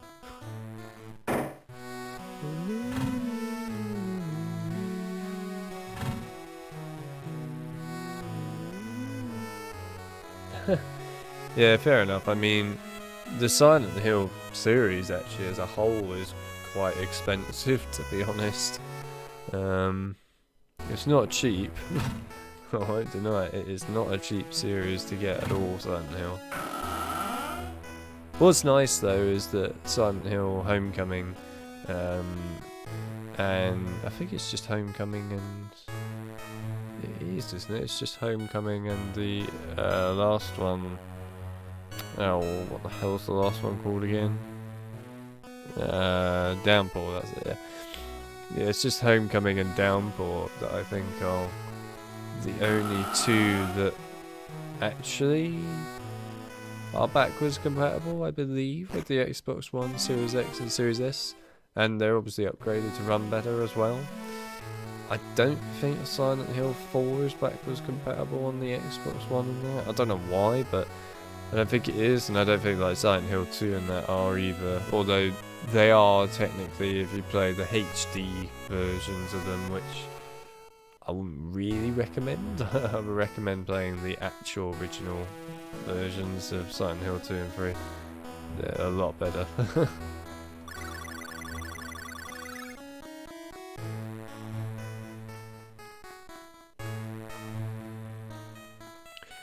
Yeah, in the case of Silent Hill films, I didn't mind the first Silent Hill film, Like, don't get me wrong, it wasn't anything like over the top incredible, and it certainly wasn't like too incredible to the lore, but it was also not a horrendously awful film, the first one. The second one was dreadful, but the first one was alright. And I kind of had the same feeling actually when it comes to Resident Evil. Like the first Resident Evil film I actually quite like, mainly because it just tried to do something unique of its own. It didn't try to just copy the games, it tried to do something else, which it did really well, I might add actually. The whole underground stuff and so on. It did really well. I thought that Resident Evil 1, the first film, definitely had that whole much more of a horror vibe than the rest of the series. But yeah, the films after that are a bit meh. I guess the second one is alright, but yeah, none of the others are particularly fascinating. The sixth one is just nuts. But yeah, I think, to be honest with you, the first Resident Evil film is actually really good. I quite like it. It just didn't try to copy the games too much, it tried to do its own thing, and it honestly, those films as a series should have just done their own thing. They shouldn't have copied the games. I mean, I know they did their own thing with their own story and that, but you could tell that they kind of were really more focusing on the games. And especially in the later on films, like the fifth one where they started bringing in all the main characters. And then immediately in the sixth film they got rid of all the main characters with no explanation as to where they all went. It's just like, okay. What was the point of putting them in the film if you just got rid of them all? I mean, I'm sure I know the real reason as to why those characters like Leon and Ada and that weren't in the sixth film.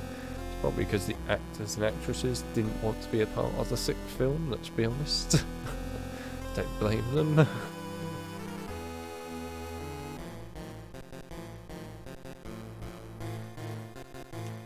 Yes, so Homecoming is the only game available on Steam, which by the way needs a fix that I will happily explain if need be, because that game does not work properly on Steam at all.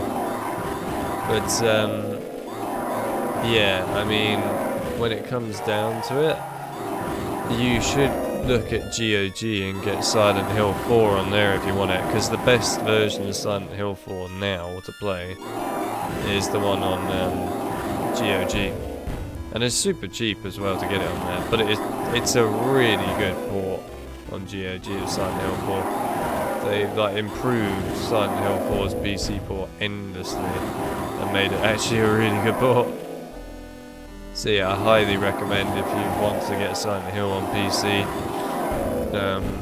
via one of the stores you get Silent Hill 4 on GOG.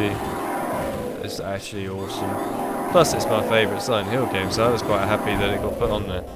I am sad though that they didn't put Silent Hill 2 or 3 on there, which was a bit strange. Like, why? I mean, they put Silent Hill 4. Oh, you bastard! Really? They put Silent Hill 4 on there, but they didn't put Silent Hill 2 or 3. It was just a bit weird. It's a weird thing to do.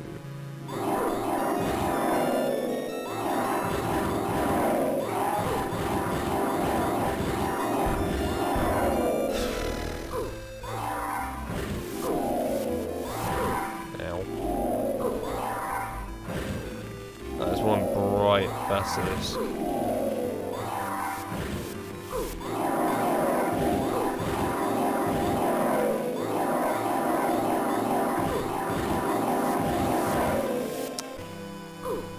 Screw it, I'll use it. Oh, I didn't mean to push that.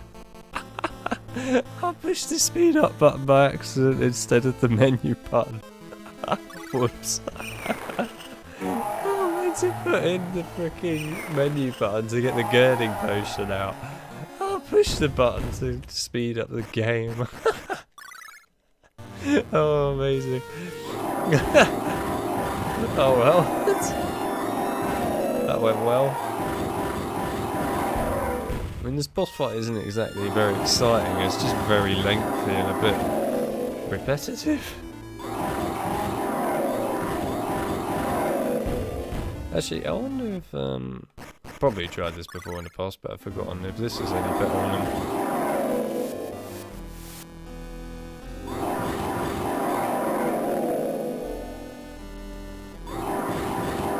That's a hell of a lot better. Why didn't I just use this in the first place? I never know.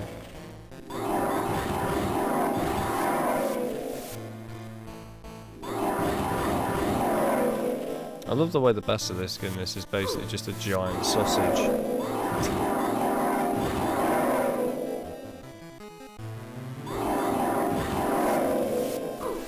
Also love that hitbox on the basilisk. Works really well, of course. Look at that, I'm like literally clearly hitting it. It just doesn't work. Hell yeah.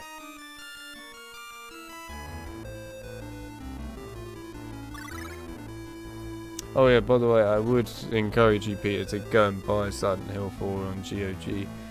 Because these days, of course, some games just get removed for no apparent reason. A lot of the time it's to do with licensing, but sometimes it's not.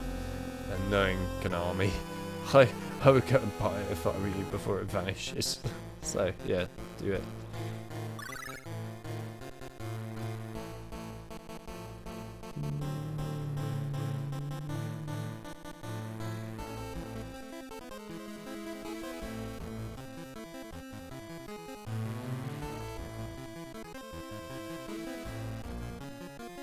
Yeah, the PS2 Philosopher's Stone is a very expensive game. Like, compared to every other game in the series, it's pretty expensive. Although, the later on Harry Potter games on PC are quite expensive. So, basically from Half-Blood Prince onwards are pretty expensive.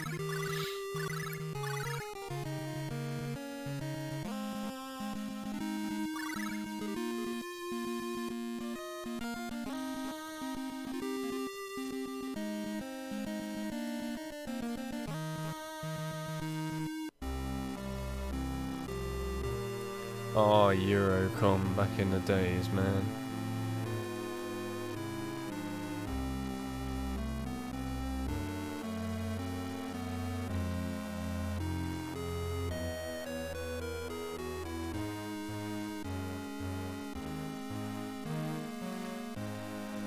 Yeah, I was talking about this earlier, Liam, actually, about RE and also Silent Hill and streaming them on the channel.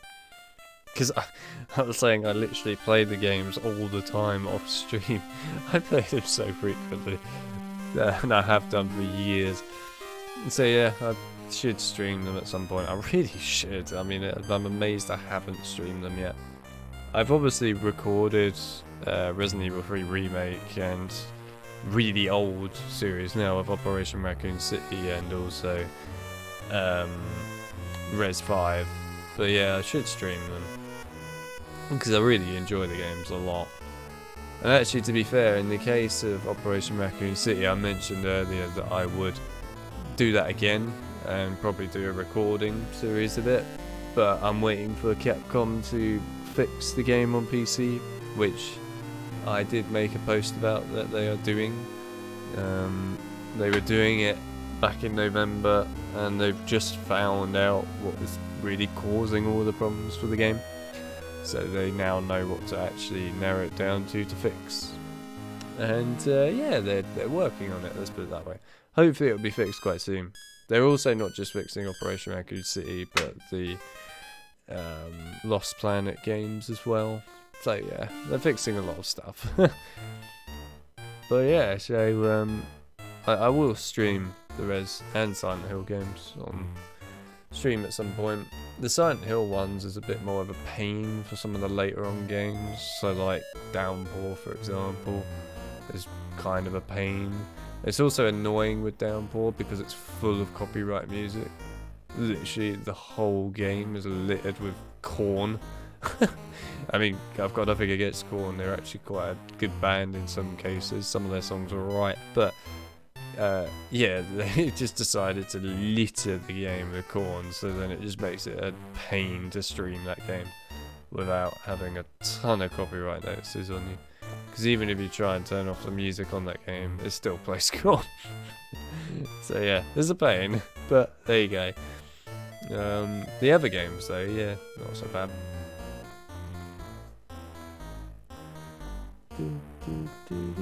Also, I just want to add, guys, that we have streamed this game today from the very beginning of the game all the way to the very end. I wasn't even planning on doing this. I've just done it. That was completely unplanned. Well, here's what the red beans unlock, by the way. I'm really bad at these as well. Like, really bad at them.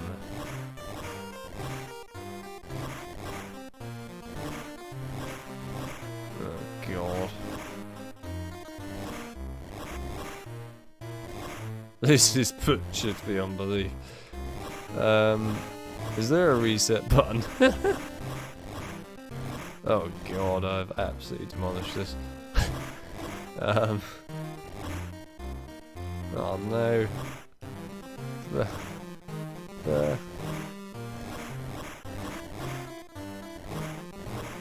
Oh jeez, man. This is a disaster. What have I done?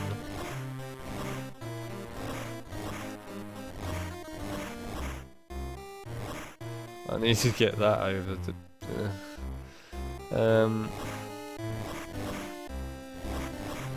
Right. Oh, God. This is a disaster.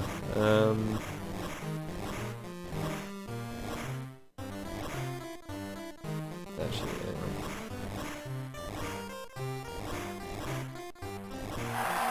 oh my God, we actually managed to do one. There you go, we did one of the puzzles.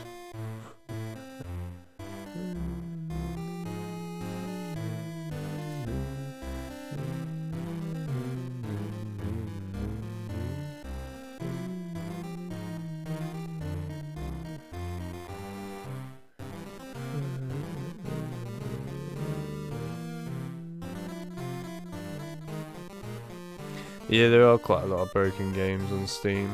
You're correct, Liam. If you're like me and you know how to fix a fair amount of them, then that helps.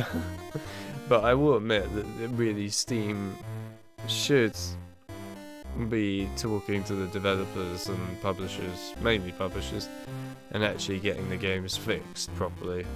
Because it's insane that there are so many really broken games actually on Steam in some cases. It just shouldn't be the case. People shouldn't have to go through so much hell and back just to get some of these games to work. But Silent Hill Homecoming is an absolute disgrace on Steam. Like, the game, outright, if you save your game in it, as soon as you quit to the menu, it will delete your save file. I mean, seriously? How is that allowed?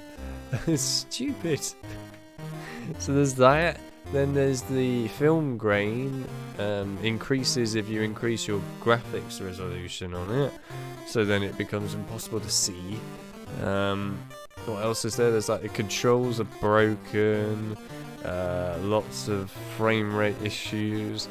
And so on. So anyway, there's a way to fix it. And it not only removes the film grain completely, which is a good thing, removing film grain from Silent Hill Homecoming, because that game really doesn't need film grain that much.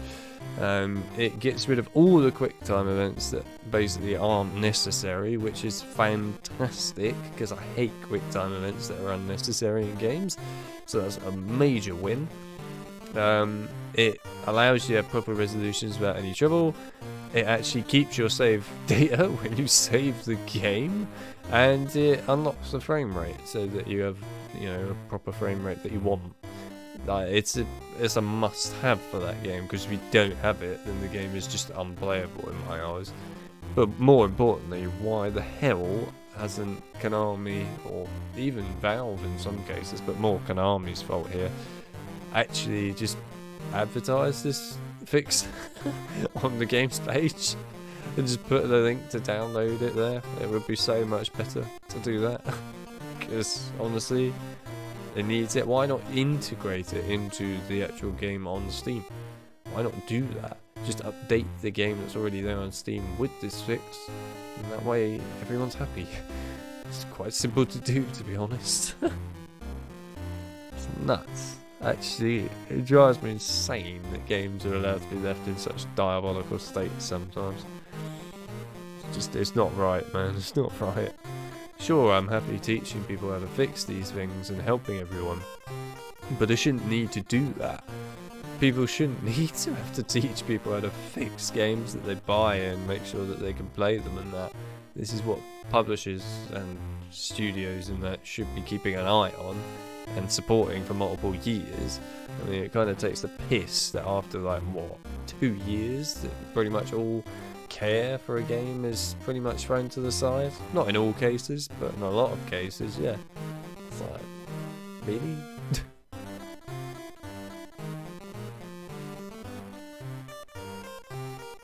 Yeah, 4 hours. Well done indeed. I am glad I managed to do it in 4 hours. It's pretty good.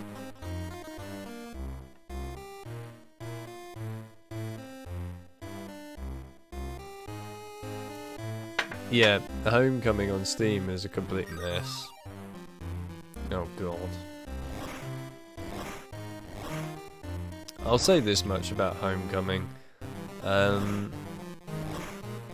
It's, you know, it's a game that you can get working on Steam, but I mean, what you have to do to get it working just kind of takes the mick.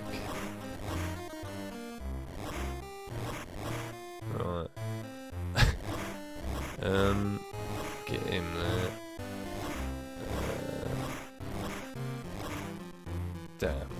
Okay. I need that there, but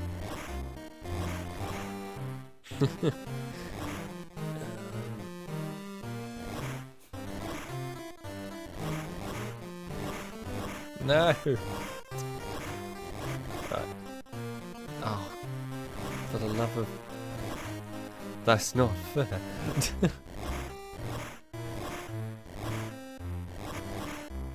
Ginny is now officially in an area that I didn't want her to be in. Oh my god, help me, this is horrendous.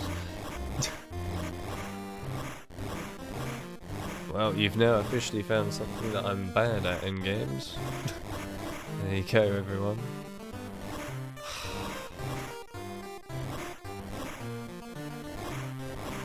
I'm literally useless at these kinds of puzzles. Oh, but that's in the wrong spot. Right, we're gonna do some dramatic moving here. I might regret this. I'm going to regret this.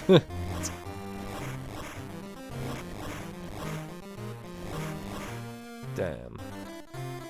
Well, Harry could have Ginny's body, I mean... It's fine. Oh, come on. Does Hermione need more of a face? Is that really necessary? It's truly actually quite difficult. Oh, hang on.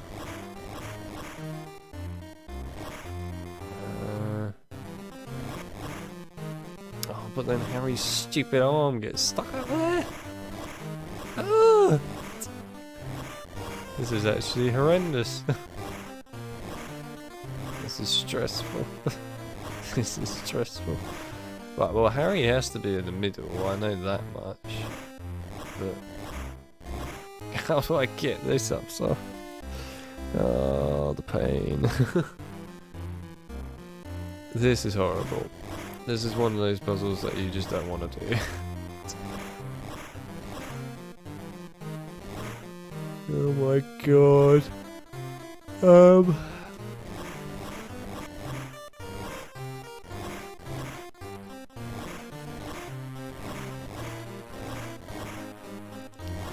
need to somehow get Harry's head and stuff up the top. Right. Let's see if we can try and get all the heads up the top somehow.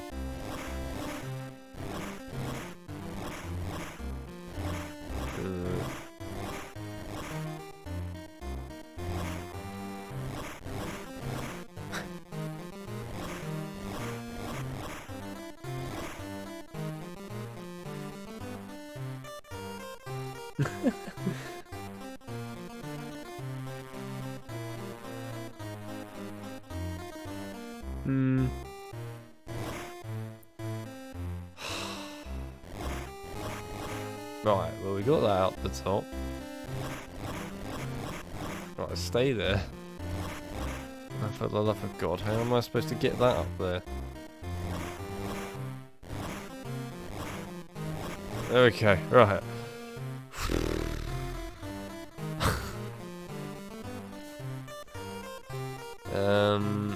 The only problem is they're all in the wrong order. But otherwise, yeah, it's fine. Can I move? I really need Harry's bit there. This is difficult. This is actually really hard.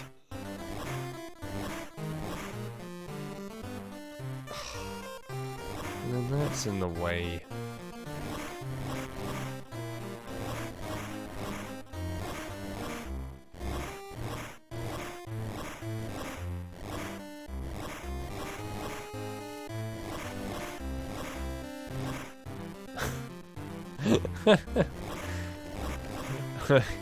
It's the wrong way around.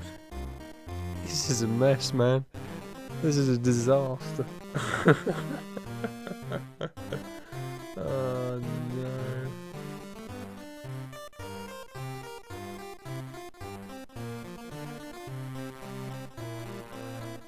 Yeah, at least the music is nice, I suppose. You're not wrong about that.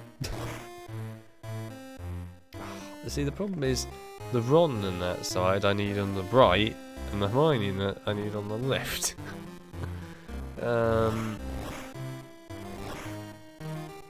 Say what?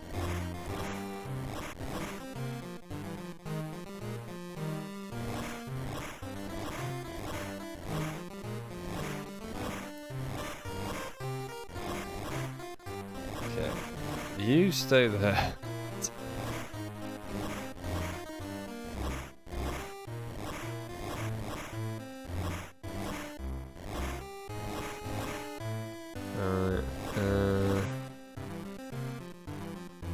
Okay. Well, that's like kind of a quarter of the picture made.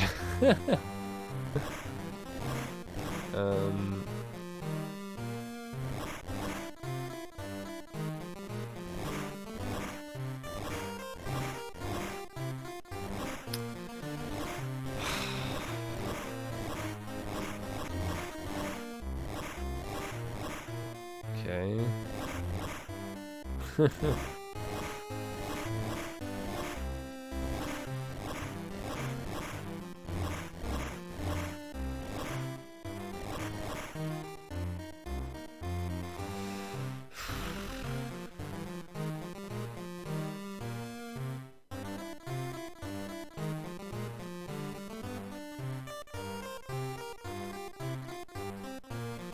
Yeah, that's the difficult bit.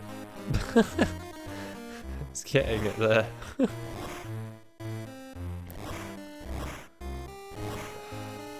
Oh. Oh! Wait! We did it! Take a good hard look at that in colour, because you will never ever see it again from this game in colour. Take a good hard look. That was truly awful to do. Man. That was difficult. That's really difficult. I've done some difficult puzzles in my time, but that's definitely up there. definitely up there as one of the hardest puzzles I've had to do. Also, I want to look at some of these memes while I'm here.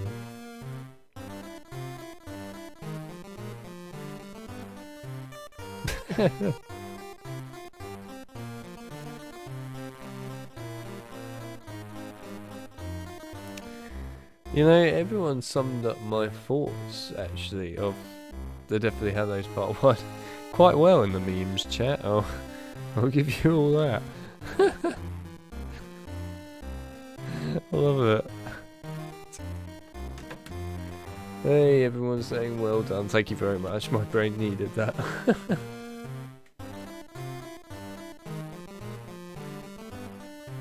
What do you mean it's not hard?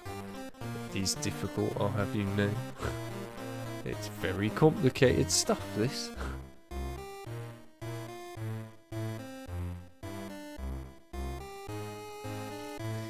Please tell me that's the last one. Oh no. There's another one? Oh god. Oh my god, that actually looks a bit cursed, seeing Filch's head on top of Hagrid. You can't see it, but I can, and it looks pretty cursed.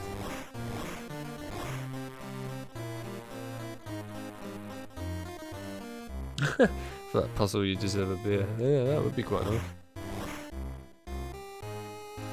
nice. Yeah, staff members, yeah, literally.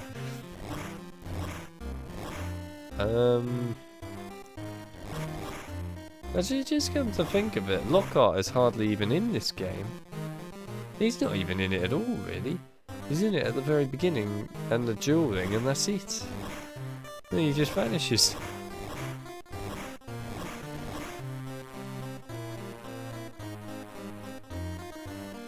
Alright.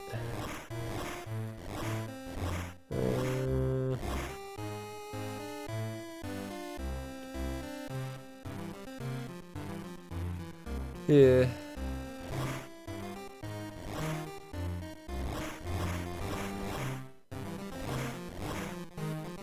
Where the hell does Flickwick go? Is he supposed to be in the middle? I don't really know where he's meant to go, to be honest. Yeah, I think he goes in the middle. Does he go down here? Yeah, he must do. Oh god. That's a bit cursed.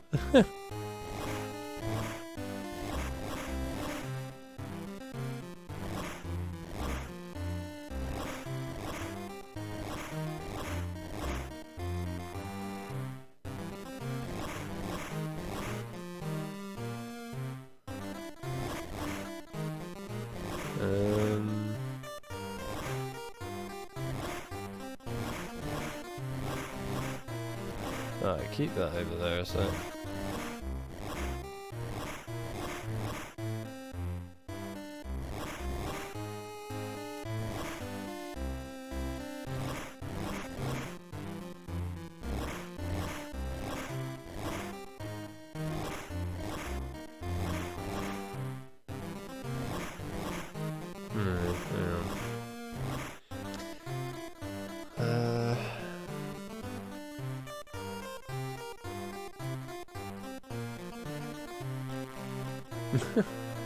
Move Flitwick here. Probably too late now.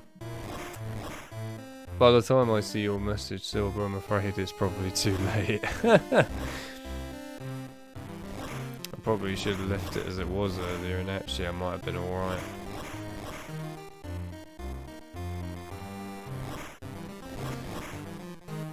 Right.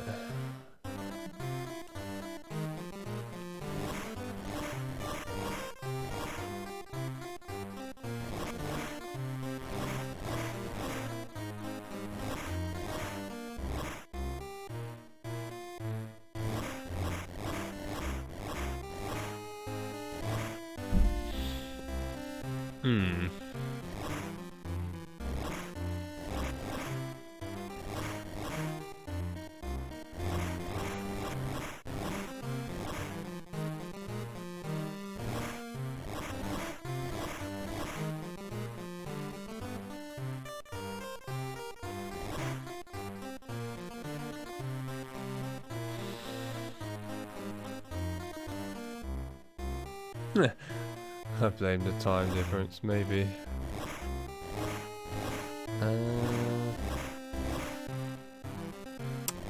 Those feet are annoying me now.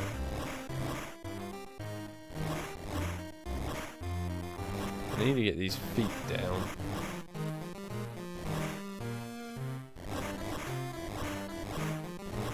There we go. Alright.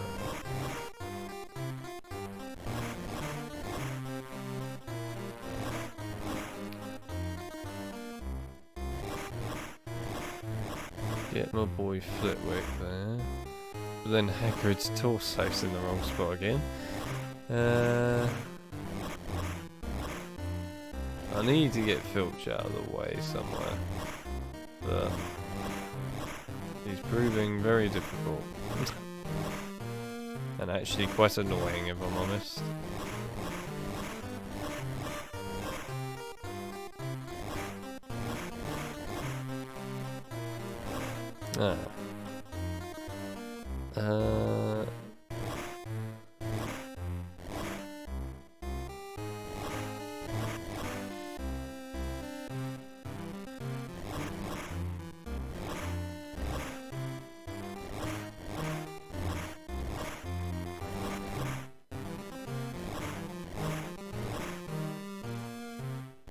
The problem is I got the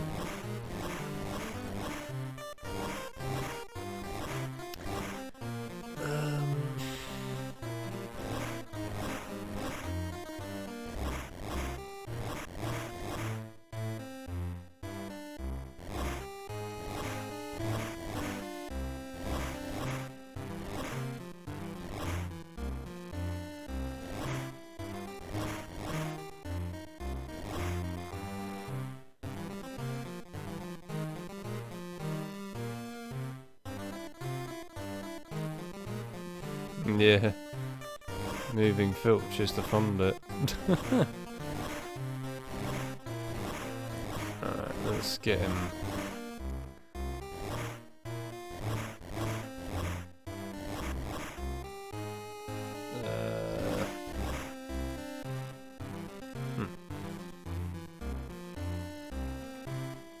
Filch will go to the left, surely. Would have thought. But this is going to be fun. Oh my god, Filch's face on Gilderoy Lockhart's body is quite cursed. No,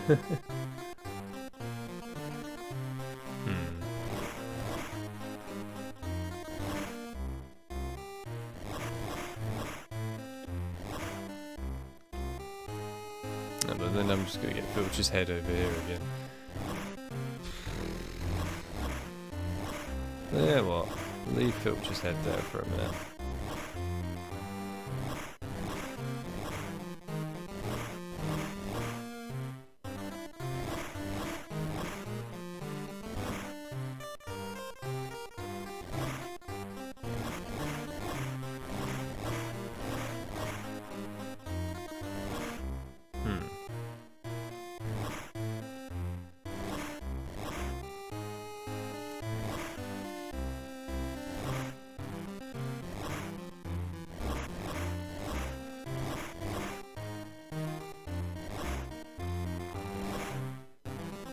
That is so close that is actually quite painful. Right. Look at how close it is. Look at it. Oh, that is painful.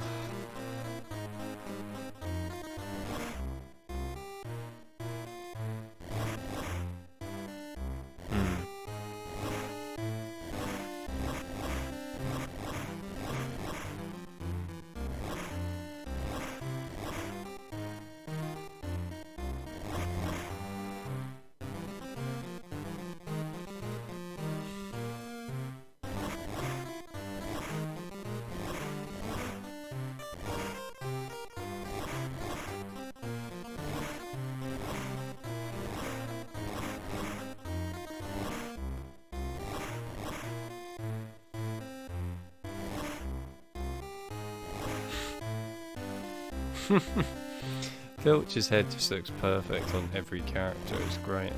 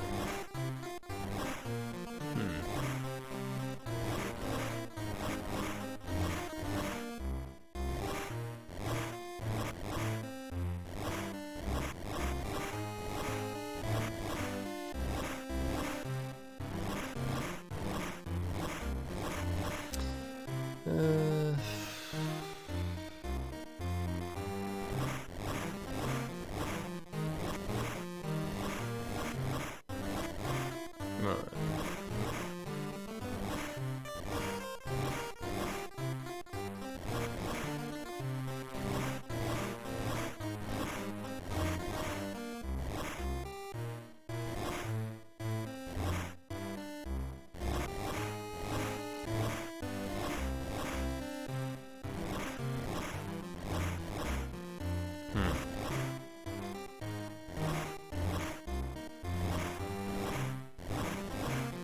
I will confess, chat, I am starting to lose my patience with this. We'll go a little bit longer and then I'm going to stop. Because I am beginning to lose my patience. Remember what I said earlier, I have zero patience. And I mean it.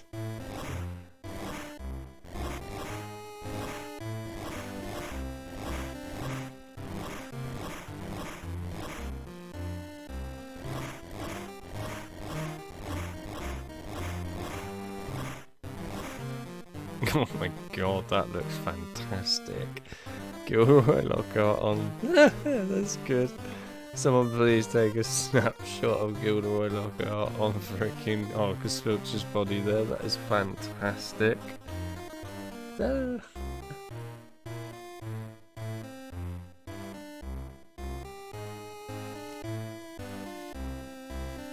It's funny how these puzzles are offered as a reward, right? For the player collecting all the beans. This is a reward. Remember that.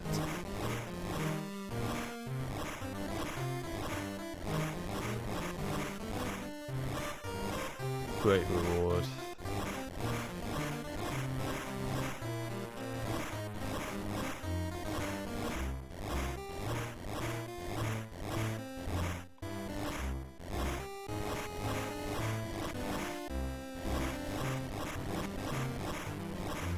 Let's see what happens if I just randomly push on the D-pad. See what random creation gets made.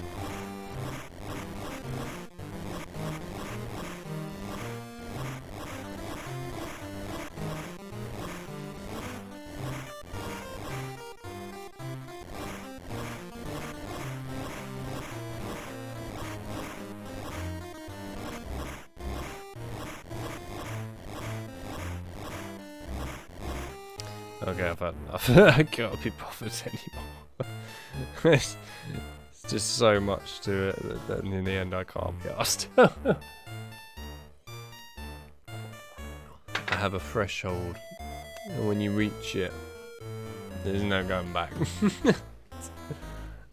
We've reached it. We have reached my patience threshold of being 0. Cool. Right, well anyway, I mean there is technically, actually yeah, go on, fuck it, let's go and have a look at them, why not? Might as well end the stream with something somewhat interesting. Even if we don't get the wizard cards on them, that doesn't matter to me at all.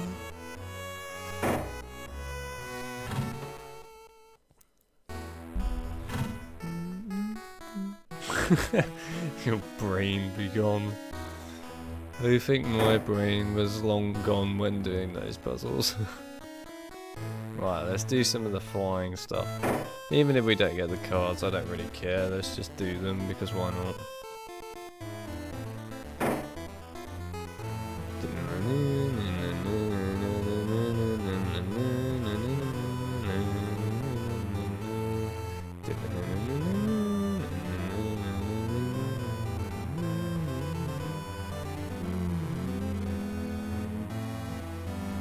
Yeah, that is the reward for it, that nonsense. I know, it's good, isn't it?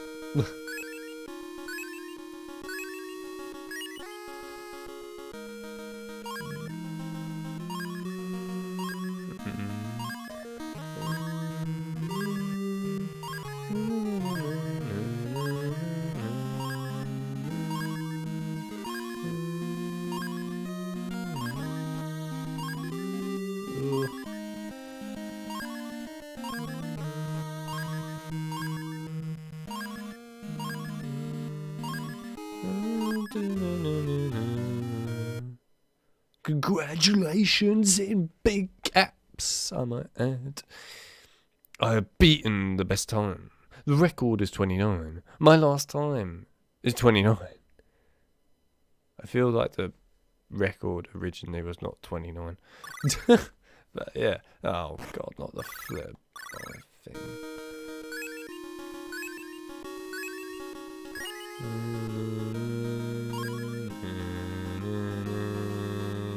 Oh yeah, go on. Oh, oh, that was quick, to be fair. Record 6 last time. 6. Yeah, boy. Beat it in 6. Come on, speedrunners. I want to see you do it in 1. Come on, 1. I want to see it done in 1. Exactly 1 second. Oh, good. Now we come on to the more difficult ones.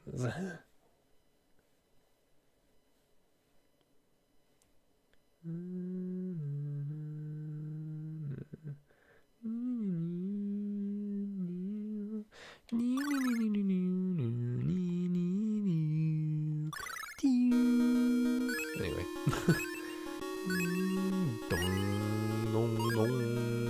Why would you put rings in random locations? It's just annoying.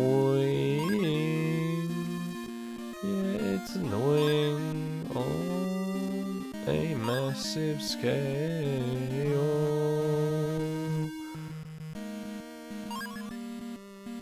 This is weird, yes it is.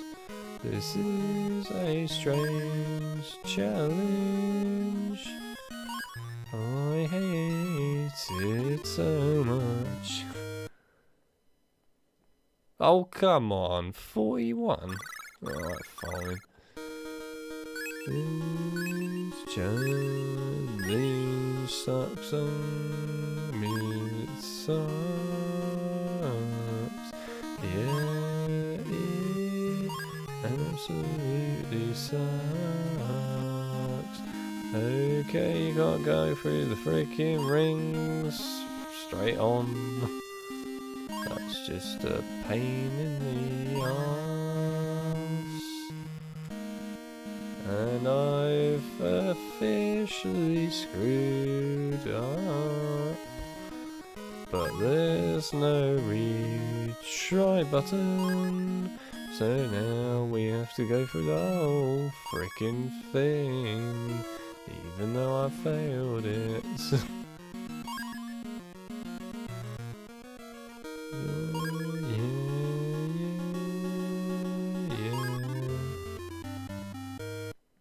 Yes, I know. Let's do it again.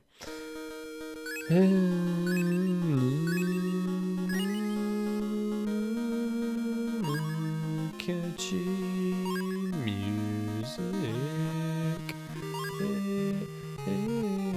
It's catchy music. Yeah, we like catchy music.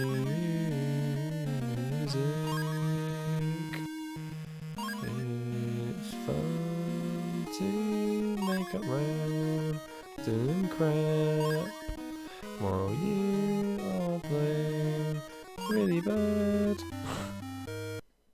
Thank you very much. 36, that's what I like to see. Anyway. More ring practice. Yay. You off now, Silver? No worries. Thanks for sticking around though, Silver. I appreciate you being in the stream. Hopefully I'll see you in the next stream soon. Anyway, we're nearly done here. We're just going to finish up these and then that'll be it.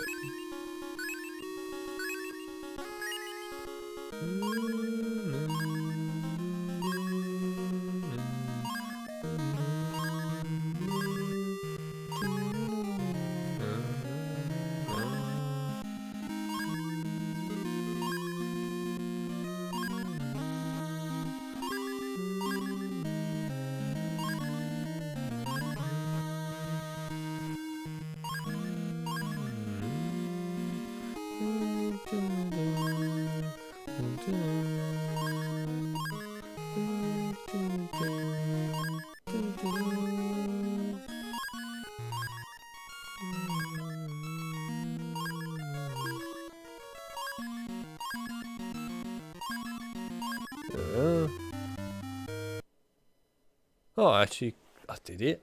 I wasn't expecting to actually complete that.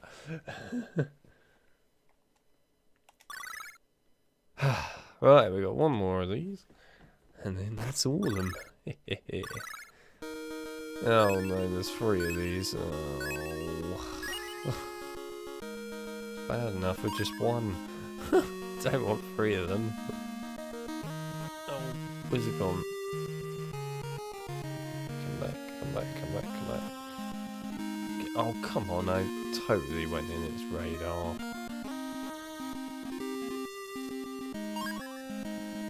Come on then, where are you?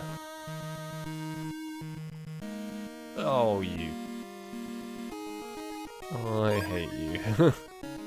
So much. People say butterflies are nice creatures. This game is painting a very different picture of butterflies.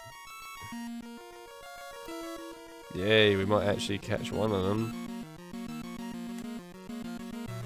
Alright, I stand corrected. Yay, we caught one. Still got 2 more left to pick up, that's great. You just kind of have to pray that they actually fly into you. If they fly into you, you're good to go. If they just fly around you, you're screwed. Oh, come on. Where is it? There it is.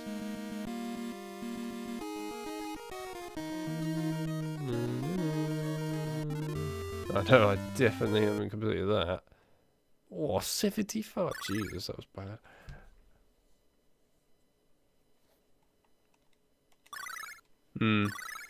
It is. It's just the PS1 version of this challenge is so much more fun. Way more fun than this version. I'm gonna get a few boosts, why not? Right, where is it? There you are.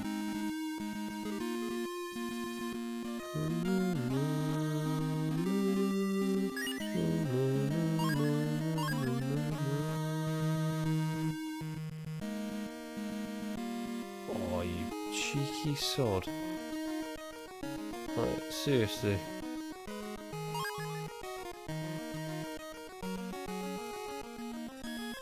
Alright, and then one more. Yes, go on. Yes! Look at that! Yes! Ho ho! And we done it, we done it, we freaking done it. We've done it, we've done it, we've done it. Oh, that's satisfying, that is satisfying.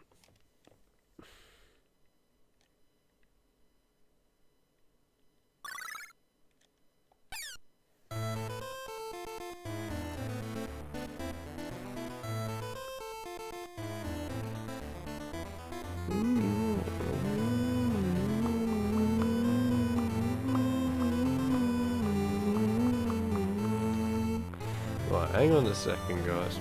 There's one other thing I wanted to find quick before we end this. Because I need to remember how to exactly do it. I did it in the past, but it's more just trying to remember it.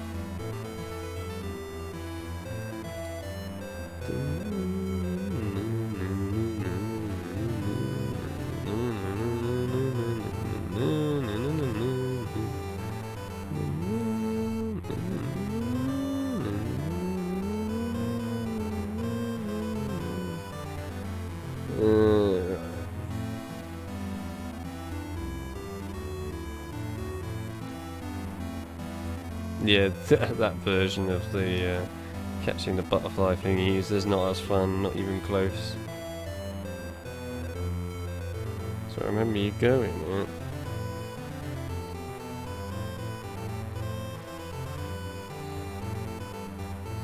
Ah. Right.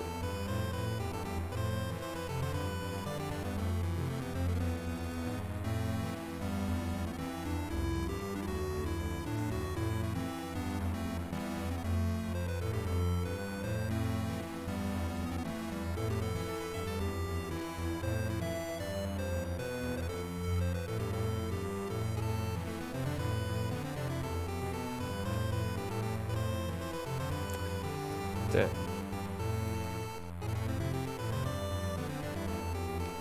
Okay, hang on.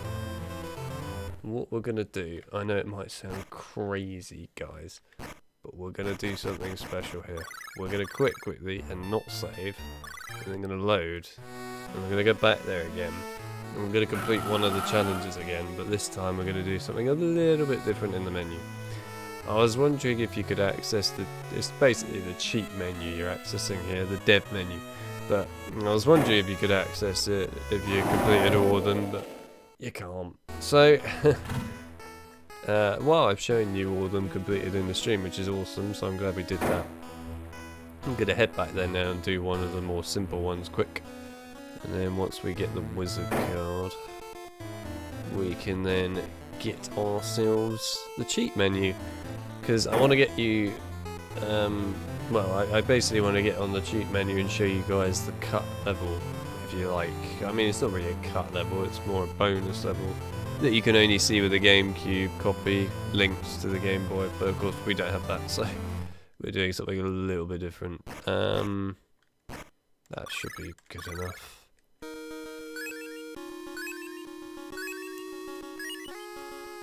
Oh, thought we might get it straight away then. Where is it?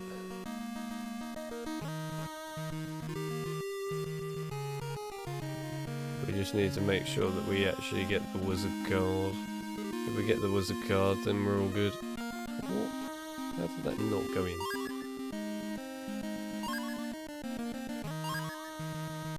Come on then. Oi. You are not cooperating here, and it's annoying. Right, did we get the wizard card? No. Okay, we need to do that again. But actually do it properly.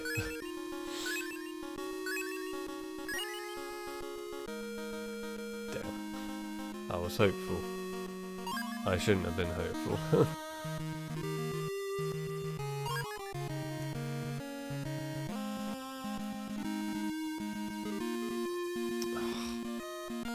Literally hate these things so much. Literally hate butterflies. In this game world. They're so annoying. Alright, got ya. Grab it, you... Grab it, you absolute mong! Jesus Christ! Grab the bloody butterfly. This is supposed to be a quick thing here. I'm not supposed to be taking forever to do this. Oh, do the ring practice shit. I can't be asked to do the other one. It's just pissing me off now. Right, do the ring practice and we'll get the freaking wizard card on it if we haven't already got it. Oh, I just cocked it up. Right, restart. Come on.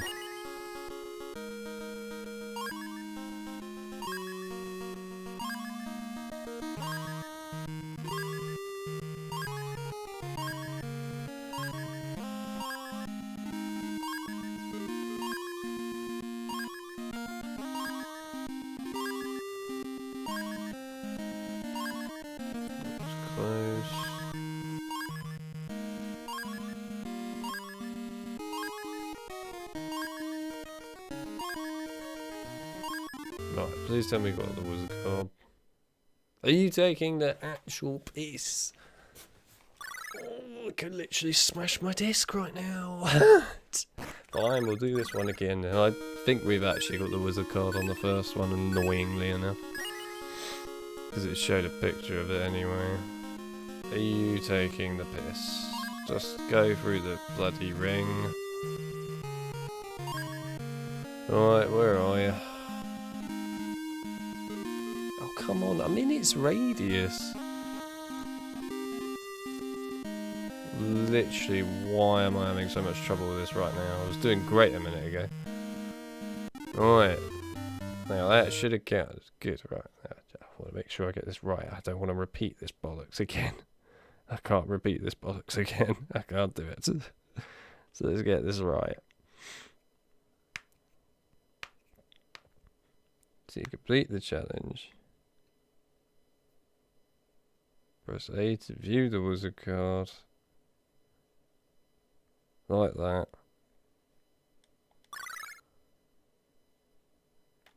There we are. Yes, good. Okay. Oh, bloody hell. Right.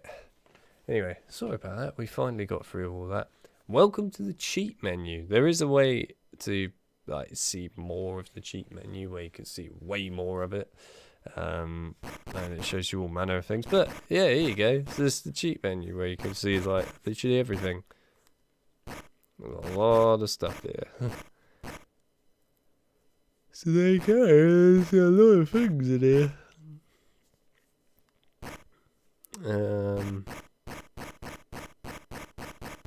Now, I need to find the one that I need. Hang on a minute. Where's the secret level?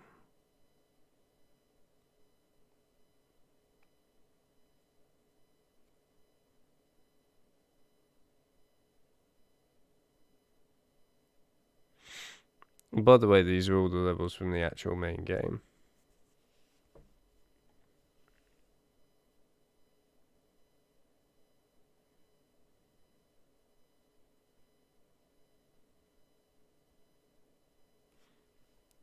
So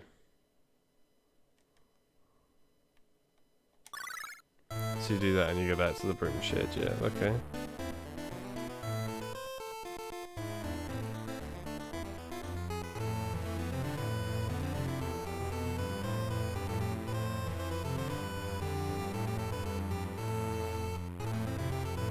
So now we quit the game.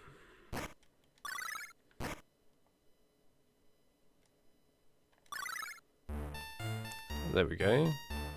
So do we now have the guy trash one in here? Somewhere. No, okay, we'll find it. Welcome to the complicated realm of using a cheat menu on this game. I'm just trying to find you the hidden level of this, that's all I'm trying to do.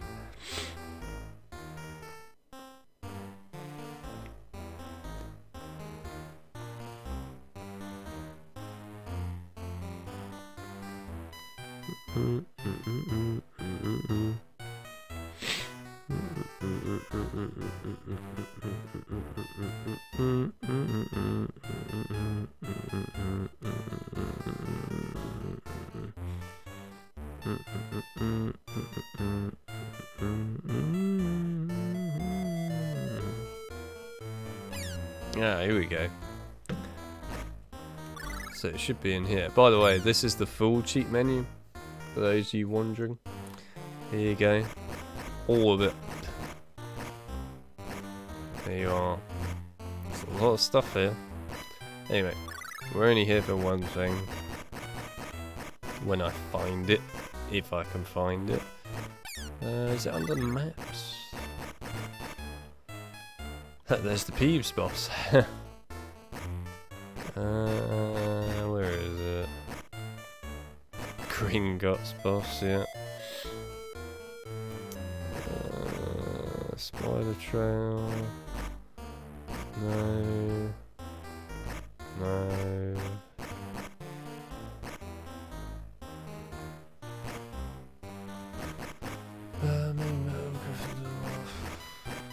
Ah, here it is, Guy Trash. So this level, Guy Trash, is basically, it's a level that is in the game that you can access, which I sort of pointed out earlier on in the stream, over by the grounds, over by one of the walls. You can climb up the vine normally, and then it will take you to this level. But the only way you can do that is if you use the cable to connect the Game Boy version of the game up to the GameCube version of Chamber of Secrets. And likewise on the GameCube version of Chamber of Secrets, when this is connected, you can go to a secret room on that game, which takes you to Gringotts to get a load of wizard cards. But yeah, this one, it gives you the bonus secret level, which is Guy Trash. So we can't access it any other way other than with a cheat menu, so we're going to access it right now. So here's the bonus level for you all. This is literally a fun little bonus. Unfortunately, we have lost pretty much all of our items, but otherwise, you know, it's fine. It is what it is. I love that Uncharted. So yeah, we keep the spells though.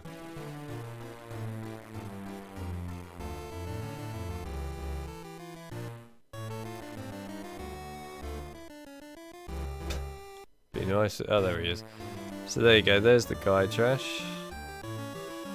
That is the guide trash from the Chamber of Secrets game, like actually on the PS2 version or whatever. As far as I'm aware, you can't actually hurt them in this. I don't think. Oh god, he's getting a bit angry there. Does that hurt him at all? No. The only other one I can think of that might hurt him is Scourge. And the answer to that is no. No, I didn't think you could hurt him. So you can't hurt it. But there you go. It's the bonus enemy. So that's the one from the PS2 pretty much, just in the Game Boy version. There's another one. It's kind of annoying that you can't actually hurt them.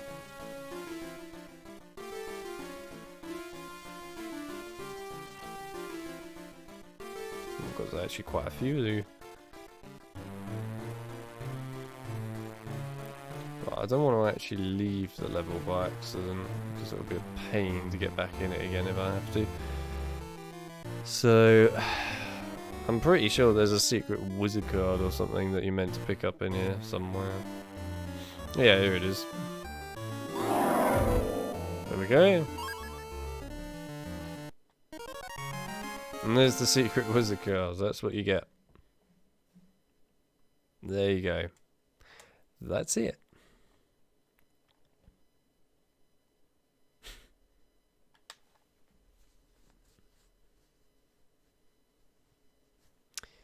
So yeah, basically the link up feature that you'll get now is, if you look at this back in a GameCube time period, effectively what would happen is, right now you would have collected all the cards needed for this particular set, and this is the last one you would get.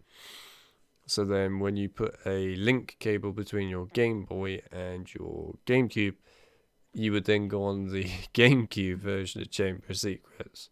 And when you go into the Great Hall sort of area, there's a portrait in one of the rooms that you can walk up to, and then Harry will basically say a password, which you get unlocked from this game, and then it will allow you to go to the secrets level Gringotts on the GameCube version of the game.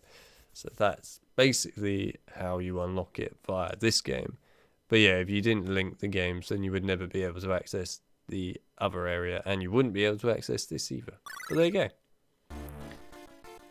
So those are the secret bits. Can they actually hurt you in this? Oh, they can, yeah, fair enough.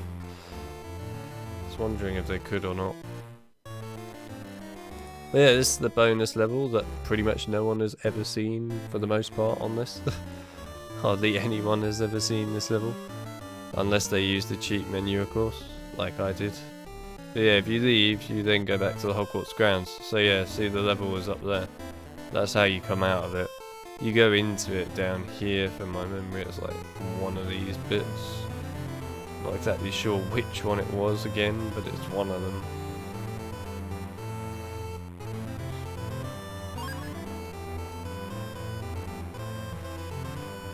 I think it's this one here, you climb up there and then you get in. Something like that. Anyway.